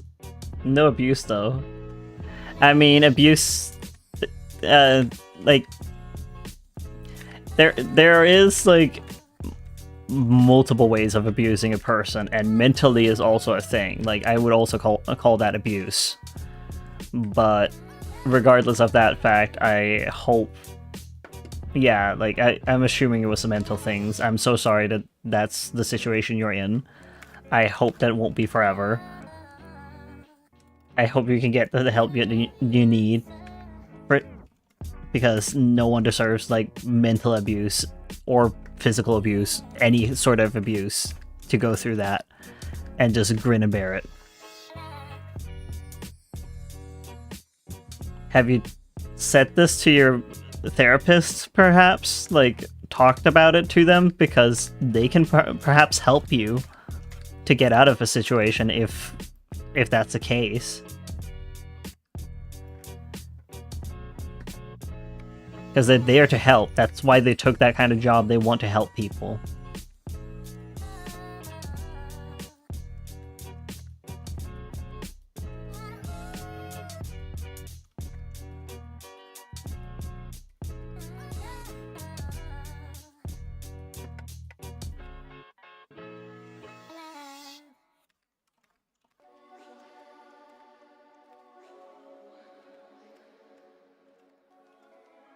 I mean, I'm no therapist, but, like, I just assume, like, when you're taking the job as a therapist, you are there to help people, and that's, you dedicated your life to that.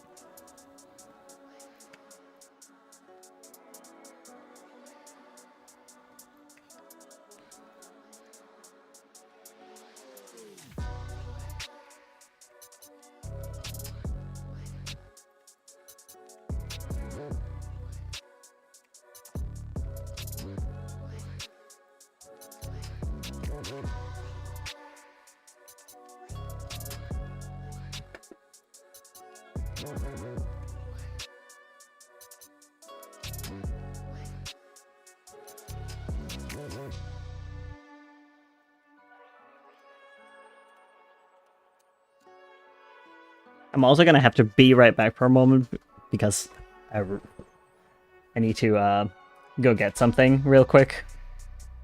Be right back.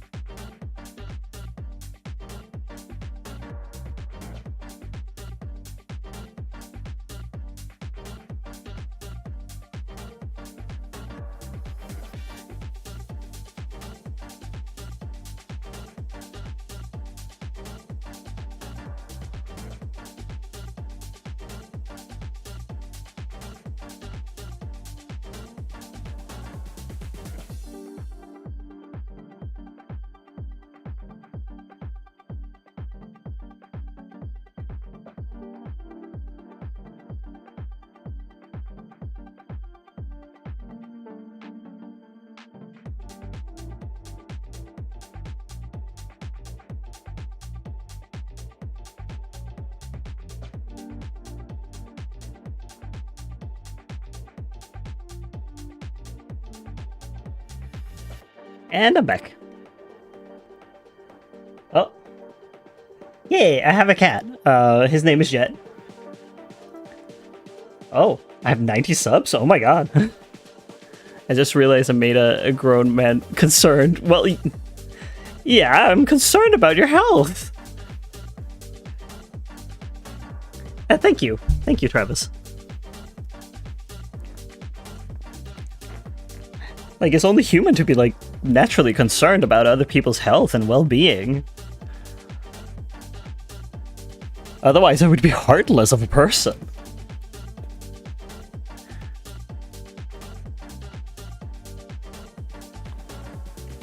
I only want the best for people. I want them to thrive. I want them to live their best life and become who they wish to become. Like, that's natural. I feel like that should be natural, at least.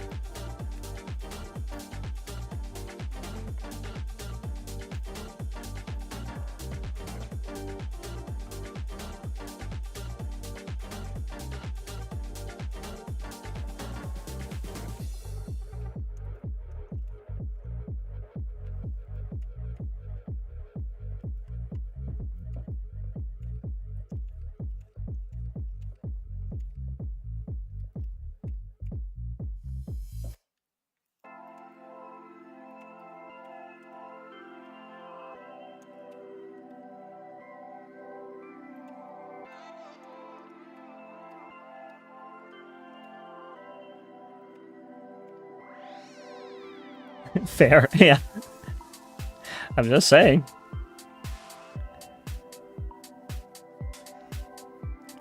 Like, it's very serious things that you were talking about. Like, naturally anyone would be concerned.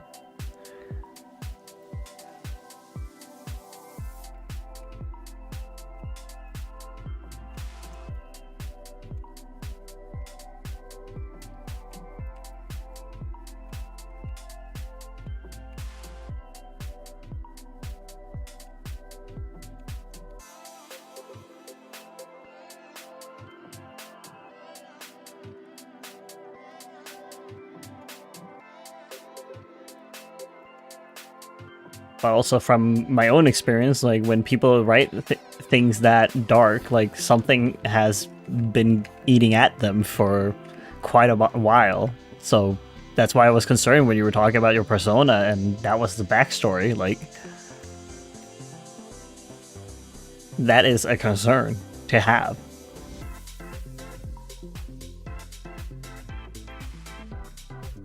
Because usually we put a lot of ourselves into our writing or art in some sort of way. So that's why I was like, that something seems off here.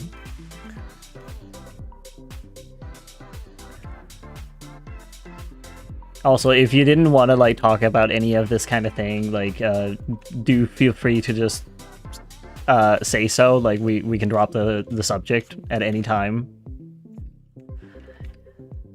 After all, you gotta be comfortable with what you're sharing.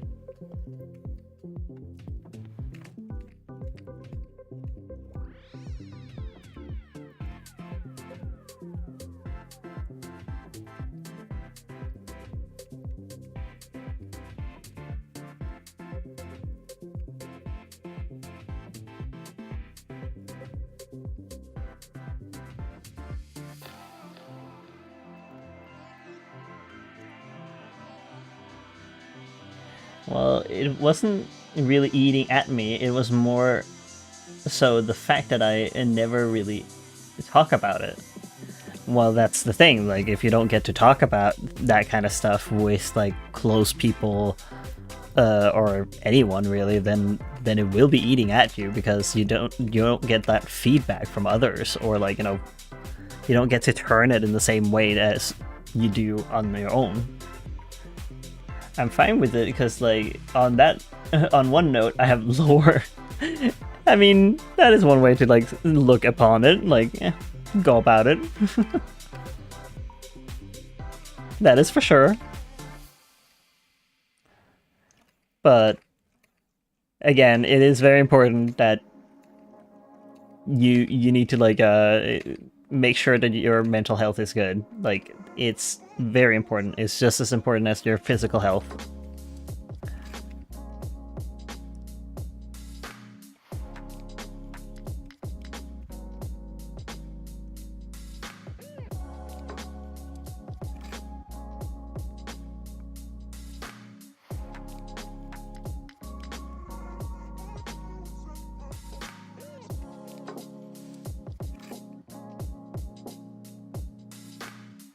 I will always advocate for people to make sure that their mental health and physical health are all good.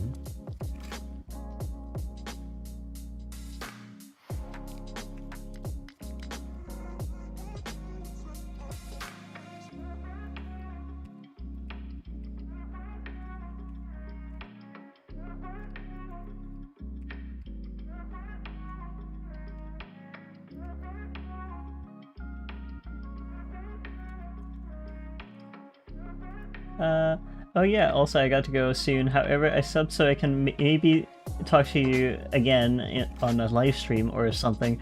Don't expect me to not stalk your YouTube. Feel free to come by anytime. Like, I'm live streaming 5 times a week, and it's just meant to be like, you know, you can come and chill, hang out, have some fun, like, have someone to keep you company, that kind of thing. Like, that's what I'm aiming for. Like, I'm just here to, like, have fun as well. You're welcome anytime. Do take care of yourself. And I hope you have a good day.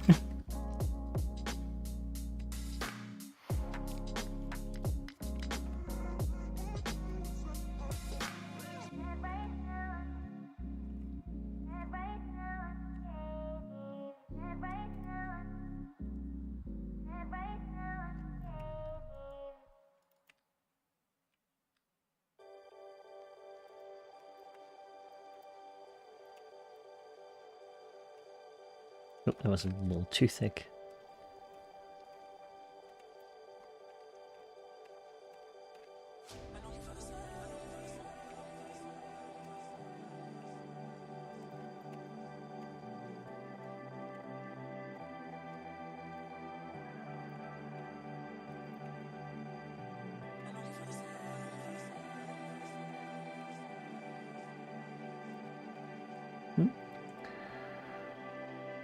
Actually, it's 12:21 at night. Okay, well, have a good night's sleep then.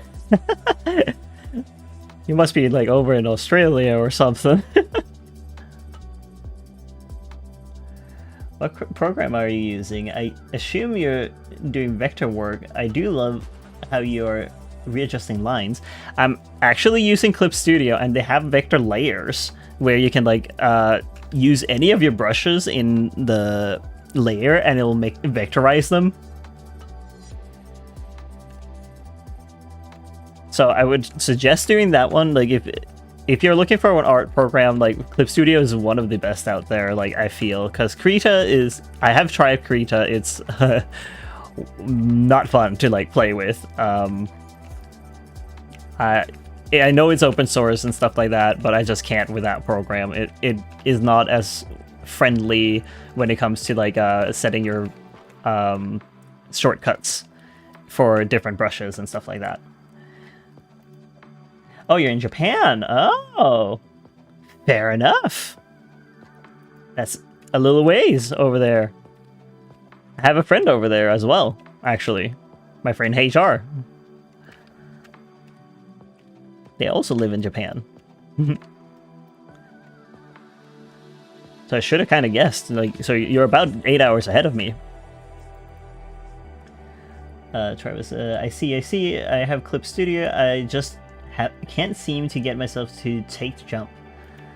I would suggest it. Like, do you have, like, a perpetual license with Clip Studio? I hope that you do, because having to pay subscription sucks.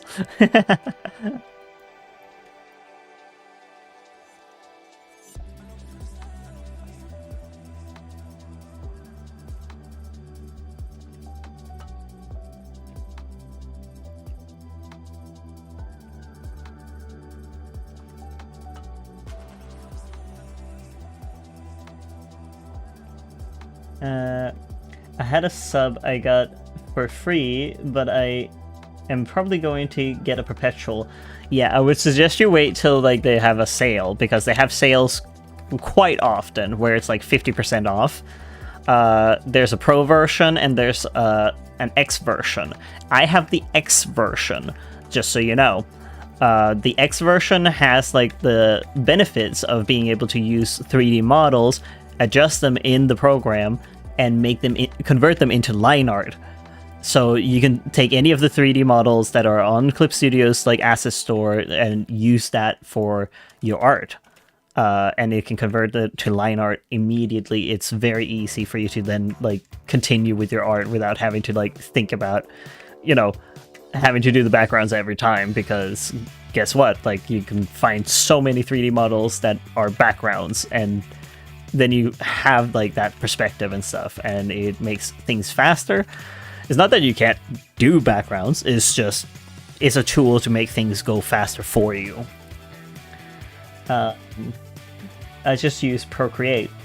I have no experience with Procreate, but I do have experience with Clip Studio, and I do have experience with Photoshop and Affinity Design.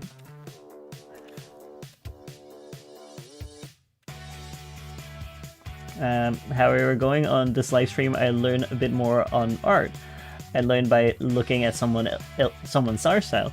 Yes, that's a very good way to like learn how to do art. I do that myself. I look at other people's art as well, and whatever sparks joy, I of course like follow them, and then I look at more of their stuff, and I'm like, oh, okay, like I like how they did this sort of thing, and then maybe I incorporate some of those parts into my own art, but of course like with my own twist to it. That is usually like how I go about doing art, and it's a good way to like learn.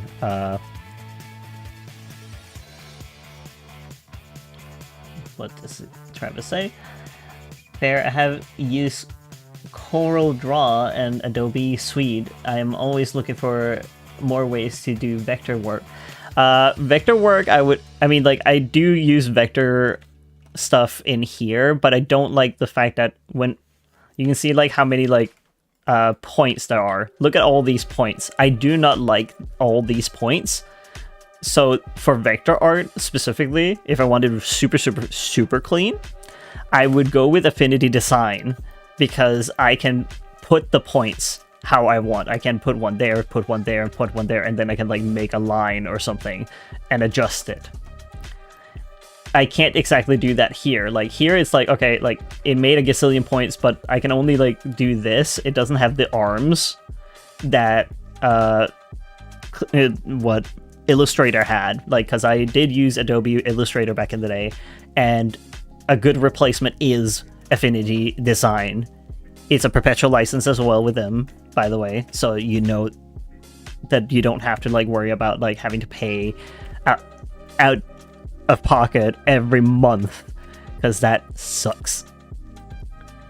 Let's see. I see. I will keep that in mind. Exactly. Like, please do keep that in mind. Like, Affinity programs also sometimes go on sale. I got on a sale for super cheap back when Adobe messed around and found out that people do not want to like pay $400 or something for like a whole year to cancel a subscription. That was insanity. Anytime.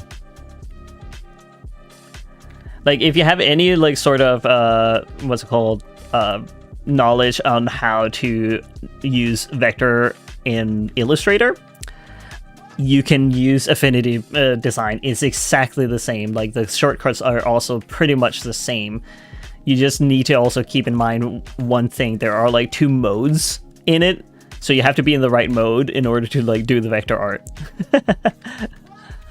But they do have tutorials on their website, I'm pretty sure, or like you can find someone talking about like how to change modes into like the correct one, so you can like do your vector art. But yeah, like I would suggest using that one again, especially because like it's essentially just Illustrator.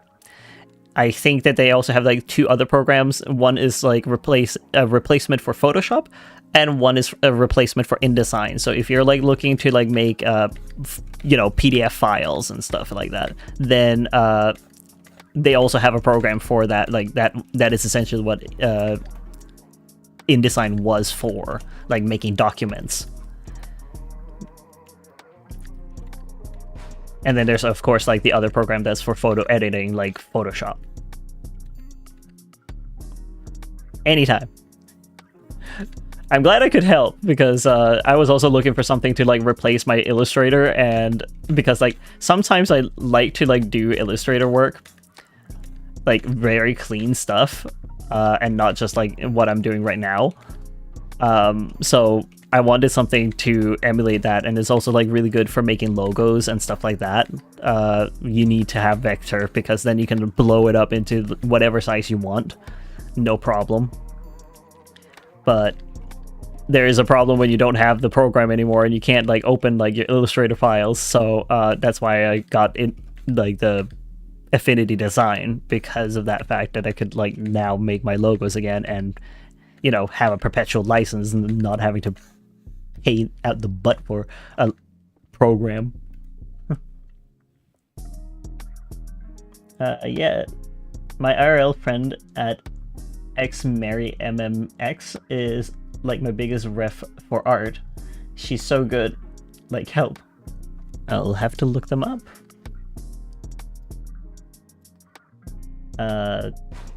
Do they have a YouTube channel? No, it didn't really do what I wanted it to. Let me just copy that.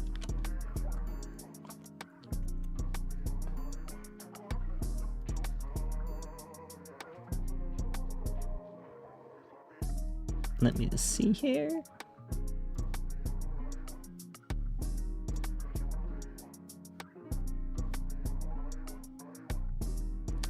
Is this, do they have just a YouTube channel?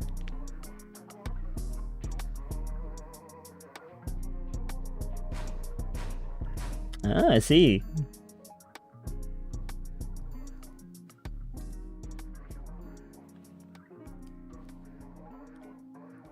Yeah, that's the name. Okay, I see them.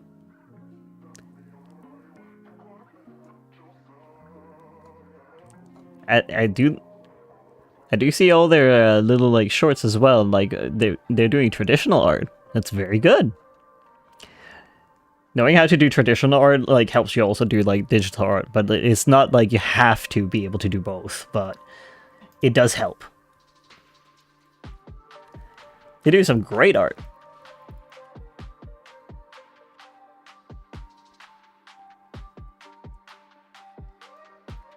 I do like how they do the eyelashes on some of the anime characters that they draw. I think what's this one called? Progress updates. I'm sorry for off-time beats. I think it's like the 6th video. Like, I like the eyes in that one. Is really good. And they're doing some good gradients as well with the hair.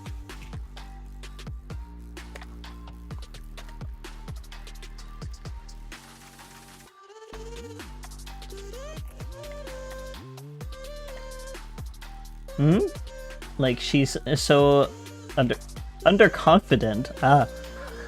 It's called imposter syndrome. A lot of people don't believe a lot in themselves. Like, they're like, why are people liking what I do? Like, it's not good enough, etc., etc. Like, you feel imposter syndrome at that point. But that's unfortunately just a normal thing to like be feeling. Like, I don't know how you would get out of it. Like, because I think I have that a little bit myself too. Like, I'm like,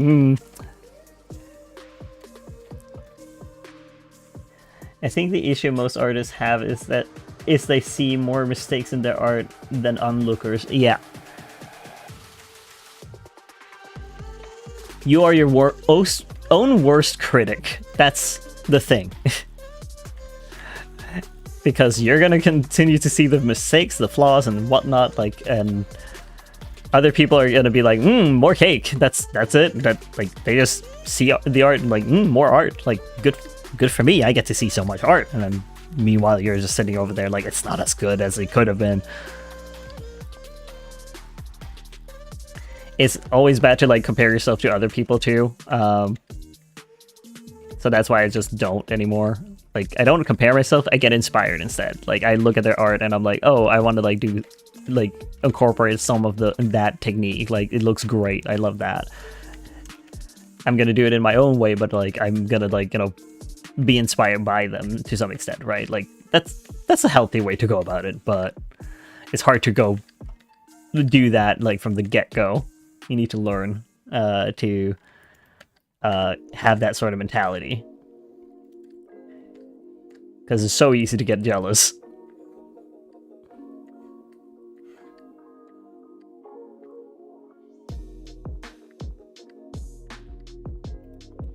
Yeah, also I'm tell her that.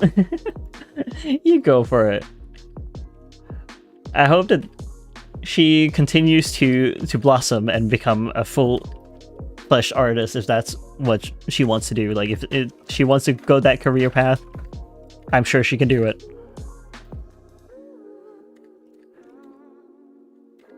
Just gotta keep at it.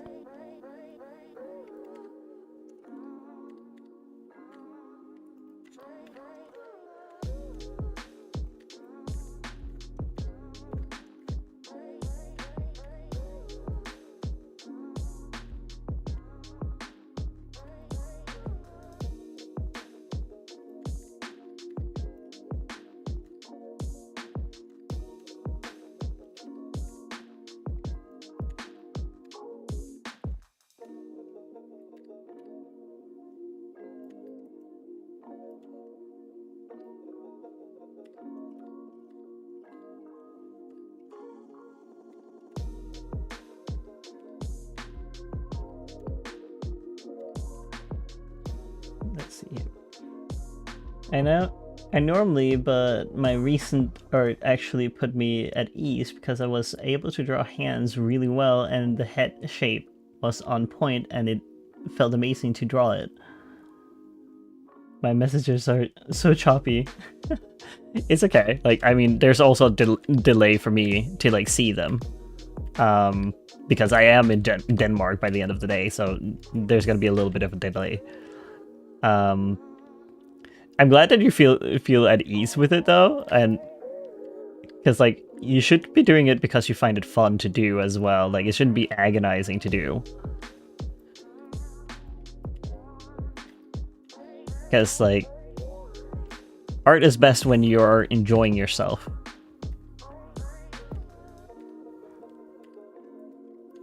Like why torment yourself if it's not because like you're well, I mean, like, people are tormenting themselves with, like, you know, those, like, challenges and stuff like that, but I'm talking about, like, you know, why torment yourself by doing something you don't like to do? Like, if you love to do it, continue to do it.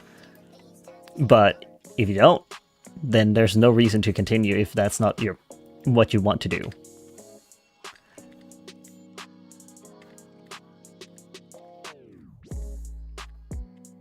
Like, not everything is for everyone, and that's okay. Like, I don't know one thing about coding, but...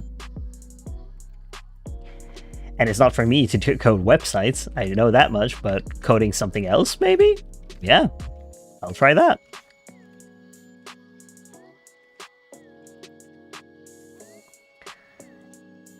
Yeah, good.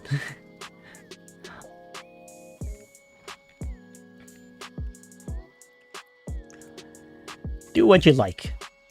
Live your best life. You only have so much time to spend on things, and you should spend it on things you like to do.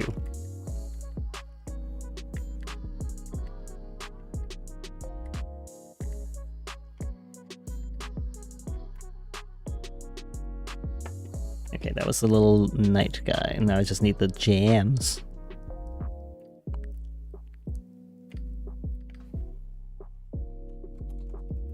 Oh, welcome back, Minty.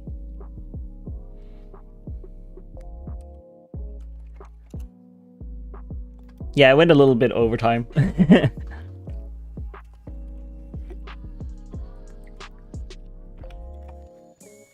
I don't think I will be here for long because I'm just gonna do the coins and gems for now, and then I'm pretty much done, I think, at that point because I've done the dragon and stuff.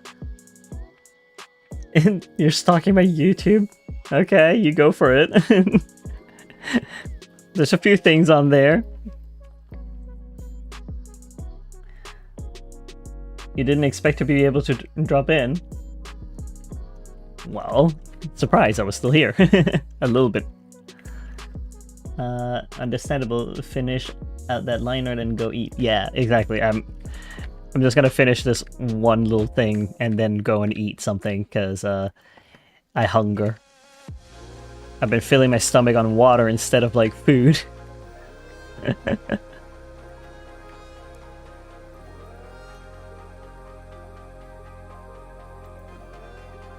I shall go numb in a moment. I just need to finish this.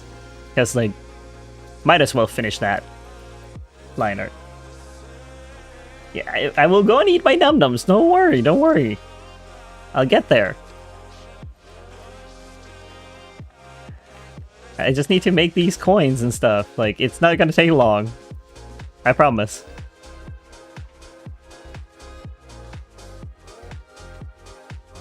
And then I'll go eat. Do we need to yell at you to eat? Oh no. No, no, no, like, don't worry. I'm not I'm not hungry right now. I'm just saying, like, I just want to do this so I have that done. So next time I won't have to, like, line art anything on the dragon. I will just be able to go to the anaconda. Or the shark. Don't worry. Yep.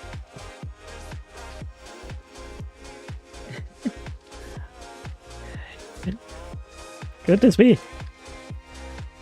I'll be fine. No, ustedes no it. What? I don't understand.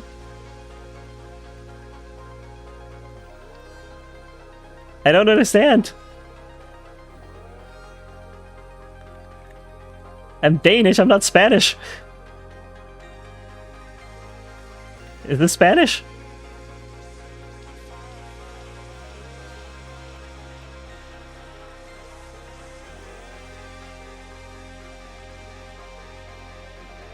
Get better? Okay, it is Spanish. I was like, I don't speak Spanish. I speak Danish and English, and that's about it. I don't have any more languages. I could at least recognize that it was Spanish.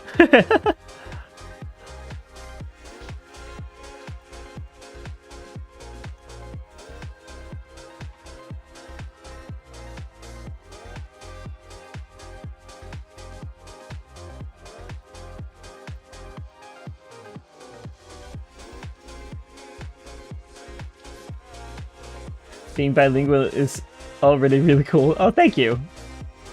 I don't care, comma, ahora. What does that mean?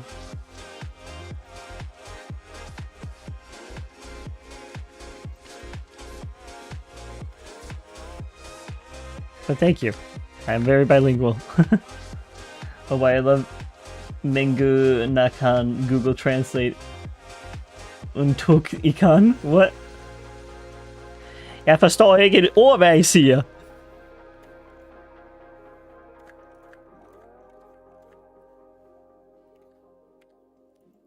Jeg prøver at være hurtig, så jeg kan spise min aftensmad.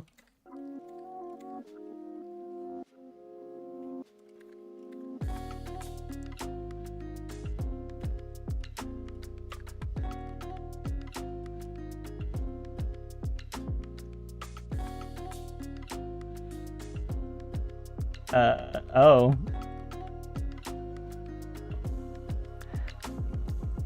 I will eat, I will eat. It won't be too long, don't worry.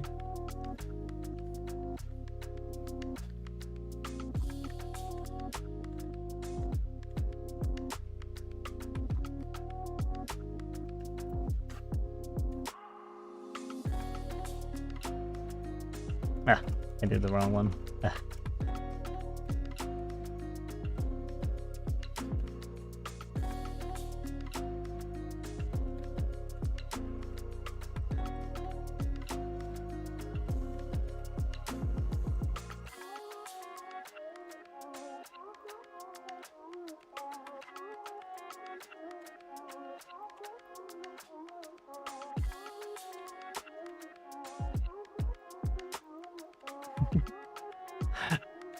I will survive, no worries. Yeah, I want to knock.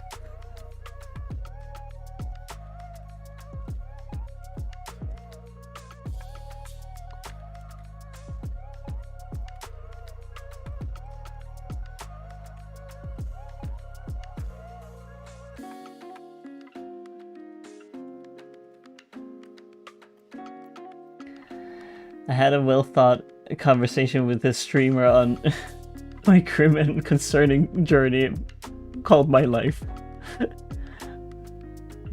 Yeah. I hope it'll get better for you, though.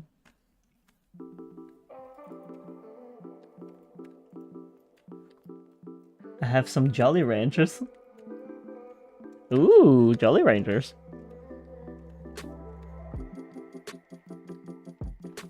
I'm glad everyone's doing good, though. I mean, I hope that you're doing good, Thunder. At least a little better, hopefully. Now that you got to talk a little bit about it.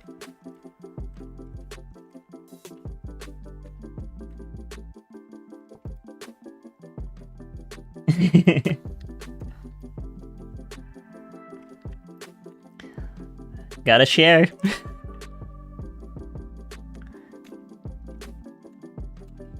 Ah, that's sweet. I don't think we have Jolly Rangers over here, but I think they're also just not allowed because of the dyes.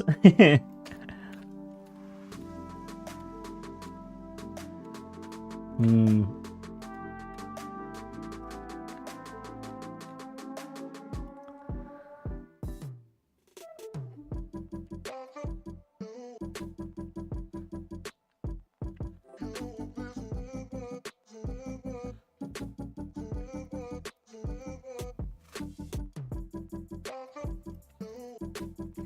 That's fair. America has some scary food dyes happening.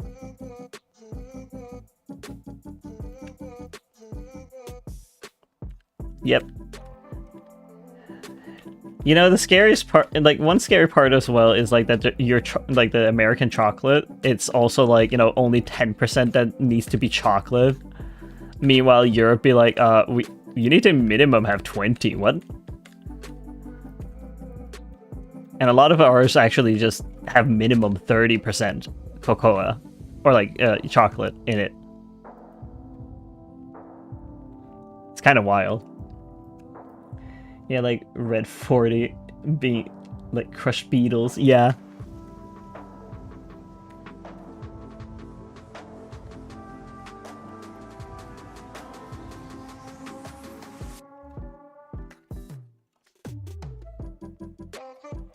Yeah, I usually get dark chocolate for that reason, or the hype percentage. Yeah, exactly. Like, I can imagine that you would have to do that if you want to make sure that you're actually getting, like, you know, chocolate, and not, like, you know, mostly sugar.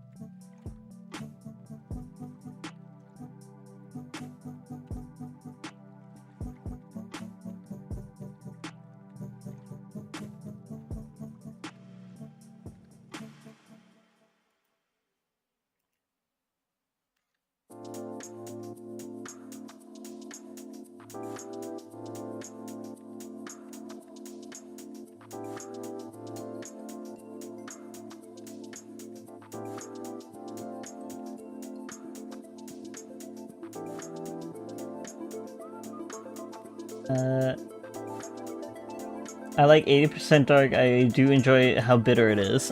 I don't like dark chocolate. My autistic butt won't let me enjoy the bitterness.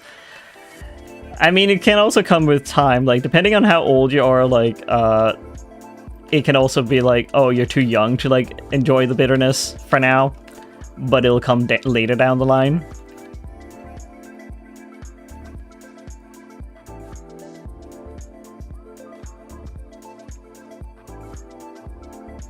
Because I didn't like dark chocolate for a long while. I don't think I like 80%. Like, I think 70% was like the highest for me, like, still to this day.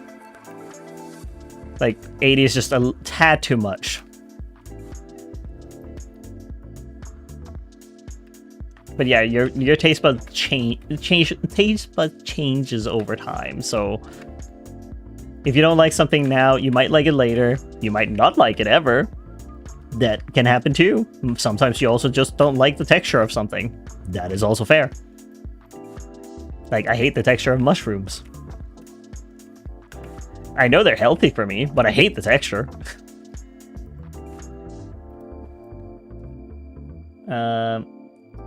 Fair, I have a genetic sweetness aversion, so things that are too sweet hurts. Like, it's super weird, but it makes sense because my family has genetic diabetes and it's a side effect.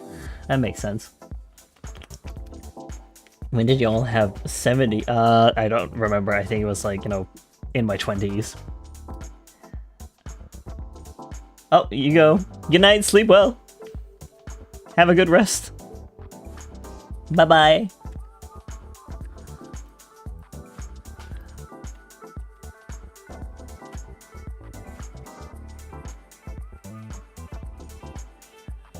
I'm also not gonna stay for much longer because, like, I'm soon done with this, so...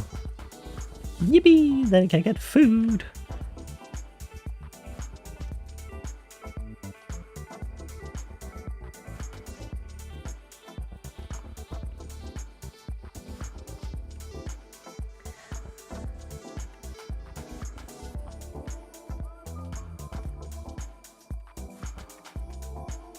Yeah, I think that was it.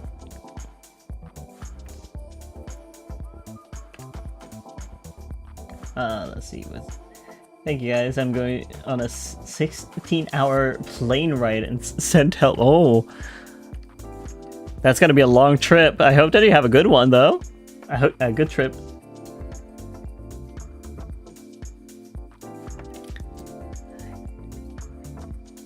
And yeah, I shall have a good day getting my food in and stuff like that, and exercise. Whoops. Thank you so much for coming to the stream. It was lovely having you all here and listening to my yapping. I hope you have a good day or night, depending on where you are. Thank you so much for coming. I will stream again tomorrow at, I think it's like 1 p.m. for me, but it should be saying like where, like how much in the Twitch channel, because I can have my schedule there and then it will tell you like which time it is for you. But yeah, I hope you have a great time. Thank you so much, and bye-bye.